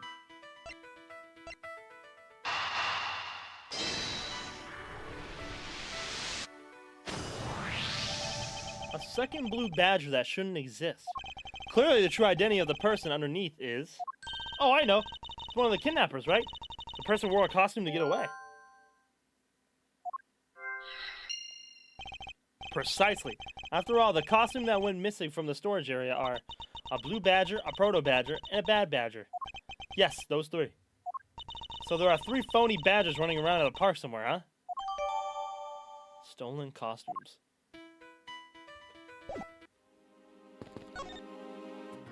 Anything else? Are we good? Okay.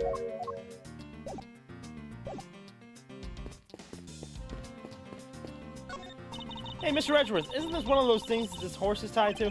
Yes, although the horses are in another location at the moment. Aw. And here I was hoping I would get to ride one. You know how to ride a horse? Nope. Never rode one in my life. But I have an Asian friend who was born in the year of the horse. Non sequitur is the only way to describe your logic.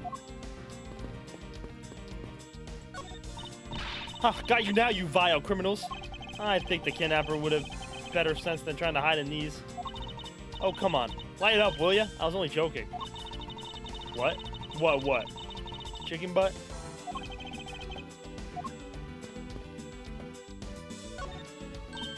Hey, there's a bunch of footprints in the mud over here. I remember hearing rainfall out here while I was being held in there. Yep, it was just passing rain. That's why the ground is already pretty much dried up. I should be thankful. They left us with some nice footprint samples. Me and Magic Cat should straight L's. You don't have to carry there, bruh. Plus, we'll be able to spot them because of their muddy shoes. I don't think it'll be that easy. Why not? Look carefully. There are quite a few different sets here. We don't know which ones belong to the kidnappers. Oh, that's true. We don't know what kind of shoes they were wearing. The blue badger shoes. I see a kitty. Get out of the way, officer. I can't see the kitty's face. God damn it.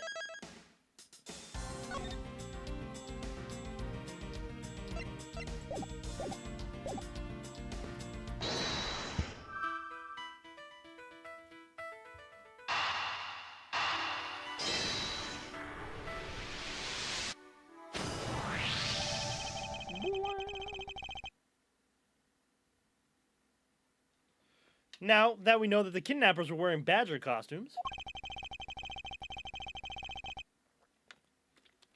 those footprints from earlier take on a new and very significant meaning. Oh, you mean now we know which tracks belong to the kidnappers, right? Yes, more than shoe prints, we need to follow the paw prints of the badgers. Okay, Mr. Edgeworth, it's time to use those footprints and go badger hunting.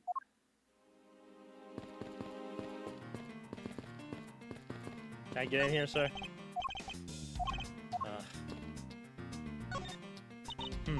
So we're looking for footprints made by a costume. Hey, I think I found them. There are 2 sets here. They both look like possible candidates. This says walking off to the west. Ah, it just stops. Can't make heads or tails of where it headed from here. I think we can assume it's headed towards the stadium. I wonder where the other set leads. This one seems to be headed east. Must be me, kids. Huh? Huh! Quick, Mr. Edgeworth, I've got him. I got the one of the culprits. Ah, no, I'm not a kidnapper, sir. Gio. Down, Kay. Clearly those footprints belong to Officer Meekins. But our criminals were each wearing a costume. Aha, maybe they came over to this garage or something. That's what I would suppose. Officer Meekins, if you can step aside for a moment, we need to examine the garage. Sir, Roger Wilco, sir. Look at Meekins, bro. Let's open this shutter and see what we find. Maybe we'll find kidnappers hiding inside. Oh!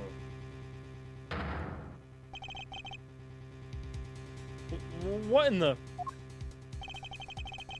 She would have stumbled across a dead body. She must be in severe shock to have been the first to find it. Now then, who is this man? It's Oliver! Mr. Amano, are you saying that this man is... Yes, he's my butler. How could something like this have happened? Indeed.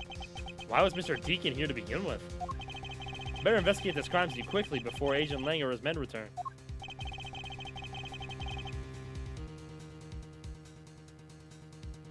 The kidnapper's footprints lead right to this garage.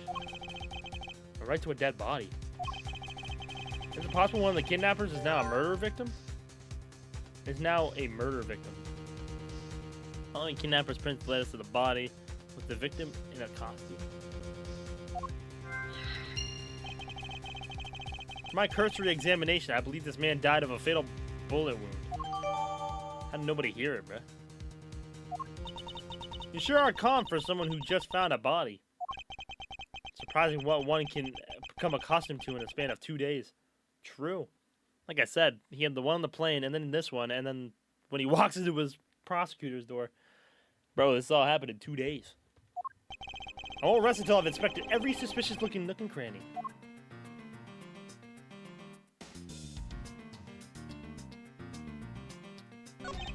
As long as that Interpol agent has control of this case, I'm not going to be able to have a real autopsy done on the victim. I'm no doctor, but let's see what I can piece together myself. There are 2 gunshot wounds on his abdomen and in his shoulder. So that means he was shot twice? No, I don't think so. I think the abdominal one is an entry wound, and one near his shoulder is the exit wound. So shot him upwards? Nice, I knew you could figure it out. It comes with experience. I've seen my share of crime scenes. Speaking of experience, this crime scene seems a bit too clean for a murder where the bullet went clean through. I should make a note of this oddly.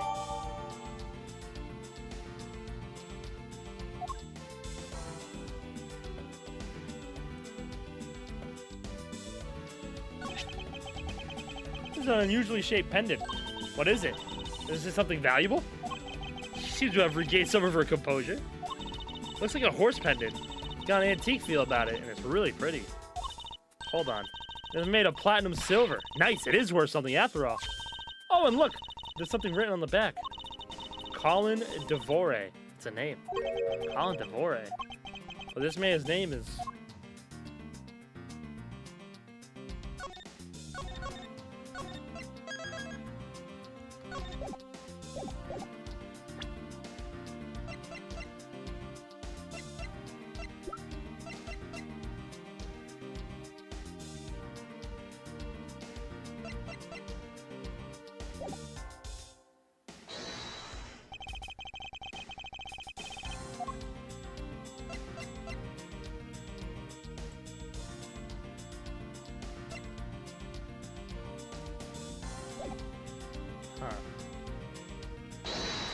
Did I deduce anything? No.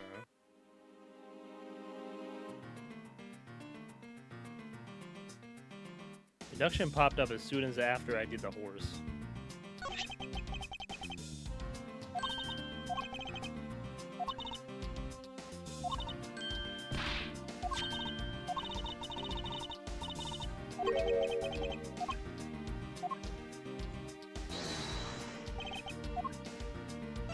Eureka! Eureka! Well, in the anime, Baki the Son of Ogre, it is stated that some bullets can enter into a body and exit in a totally different trajectory. Well, yeah, I mean, they probably just shot him from underneath, like that underground secret cave we found, shot him upwards, huh? Something like that. There's something not right about the name on the pendant. The victim is the Amato family butler, and his name is Oliver Deacon. But the name on the pendant is Colin Devore. I don't know what's up with that. I don't know, but I think we hit upon an important piece of information.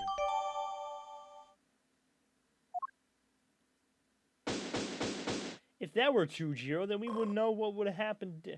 We would know what happened to JFK. You gotta remember, Joe, he's not American. I don't think he knows a whole lot about JFK in the first place. Grudge. Man, I hate Twitter, dog. Those JFK videos I be seeing on Twitter, bro, I hate them. Lance, where are you, sweetie? Who is that? Excuse me, but you are? Ba-dum. Oh, this is bad. He's really good looking. Oh my god, you just met the guy. Is that a ring pop? Ah, stop it, Lauren. You can't let us all fall for a playboy like him you're in love with. Call this a playboy? Sounds like someone doesn't know the meaning of the phrase inner monologue, huh?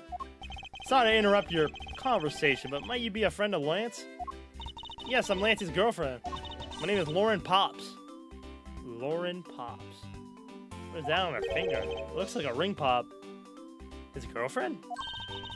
Oh, it's not like that. We're more like friends, and we're not lovers or anything. Wow! Well, you just throw him to the side. When you see Edgeworth. Well, we haven't gotten that far yet. But, Edgeworth. I guess that's how people are going to see it, so I should just accept it. Yeah, it's a ring pop. I even got this ring as a present from Lance. You know what she reminds me of? A cartoon character. May I inquire you as to why you are here? Baki is not a reliable source of information. That's probably true in special cases. Yo. You really just went over to YouTube to discuss that with Jiro. I haven't been able to get in contact with Lance lately, and I began to really get worried. I looked everywhere for him, and then I even heard about the kidnapping, so I came here. We have a kidnapper?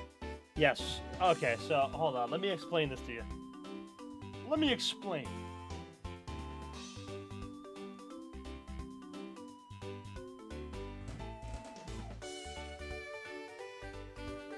So, pretty much at the end of that second trial, of course, you saw, we got a call for Ernest Amano. Who's this guy?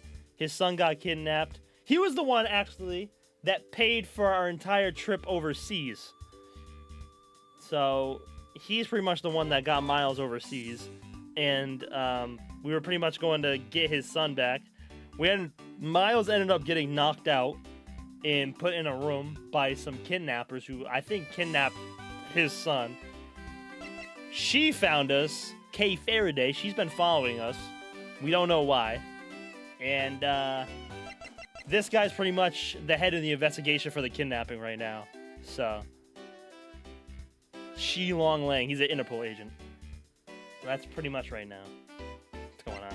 And we found Meekins.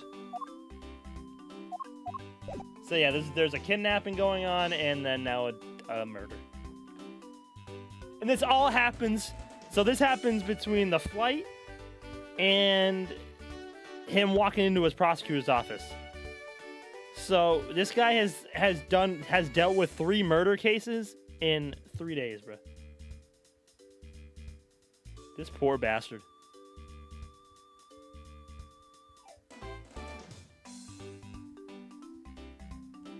Baki is insanity. I looked everywhere for him, and then I heard about the kidnapping, so I came here. Yeah, I'm back in the lobby. He leaves Chase twice, and I get tunneled. What's the perk that lets you rummage through chests twice? I didn't even know there was a perk like that. I have no clue. And you gotta ask Joel. I have no clue.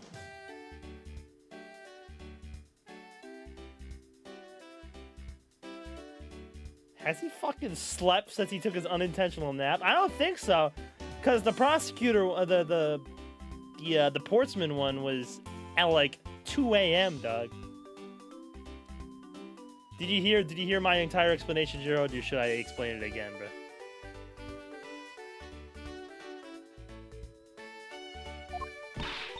Is it true? Has Lance really been kidnapped? No one is supposed to know, but yes, it's true. Oh, Lance. I can't believe you've been spirited away. That's a great movie, by the way. I wonder how you're doing right now. Looks like she's gone back to the fair maiden in love routine. So, Mr. Edgeworth, where do we go from here? We found a body, so we should look into the murder. Ah, here he is.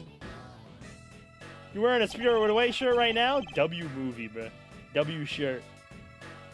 This guy's theme, too.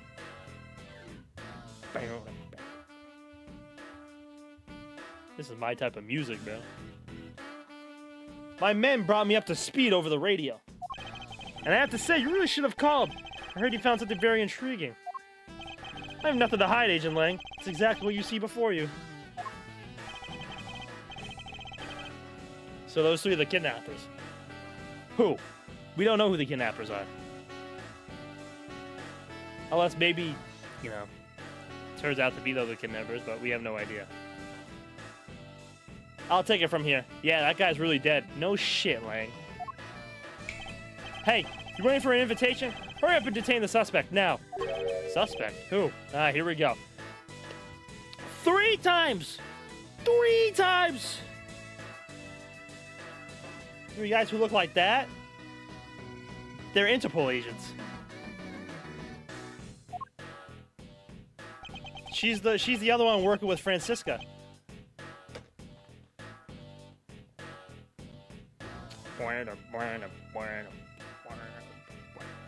Officer Meekins, is it? You're coming with us. Meekins? What? Sir, I had nothing to do with it, sir. Agent Lang, don't you think you're being a bit rash? You even have a good reason to suspect Officer Meekins? I'll leave that kind of stuff to you prosecutors. It's your job after all. Like I said earlier, the crime scene isn't as forgiving as your precious courtroom. That's your answer? I know you like your logic and reasoning. Well, that sort of impractical fluff is not needed out here in the field. All you have to do is arrest suspicious person after suspicious person. That's how you eliminate crime from the streets. Yeah, alright, Lang. But that's also precisely how you unnecessarily arrest innocent people by mistake. Innocent people? Nonsense. There's no such thing as an innocent person. We've all got a blemish or two in our hearts. That's tyranny! I won't allow such a thing to go on unchecked before my eyes.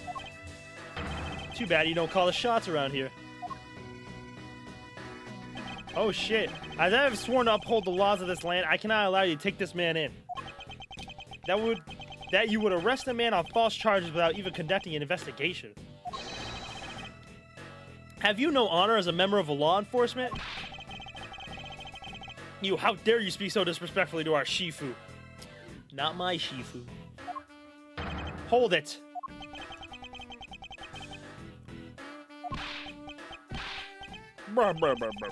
You amuse me, Mr. Prosecutor. Lang Shi says, every pack has its own rules. If you can play by the rules and come out on top, that is a true victory. Alright, I'll give you your beloved laws a fair shake. I'll show you just how much investigating I've done. Through my line of logic. Ah, here we go. Shi Long Lang's logic. I've seen a lot of bodies like the one being carted off in my time. I can say he was shot in a single glance, but even you figured that much out, right? With your current gun laws, it's not exactly easy to get your hands on a gun. Not unless you're a member of the law enforcement like Officer Meekins, isn't that right? Man, he's not a fucking officer. Yo, what is this blue badger back here, bruh? That's the bad badger. Is that $9 million? Well, Edgeworth is saying it's what it's supposed to do, but sometimes you have to do what Lang is saying, sadly. I guess. There's special circumstances. Solid as a rock. It's based on the philosophy of detainment. What's this philosophy of detainment? Huh, you don't know? In that case, pay attention, girly. In my country, the criminals have a saying, beware of the wolf. Why the wolf? Because in my language, Lang means wolf. You don't mess with me or my pack. As for the detainment philosophy, its father is my honorable ancestor, Lang Ji. You'd think I'd have heard of him in his teaching if he is that famous.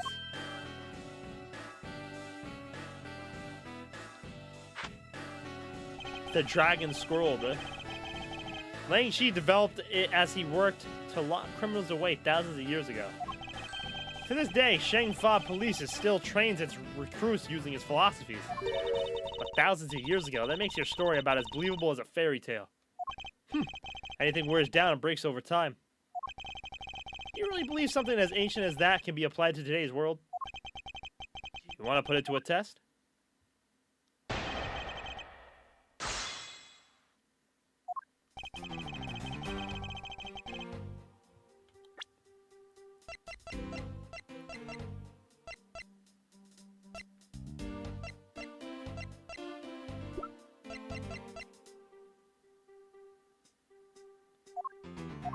Precinct police officer.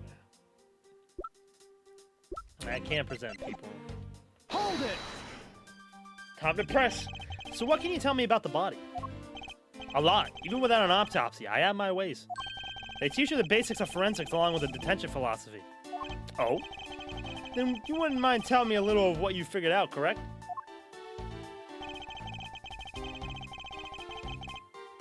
Hold it! Hold it. Yes, I think anyone who saw the bullet wounds would come to the same conclusion. Not so fast! Don't pat yourself on the back yet. What's that supposed to mean? No, get this dumbass scroll out of my face. Lang Shi says, search where the water is deepest. You have to keep your eyes on the big fish that lurks in the depths, which is the killer. Is that right? And what would you know about the killer? Hold it! It would appear you've studied a little of our laws. Studied? Who needs to study what every child at any street corner already knows? It's that China, the Federal Firearms Restriction Act. That's it, the Federal Firearms Restriction Act. I hear it's not easy to get a gun these days. Interesting. Elman is the one in charge of keeping track of the information. Hold it! If that's the case, there are plenty of other officers who might be potential suspects. You're not seriously going to arrest each and every one of them, are you? As if I would need to. I've already looked into everyone else here. Oh? Other than Officer Meekins, I know no one else's weapon has been fired. How did you check every single person's weapon in such a short span of time? That's because each and every one of my subordinates is extremely capable. It didn't take more than a few minutes to conduct the entire investigation. The power of sheer numbers. But you have yet to check Officer Mika's weapon, correct? Thanks for reminding me. Hey, you! Show me your gun. Oh! What's wrong? Why does he look so sickly pale all of a sudden? Did bro lose his gun? Gun. What'd you say? I can't hear you. Stop mumbling and spit it out already. Sir, I lost. You're a fucking idiot. How could you be so irresponsible? In the end, it looks like you're still the only suspect we've got. You're the one who waited here outside this garage to ambush and kill the victim. So you think that Officer Meekins waited here to kill the victim, do you, Lang? I think this little accusation deserves a lot more scrutiny. Hold it! You mean to tell me that the murder occurred here in this garage? From the fact that the suspect was found almost next to where the body was found, I'd say that it's pretty obvious that this is the crime scene. Lang Shi says, criminal always returns to the crime scene, to the scene of the crime. Hey, finally a quote even I've heard of before. Furthermore, Lang Shi says,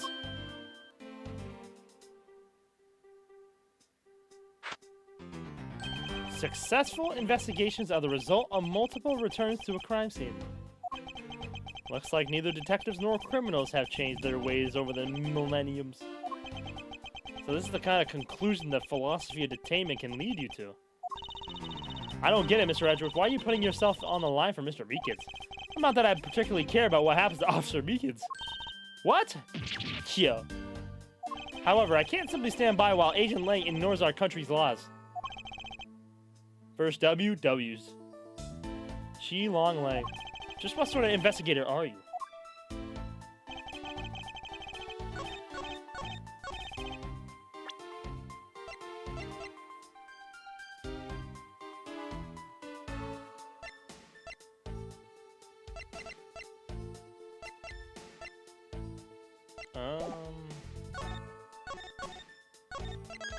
I'm gonna go with the body? Objection! There you go. Unfortunately for you, Agent Lang, that is simply not possible. What do you mean? You've seen the crime scene for yourself. And while you were looking, did you not think to yourself that it was a little too clean? Aya! Yo, is he about to kung fu me, bro? So you did notice that there was too little blood. Do you still wish to claim that Officer Meekins committed the murder here? Because this isn't the crime scene, and if it was, your men who led you to think it was, then I suggest you leave this case to the local police to set the record straight. Yeah! Fuck you, Lang! My music. Blah, blah, blah, blah, blah, blah. Not bad. I see your logic can be just as sound as mine. In that case, let me ask you this. Don't you think it's weird that officer was hanging out around here in the first place? Weird. How so? Hey, you! Your squad's not even supposed to be in this area, right? What are you doing neglecting your duties and loafing around here? Don't you dare give me some lame excuse like, I found myself taking a walk. Well, sir, I really did take a walk, sir. You're a disgrace. How dare you take your pack obligations so lightly? Officer Meekins is looking extra meek. Is he hiding something? Mr. Edgeworth, please, sir. Save me the way you did earlier, please, sir. Officer Meekins, please give us a detailed account of what happened. Sir, not you, too. Not against Meekins, bro. It's true, sir. I wasn't assigned to this area, sir. I was told to check out every square inch of the main gate area, sir. I also went looking for the kidnappers while selling dreams in the Blue Badger mobile, sir.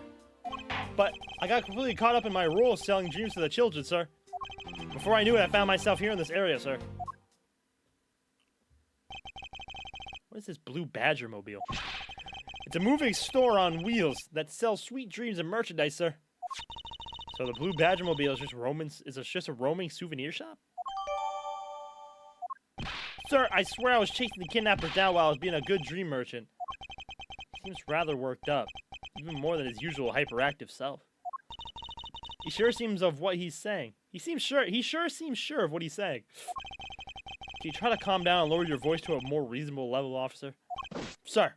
Roger, sir. At least he doesn't have the fucking megaphone.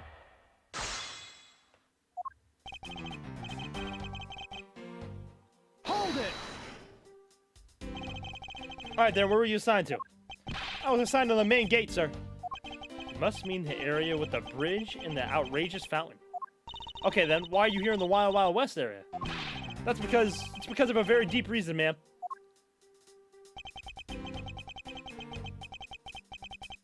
Hold it! Describe for me how you conducted your investigation. Yes, sir. Well, first, I made sure there were no suspicious-looking people in the area, sir. But, people that seemed to gather around me were little girls, sir. Well, what did you expect when you were dressed like the Blue Badger? I thought I had no choice at that point, sir, so...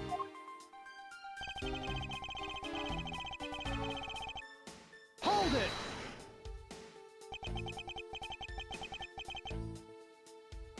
What exactly do you mean by selling dreams? Sir, the Blue Badgermobile is where dreams are collected. What? Sweetness like you've never known except in dreams, ma'am, like innocent drops. And bitterness found in only nightmares, ma'am, like guilty jawbreakers. Selling those as I push the Blue Badgermobile along is my sworn duty, ma'am. Hold it! You completely forgot to look for the kidnappers? No, sir, of course not, sir. I would never do something like that, sir. Oh, you're absolutely right.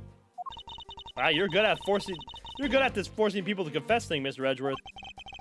To be frank, I'm just a little man, sir. I'm better at selling kids a few small dreams than looking for a big crook, sir. Hold it! Enough wallowing in your own self-pity. Let's return to your testimony. Yes, sir. At least he's honest. Hold it! And how'd you wind up all the way over here? I was in the middle of a sea of kids, sir. But one of the kids decided to challenge me to a fight, sir. I had to run away from the child's painful drop kicks. And before I knew it, the good old drop kick. I dished out my fair share of those when I was a kid. It's always the best when you felt one really connect with your opponent. In any case, you wound up here for a reason completely unrelated to the investigation. It's been lying since we met him. I'm just talking about the, Where is it? I'm better at selling kids a few small dreams than looking for a big crook. That's all I said he was truthful about. That's not something you should be admitting to with your head held high, officer. It sounds like he simply forgot about his real job and became the Blue Badger. However, there was one flaw in Officer Meekin's story. But I have the feeling that he'll need some prodding before he'll spill the beans. I pressed everything.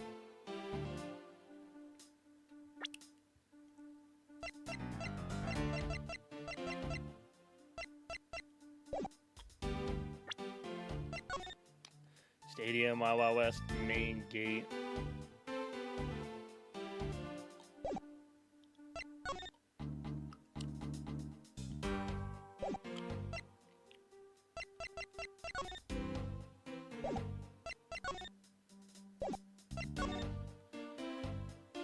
Pending autopsy, preliminary fire remarks. Despite the fact that the final bullet went clean through the body, there's still very little blood to say where the body was found. Mobile shop at Three Wheels was parked inside the Wild West area garage.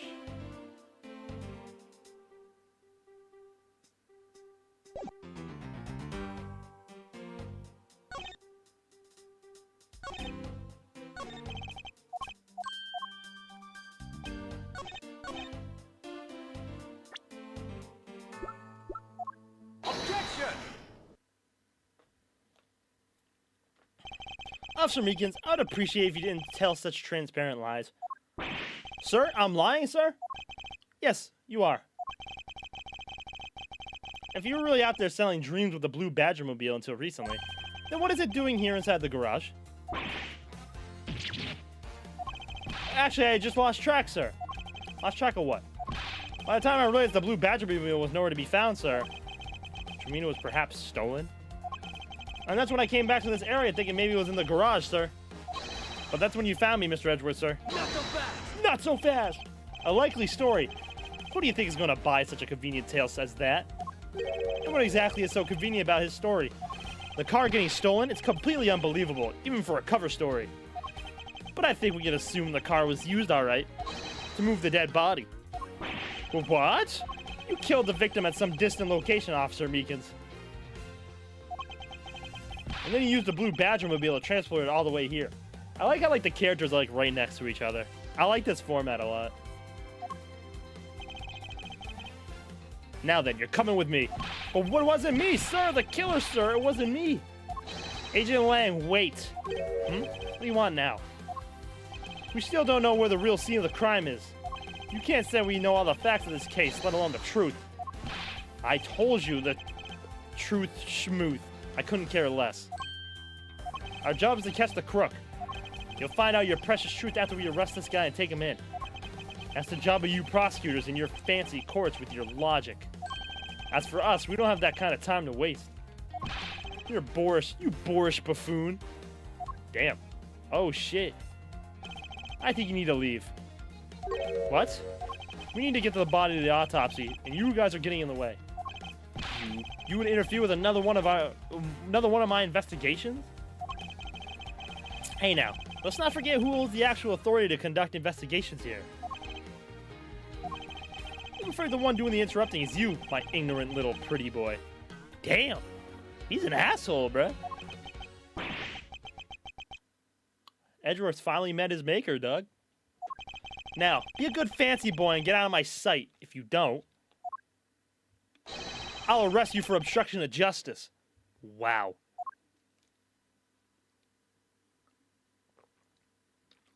Edgeworth has finally met his maker, Doug.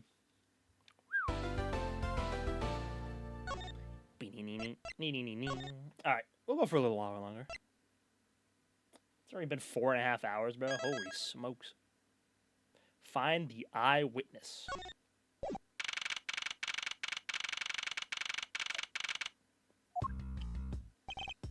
Chased out like a pair of peasants. Mr. Edgeworth? Yes, Kay? There's something even thieves should never steal. Do you know what that is? You really shouldn't steal anything. However, I'll bite. What shouldn't that thief steal? The truth. A life. Oh. It's too heavy of a burden on your soul to get away with ever. That's something we can agree on. Well said, Kay. No matter what may try, murder is the one crime that can never truly be hidden. I tend to prove that by my own hands. Look, it was just a shot in the dark. Shut your face. You know, I'm so... Silence. And intend to prove that by my own hands. When I apprehend the murderer myself... When I apprehend the murderer myself. Alright, I'm going to work extra hard to be a good assistant. Let's go. I still never said she could be my assistant. I'm just going to drop the issue. The first thing we should do is locate the real scene of the murder. Mr. Edgeworth! Gumshoe! Detective Gumshoe! Mr. Edgeworth! The stadium! Hurry, sir! This is supposed to be a hush-hush, but they found a witness at the stadium. A witness? You! What did we tell you about leaving your assigned post? Ah, the jig is up. Mr. Edgeworth, remember that I'm always rooting for you. Go get him, sir. I love Gumshoe, bro. Those detectives sure look like they're enjoying themselves. It's not all fun and games, Kay. Now then, let's head to the stadium and meet this witness. Is that Pain, bro? Not a pink mobile. I thought there was a witness here. Good. Yeah, I don't see anyone. Mr. Edgeworth. Emma! Long time no see. You are Miss Emma Skye, correct? This girl is the younger sister of my former superior, Alana Skye. 2 years ago, we stood in the same courtroom together as witness and prosecutor. But I thought she had gone to Europe to study forensics. Yeah, and then you finally worked under her. Or she worked under you. It's mostly Saint Mahi. I can't believe you remember me, Mr. Edgeworth. Of course I do. How have you been? You look to be in good spirits. Are you still studying abroad? You bet. More than anything, I want to investigate crime scenes scientifically. I've been studying non-stop every day to become a top-notch forensic scientist, and I bet this is where she got that job, is through these games into the 6th game. Or the 4th game, technically. But it's a spring break now, so I thought I'd come back for a bit. I see.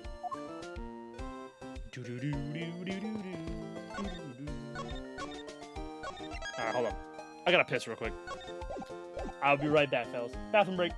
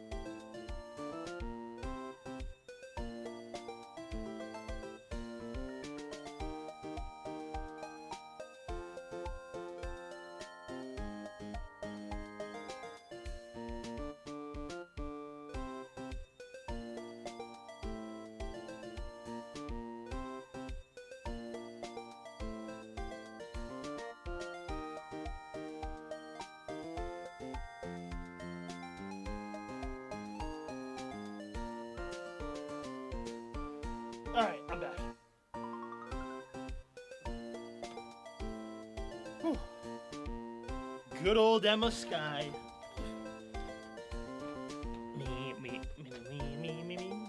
Was it?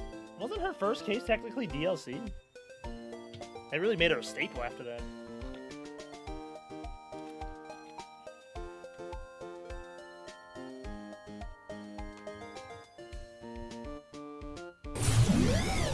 Alright. Not Joler. Alright, Emma. Give me a second. I'll talk to you in a second. Look at it. It's Troop Grimare stuff, too. I think this was before they disbanded and everything else happened. It definitely is. I lied. It definitely is. We have to find the witness before that mean old werewolf does. You're right. The witness is supposed to be here. Emma. I assume this is another Badger-mobile? Yeah, but it's a different color than the blue Badger's car. Yes, it's the retina searing pink model. Alright.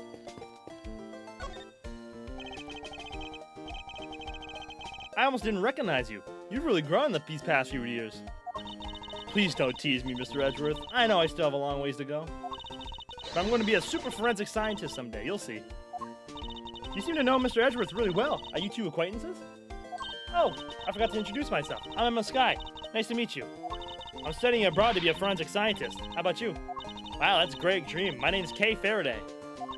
And I'm trying to become an unstoppable great thief. Oh, great thief. Don't think too hard on it, Emma. It's not worth the trouble. In any case, we have much to catch up on. You bet we do. So why are you here, Emma? Well, I just happened to decide to come back home for spring break. And I heard that you come back too, so I raced on over here. I really wanted to welcome you back at the airport, but I had just missed you. Aww. And how exactly do you know I was here? Through the power of science, naturally. Never underestimate what science can do for you. I used these to track your footprints, and I followed them straight to... Wow, that's kind of stalkerish. You will be a pain in the ass of Apollo. True. True. This set is the greatest. It's so wonderfully scientific. You spray this chemical on the ground, and when you shine this special light on it, zing, the footprints light up like an electrified noble gas in a glass tube. It's almost like magic, scientifically speaking. Forensic science has never seemed more ominous to me than it is at the very moment. You can read beacon on our glasses.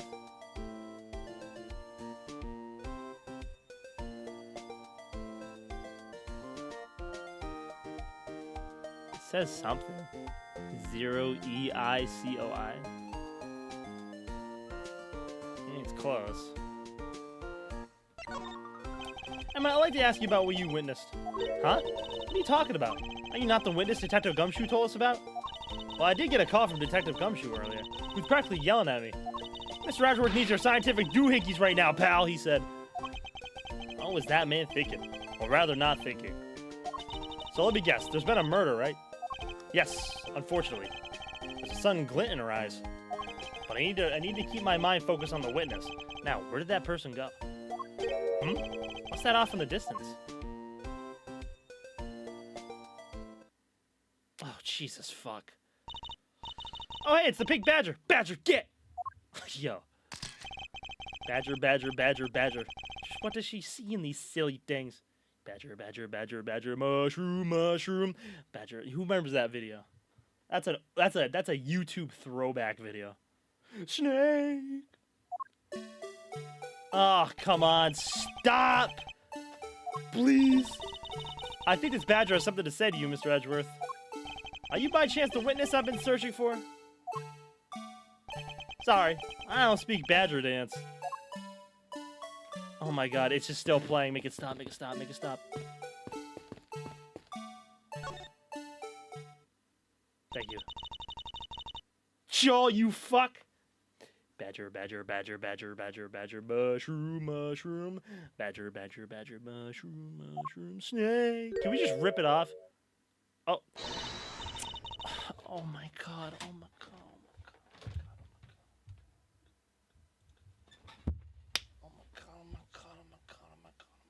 This is one person I wish to never see again, bruh. Fuck!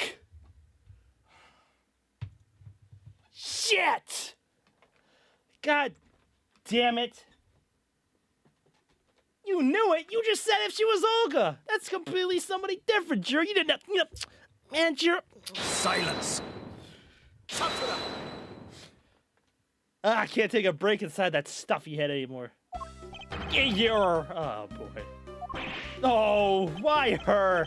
Why here? Why now? I first met this woman 3 years ago. She was a witness in one of my cases.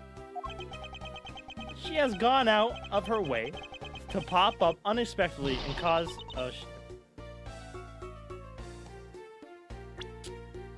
me great grief. I'm Edgy Poo. Old Bag Chronicles is so gross, Doug. How could you understand what I was trying to tell you? I mean, really. I was trying so hard to keep the kid's dream alive by staying in character. But you couldn't pick up on what I was trying to convey to you.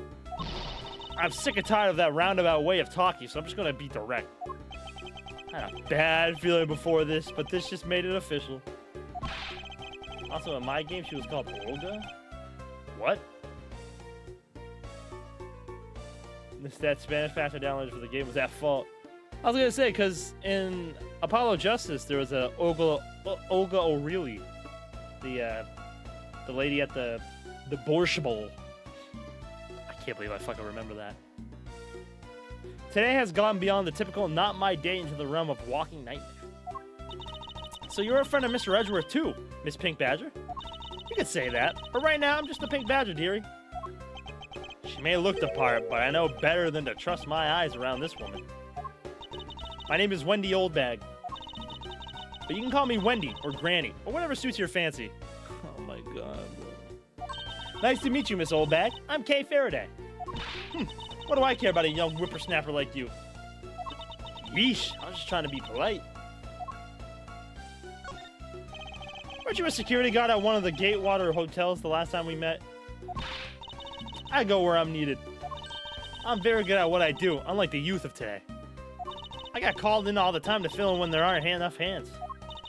But enough about me, Edgy Poo. I'm thoroughly dejected right now.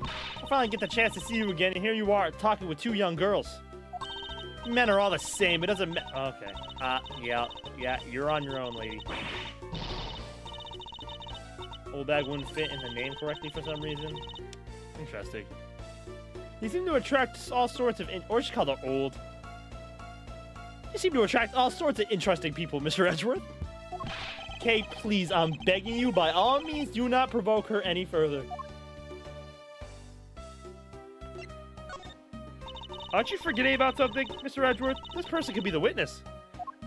Honestly, I hope she isn't, but I don't think Faye's going to be so kind today.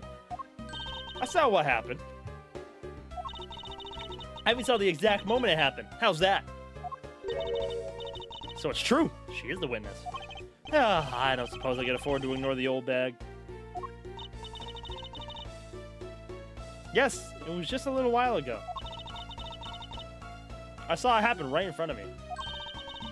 The moment of the murder. You mean to say that you witnessed someone being killed right before your eyes? Sounds like a pretty important piece of testimony to me. Oh boy. What old bag witnessed? I came to the stadium to take a short break. As I was resting, I happened to glance over and saw two men facing each other in that area. Suddenly, there was a loud gunshot, and the person who was shot fell to the ground. It was a very terrifying experience, let me tell you. Looks like we hit the jackpot, huh, Mr. Edgeworth? Yes, I can't afford to ignore what she has to say. Unfortunately. What's that unfortunately you tacked on at the end supposed to mean, Edgy Poo? Well, anyway, let's see what we can find out from that little old lady. Yeah, good old bag. Yeah.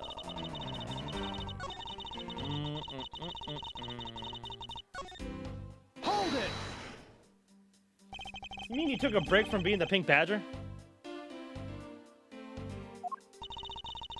Carol Shanning's voice. I can see it.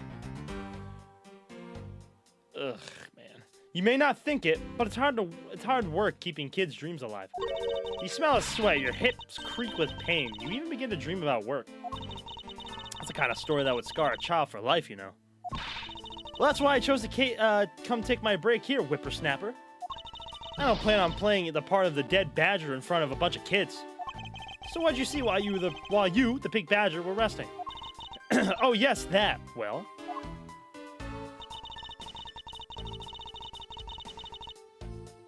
Hold it! Nate's right, pay for it. You saw two men. Can you describe them for me? They look like your average Joes. Completely uninterested and not worth fawning over. Objection sustained. I object to the witness's talkativeness. Objection abstained. A couple of the rare objectives sustains from the judge. I'm telling you, they were so bored that I don't even remember how much beyond that. But they didn't have any special features. Anything you recall would be very helpful. Oh my, don't tell me you're jealous of those two men. Holy fuck. Hey, she's right. You do seem pretty worked up over them, Mr. Edgeworth. I'm not worked up over anyone, and I'm not jealous. It's alright, AGP. Those two were just foes compared to a stallion like you. I thought so little of them that I lost interest the instant I laid eyes on them.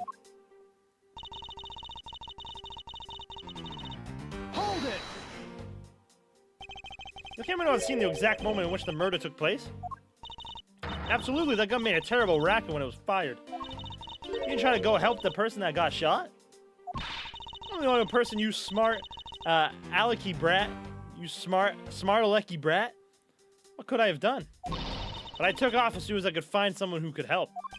2 men, 1 bullet. It's all consistent with what we found out from the body. Sadly, there wasn't exactly a lot of new information to go on in your testimony. Well, if I saw the guy again, I'm sure I could identify him for you. I mean, how do you expect me to remember anything without something to jog my memory? Self-centered, aren't we? While it was somewhat useful, her testimony also presents us with a new problem. Mr. Edgeworth. Yes? So about this new problem. What is that giant grin on your face for? You want me to show you something really nice? No, thank you. Don't be so mean. I swear it's something you're going to like. What is that gadget you're holding? That's a cell phone, Miles. What you see before you is the secret weapon of a great thief. Ah, I should have known. It would be worthless. Ah, don't be like that. Whoa. It's not a cell phone. What do you think now? What is it doing? It's projecting something into the air. I'm going to input the necessary information to run the simulation now. Once I'm done, I'll increase the size of the projection to its maximum size. Dark skies of evening, when no other birds dares take wing, one alone remains all-seeing. Now witness the true power of a real modern-day Robin Hood. Oh, what the fuck? What is this? Recreation. New minigame.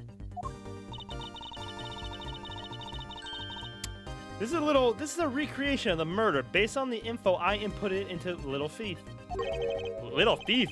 I dare say I think you're taking the Robin Hood thing a bit too far. Little Thief is actually meant to be a simulator for me to plan my thefts. Well, I suppose if I use it like this... Let's see, this old backs that the 2 men were facing each other. And then a gunshot rang out and the victim fell to the ground. Blech. Ah, so with this we can expect the crime scene as it was in the past. See? So what do you think?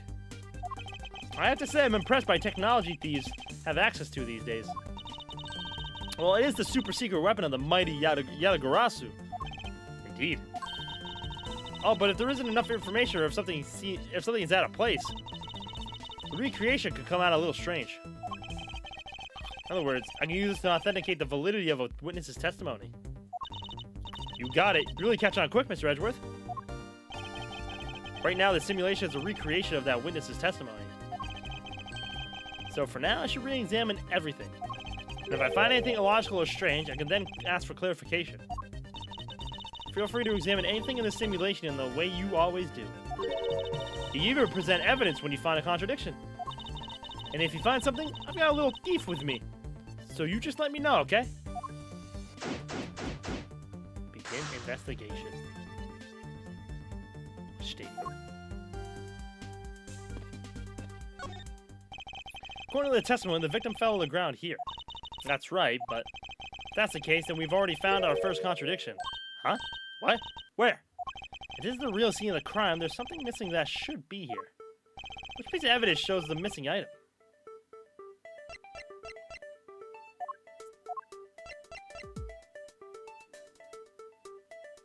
Take that!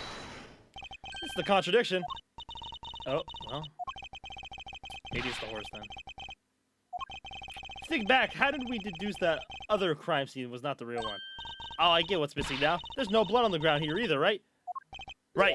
The fact that there was no blood here casts doubt on the witness's testimony. Oh, I was right. Oh, oops. It's so hard to figure out if I'm right or not. Okay. Think back, how did we deduce that? Okay. If this is the real scene of the crime, something specific should be here.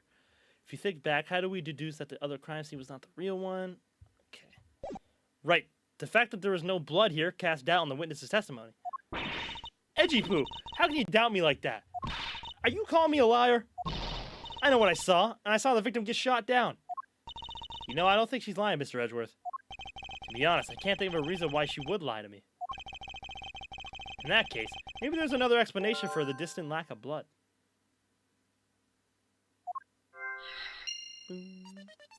The penalties are tiny. Yeah. Yeah, I can see that.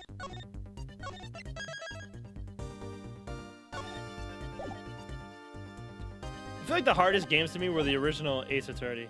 Definitely the original Ace Attorney trilogy was definitely the hardest. And then the Great Ace. The Great Ace had some hard parts.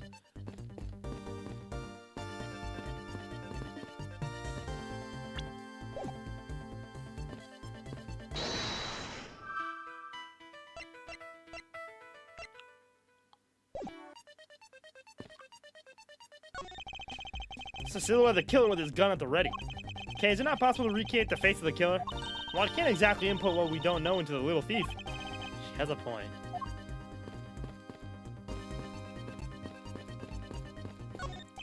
Looks like they broke the stage down. Stage was packed up. Oh, you missed it too, Jiro. The stage, there was a stage back at the main area. It was for the Gaviner show. And then they had like a little sign that was like Max Galactica versus Troop Grimari. Kinda cool. Even though we didn't see any.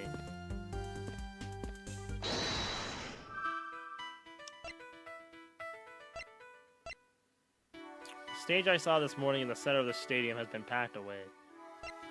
Yeah, this was the stage, I guess.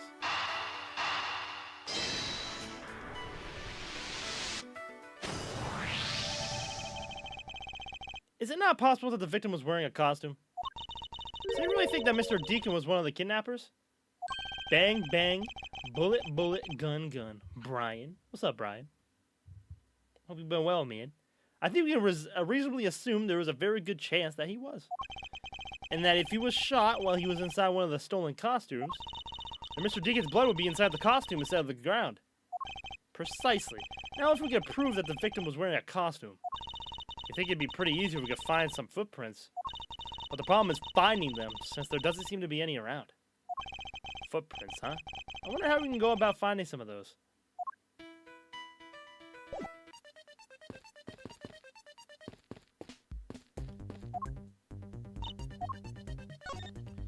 So you believe that this gadget will provide us with the proof we need? Yeah, of course. Pretty neat, huh? By inputting info like this, it can recreate the crime scene exactly as it was. Although, Little Thief was originally intended to be a training sim for heist. Training sim for thievery. I don't believe I can turn a deaf ear to that, Kay. But it's just for practice. Practice. It's not like I've actually stolen anything yet. Besides, we're in the middle of an investigation, so stop nitpicking. Even if it's just practice, I can't exactly endorse the act of stealing. Although, admittedly, this device is rather useful in an investigation. So how am I supposed to use this to aid my investigation? Oh, that's right. I guess I should explain how to use it, huh? Objects outlined in yellow are things that are not present in our time, but were in the past. Things outlined in a dotted line are things that exist now, but didn't in the past. I see. So you can examine, interact with replicated people and objects as you normally do. You can even present evidence when you find an inconsistency. Oh, and be sure to point out mistakes in the recreation with evidence, too. Very well. Let's continue with the investigation. If there's something you don't get about Little Thief, feel free to ask anytime, okay? I like Kay so far. She's cool.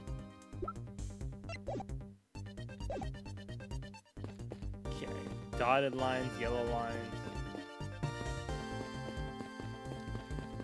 What the fuck do I play on PC now that I have one? Everything I own, everything I play, I own on PS5.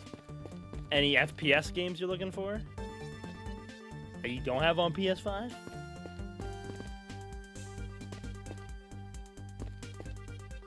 I mean, honestly, there's not really a lot of PC-only games right now. I mean, Riot games. No, never mind, because Riot's on fucking PC now, PlayStation. I don't know. Honestly, I just say peruse through Steam until you find something. Okay, so what?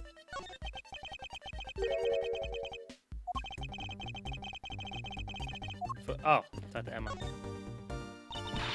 Do not play League of Legends. Do not play League of Legends. Bad idea. This is amazing. Just feel the power of silence. Emma, what the method you were talking about for finding footprints? Ah, finally, my expert knowledge of forensics is needed. Well, can you detect and trace even partial footprints? Leave it to me. My cutting-edge detection kit can find anything. Very well. If you can please analyze the footprints in this area. Okay, stand back and now witness the power of science at work. Whoa.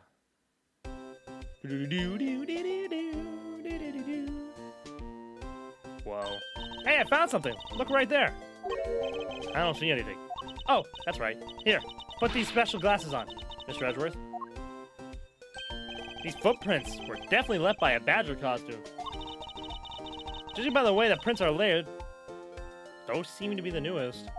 Then we can conclude the evidence was definitely wearing a costume at the time.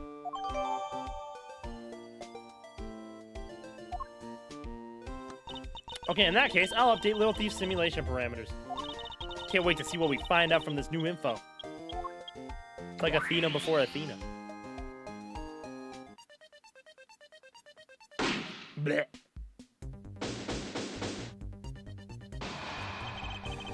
So the victim was wearing a costume when he died. With that, we should be one step closer to the truth, right? I see the recreation has changed in the accordance with the new information. Maybe closer, but now something else has caught my attention.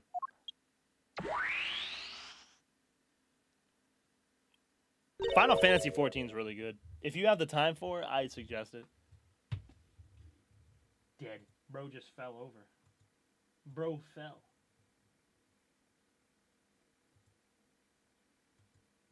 Boo-doo, boo-boo. Boo-boo-doo. Bro literally fell. What do you want? Your testimony, naturally. I'd like to hear it one more time, if you please. What old bag witnessed? I came to the stadium to take a short break. So as a result of investing, I happened to glance over his own. It's the same thing.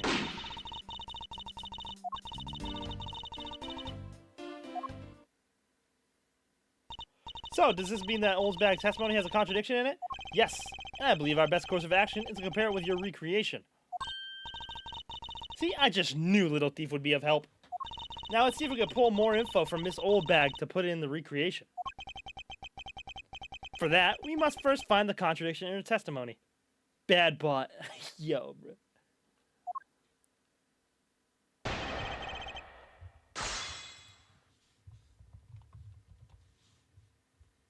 Nice.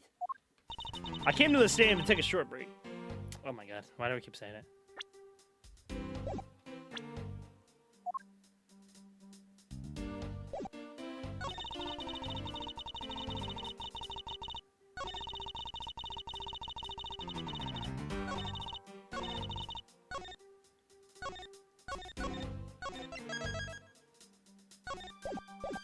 Yeah, it's not a long cooldown, but it's a little cooldown.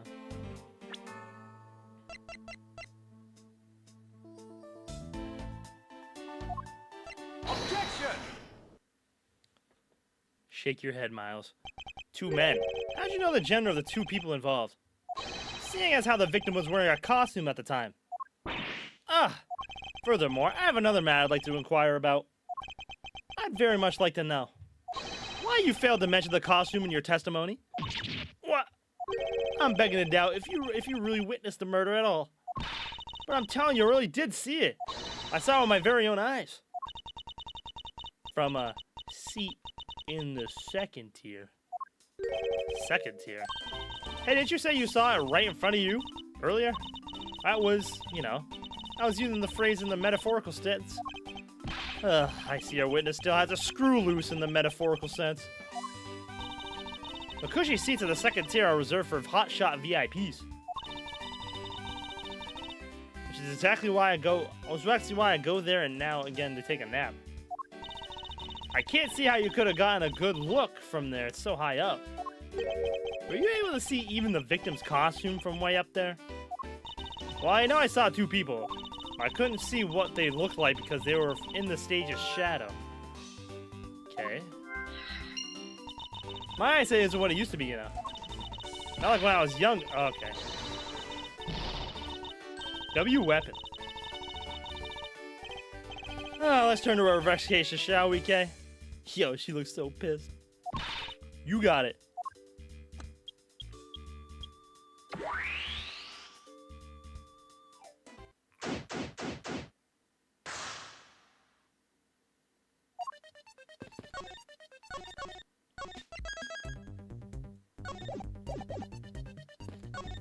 This is the new silhouette of the victim in the costume.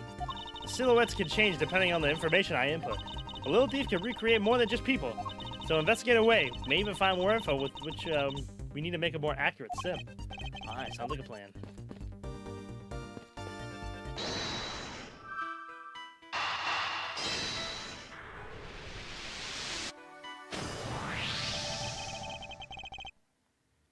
If that woman's testimony is to be believed, the murder occurred before the stage was broken down. Do you want me to input that bit of info into the little thief? Yes, if you please.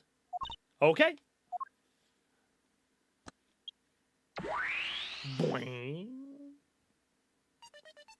Bleh. Yeah, there it is. Cedro. Gaviners. Oh, here it is. Look at this. Battle of the Magicians. It's probably hard to see on stream. Battle of the Magicians. Max Galactica versus Troop Grimare. The Gaviners special consort. Battle of the Magicians. Max Galactica versus Troop Grimare. And tomorrow there will be a concert by the hip new rock band, the Gaviners. Not that either of these stage shows interest me in the least. They will, Miles. They will. This new silhouette of the victim is in a costume. Silhouettes can change depending on the information I input. A little thief can recreate more than... Okay. Same thing. There's clearly a contradiction here. Please stop stealing my lines. Oh, come on. It wasn't that hard to see it coming, even for a layman like me. I suppose in any case, it's not possible for the killer to have stood here in that way. Because there was a very real stage set up in this spot at the time. Yeesh. I told you I got it. Do you feel the need to explain everything? Yes, well, in any case, we still need to resolve this unusual situation. Isn't it obvious? The killer was on top of the stage, naturally. Right, Miss Oldbag? Yes, I remember now. The killer was standing on top of the stage. See? Now let me update the info in the simulation.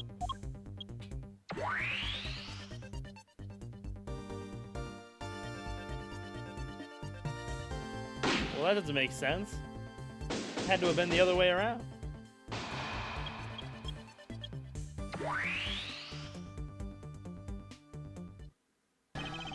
Well, what have we here? A bunch of hooligans running amok, I see. Oh boy. I do love his theme though.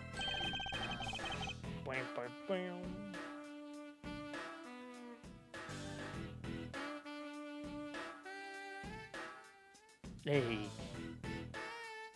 Agent Lang, how nice of you to join us. Well, I can't have you going around messing up my crime scenes. Agent Lang, we've discovered that the real scene of the murder is here at the stadium. I see. Thanks. For what? I'm just trying to show you my appreciation for all the time you saved me. Who knew that such a strange little toy could recreate a crime scene like that? Little thief is not a toy. You two. Sir. You gonna steal it from her?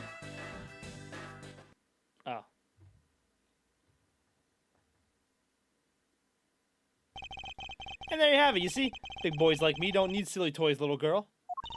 Oh. Now, this is a recreation. So what? Do you still intend to assert that Officer Meekins is the killer? Of course. Even though the crime took place here doesn't let him off the hook.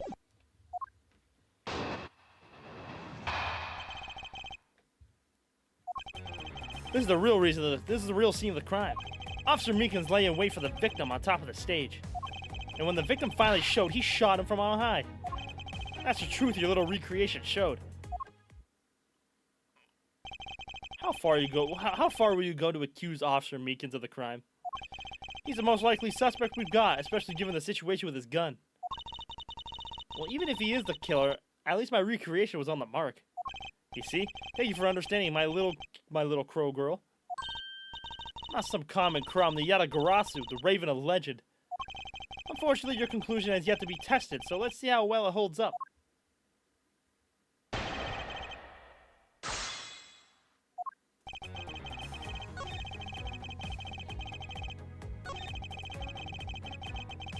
Alright, I know what it is, but I want to press him. Hold it! Hold it! Looks like we found the real crime scene first. Huh, brag all you want, but we don't have all that free time unlike the two of you. You know what you remind me of? A dog, licking his wounds as he whimpers home.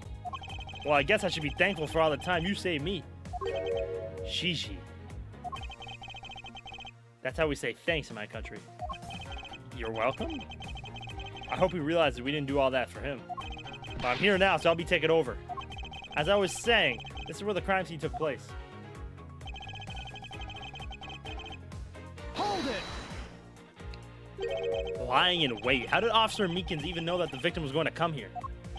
Simple. He was investigating the kidnappers, right? And while he was doing so, he came to understand the victim, Mr. Deacon's movements. Objection! Huh. And why would the good officer want to ambush and kill a kidnapper? Not so fast! You mean his motive? Who knows? And who cares? You can find that out for yourself when you talk to him in jail. You have no respect for the order of law. Don't get me wrong, but I need more than there's no motive to convince me otherwise. He's right. The lack of a motive is a rather weak argument by itself. So the officer lay in wait on top of the stage. Hold it! So you agree with how our recreation turned out? Like I said, I'm grateful that you were able to save me some time. Alright, but we still don't know why he chose to wait on top of the stage. Who cares? Maybe he wanted to become the Blue Badger. Not so fast! I like that. I like the not so fast.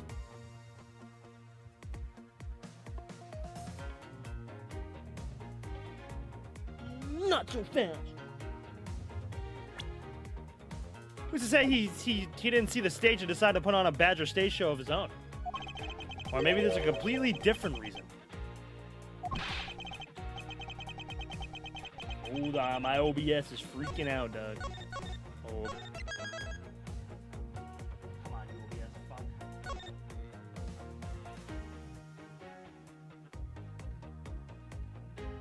Unless y'all can see, can y'all still see?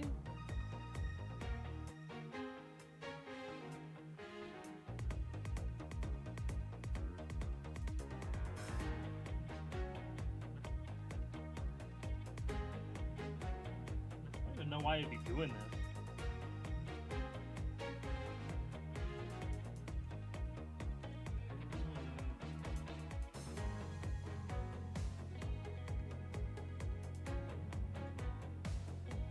Alright, it's good now. Weird. Yeah, OBS has been acting weird lately.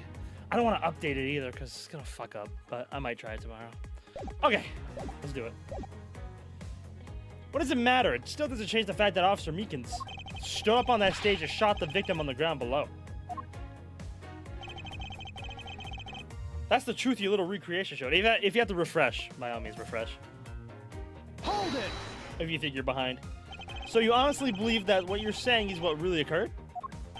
Hey, you're the ones who came up with this scenario. Are you saying you doubt yourselves? Touché. Unfortunately, Agent Lang's conclusions do not contradict with our recreation. But does that mean it all went down just as he says? No, not quite. I got it. Yeah, not so fast as practical. Not so fast. Objection! Shake your head, Miles. I'm terribly sorry, Agent Lang. I should have warned you that a recreation is incomplete.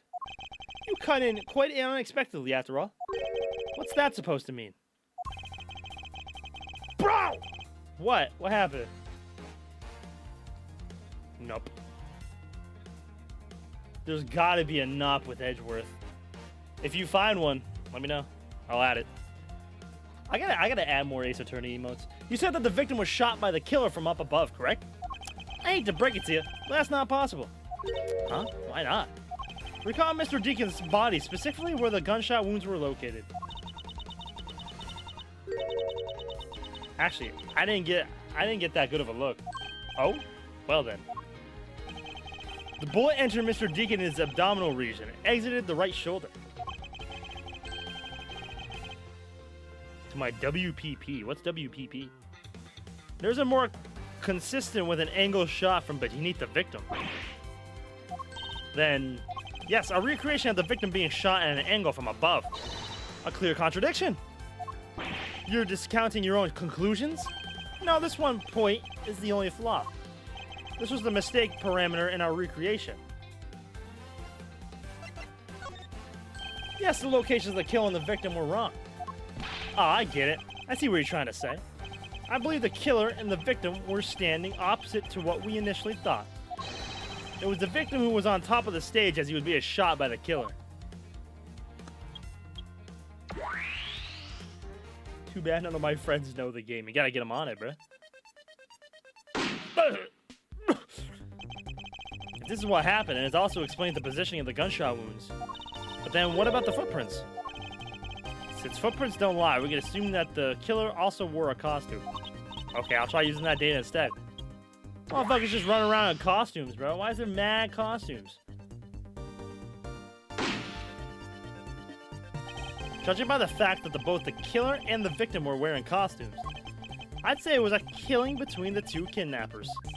That would be the most natural conclusion. Wouldn't you agree, Agent Lang?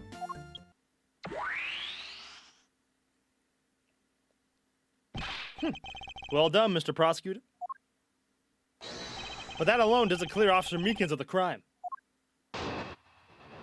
I can't make that play free, Grant. Little old gives you have to buy. Fair enough.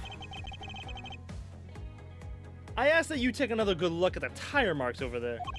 The 3 marks are indicative of the Blue Badger mobile. The story that Officer Meekins told that shop on wheels getting stolen was just a lie. He drove the Blue Badger mobile here and committed the murder. Then he used the car to move the body to the garage in the Wild West area. You believe he moved the body with the car? That's right. It was Officer Meekins himself who was pointing us the way he did. He did it. Oh yeah. Oh yeah. Add in that, bro. Hold on. That's pathetic. It's already in here. Wait, what? Wait, what? It says it's already in here. Oh my god. I'd even add it, bro. It's been in here. We just didn't know it. Damn. Ain't that a kick in the nuts? It's just as pathetic. Damn. I didn't know myself. I didn't know myself. I don't know when that was added. Hey, hold on. Can I check to see who added it?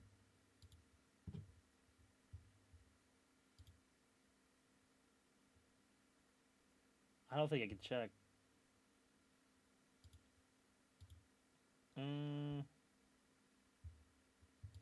Hold on.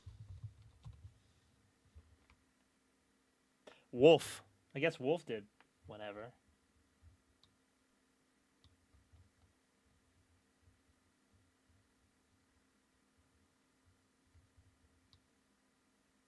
I don't remember Wolf ever doing this.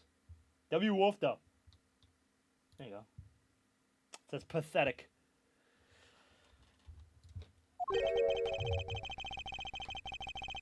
I don't know my own stickers, Doug. The three tire tread marks are very telling. However, is the Blue Badger mobile the only thing capable of creating such a pattern?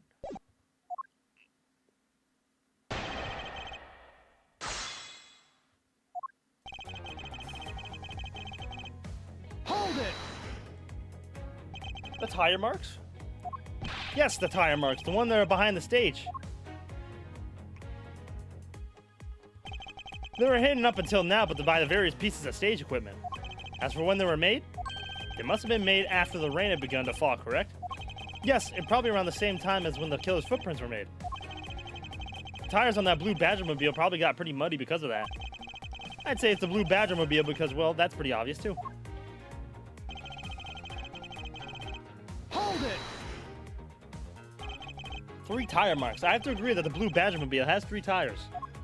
Of course, the only thing in this part that could make those tire marks is that roving shop, or the one right next to us. Objection! Am I forgetting that there are in fact 3 of them? You can't simply ignore the pink and the Proto Badger mobiles, Agent Lang. Not so fast! Of course, I didn't say it couldn't be either one of the other 2, but I see no reason to drag them into this just to complicate things. Hold it! Of course, you have some sort of proof that it was all a lie, correct? Of course not. That was blunt. But suppose it is a lie. It would explain a lot of things, like his movements and his whereabouts. Hold it! So you still claim that the tire marks belong to the Blue Badger mobile? It must have arrived at the scene after the ground had become wet with rain. Officer Meekins committed the murder. Hold it! Besides the Blue Badger mobile, there are other ways that the body could have been moved. Not so fast! Not so fast! Recall what the Wild West area looked like. Only the Blue Badger mobile and Mr. Deacon's body were in the garage. I'd say that's proof. I suppose if one were to look at that place, that would be the only logical conclusion. However, my experience tells me that the truth is usually not so easily found. Is there some sort of problem with Agent Lang's statement with regard to that scene? Looks like the only thing that car was selling was death, not dreams. Only if what Agent Lang believes turns out to be true. 3 tread tire marks are very telling, however. Is the Blue Badger mobile the only one capable of creating such a pattern?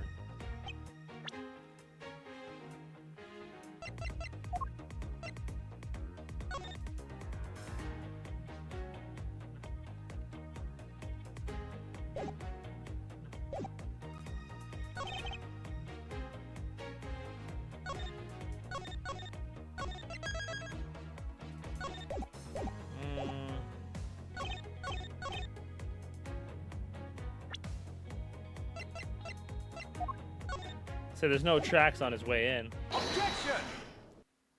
There it is. Look at Edgeworth, bruh. Sorry, Agent Lang, but that's an impossible tale. And why is that? Those tire marks could not have been left by Officer Meekins' Blue Badger mobile. Oh shit! Oh shit!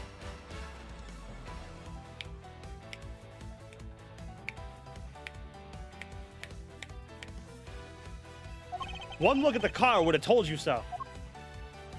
What proves that the Blue Badger mobile had never been to the stadium?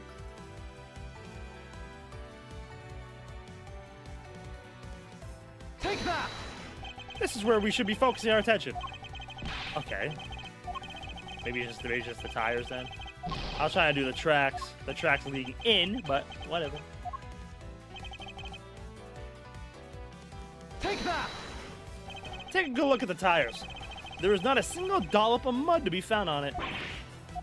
If this car had to come to the backstage area and left those tire tracks, then the lack of mud on these tires stands out as very peculiar indeed. Now, how do you explain the tire tracks, genius? Hey, I got it. What about Miss Oldback's pink Badger mobile? Don't be ridiculous. I was sleeping the entire time in the second tier seats. Indeed, I believe we could rule her out as someone related to the crime. However, there is yet one more roving store, as I recall. Oh! That fucking badger is so scary. You mean the Proto Badger? That's right, there was one more parking space inside that garage. And it proves the existence of a Proto Badger mobile. Agent Lang, I suggest you find this proto-Badgermobile post-haste. There must still be some sort of incriminating evidence on it. Yeah, get out, dummy. Hey, did you hear something? Hell. Who the fuck are you? Help me. Oh, is that his son? Are you alright? Oh, this is something. Looks like we found our kidnapping victim. This must be Lance. Where were you all this time?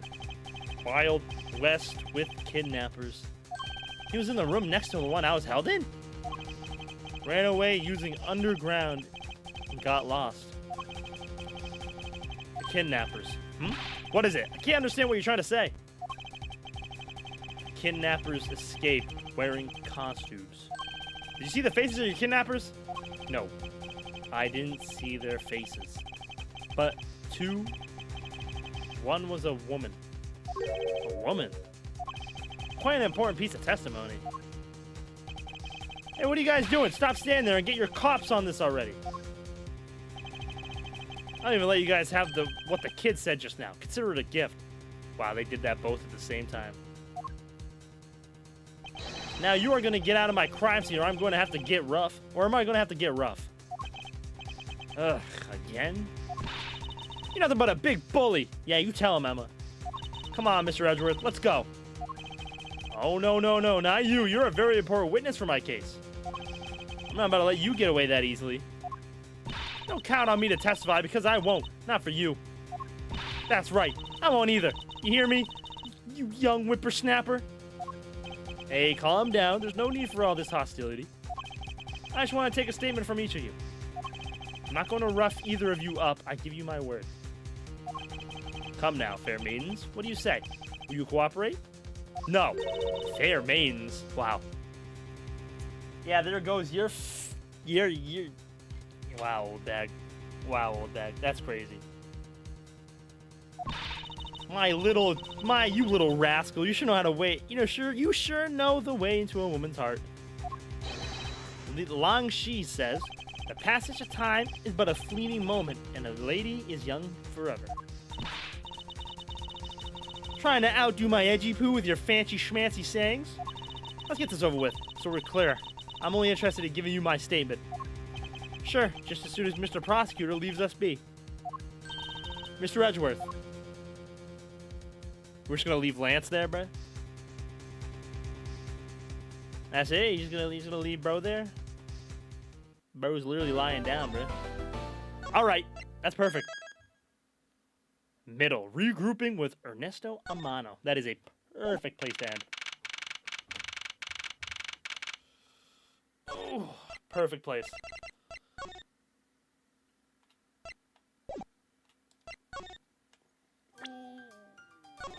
I like how, like, this screen, it shows, like, what case you're on.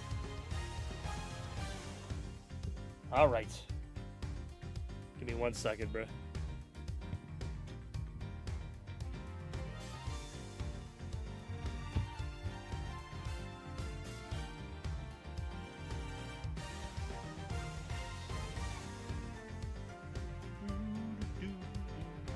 Perfect time indeed. I need to make dinner or else I'm gonna eat one of my cats. Please don't eat your cats.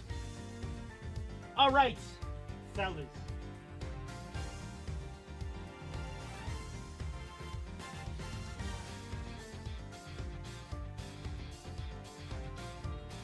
Good Ace Attorney Day. We made a lot of progress. We made some good progress. We're on case 3 already of the first game. There's 5 cases.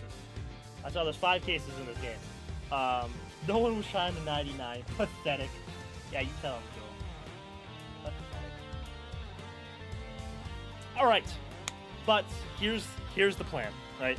So tomorrow I will be here. We will continue this. I'll be back for anybody that's new, that's like watching a VOD or anything, or is here that is new. I'll be back here tomorrow at 3 p.m. Eastern. We will continue this case. I don't think I will start the 4th case tomorrow, because on Tuesday's the 10th, right? Or am I tripping? Tuesday's the 10th. The 10th, Persona 3 Reload Aigis' episode comes out. I do want to play that first. So we're gonna do that. We're gonna save the 4th case until after I'm finished with the Aegis stuff, and then we'll come back and we'll finish Ace Attorney investigations. Right? So that's the plan. We'll finish the 3rd case tomorrow. We'll start Aegis this episode on Tuesday, and then we'll come back once we finish Aegis this episode. That is the plan. I'm very much enjoying investigations so far, though.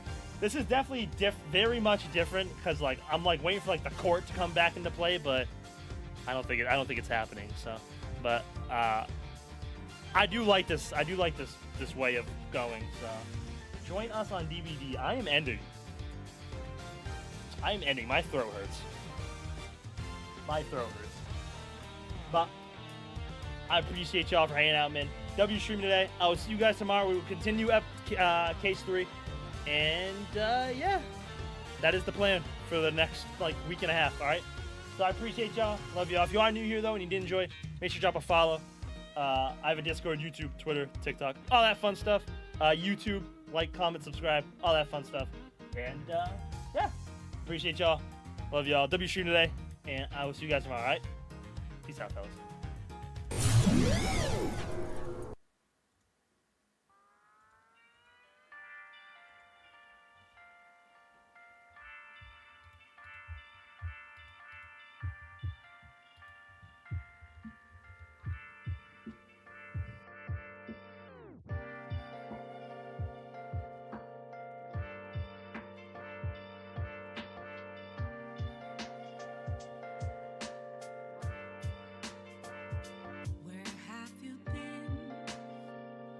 Searching all along, confessing while on and on,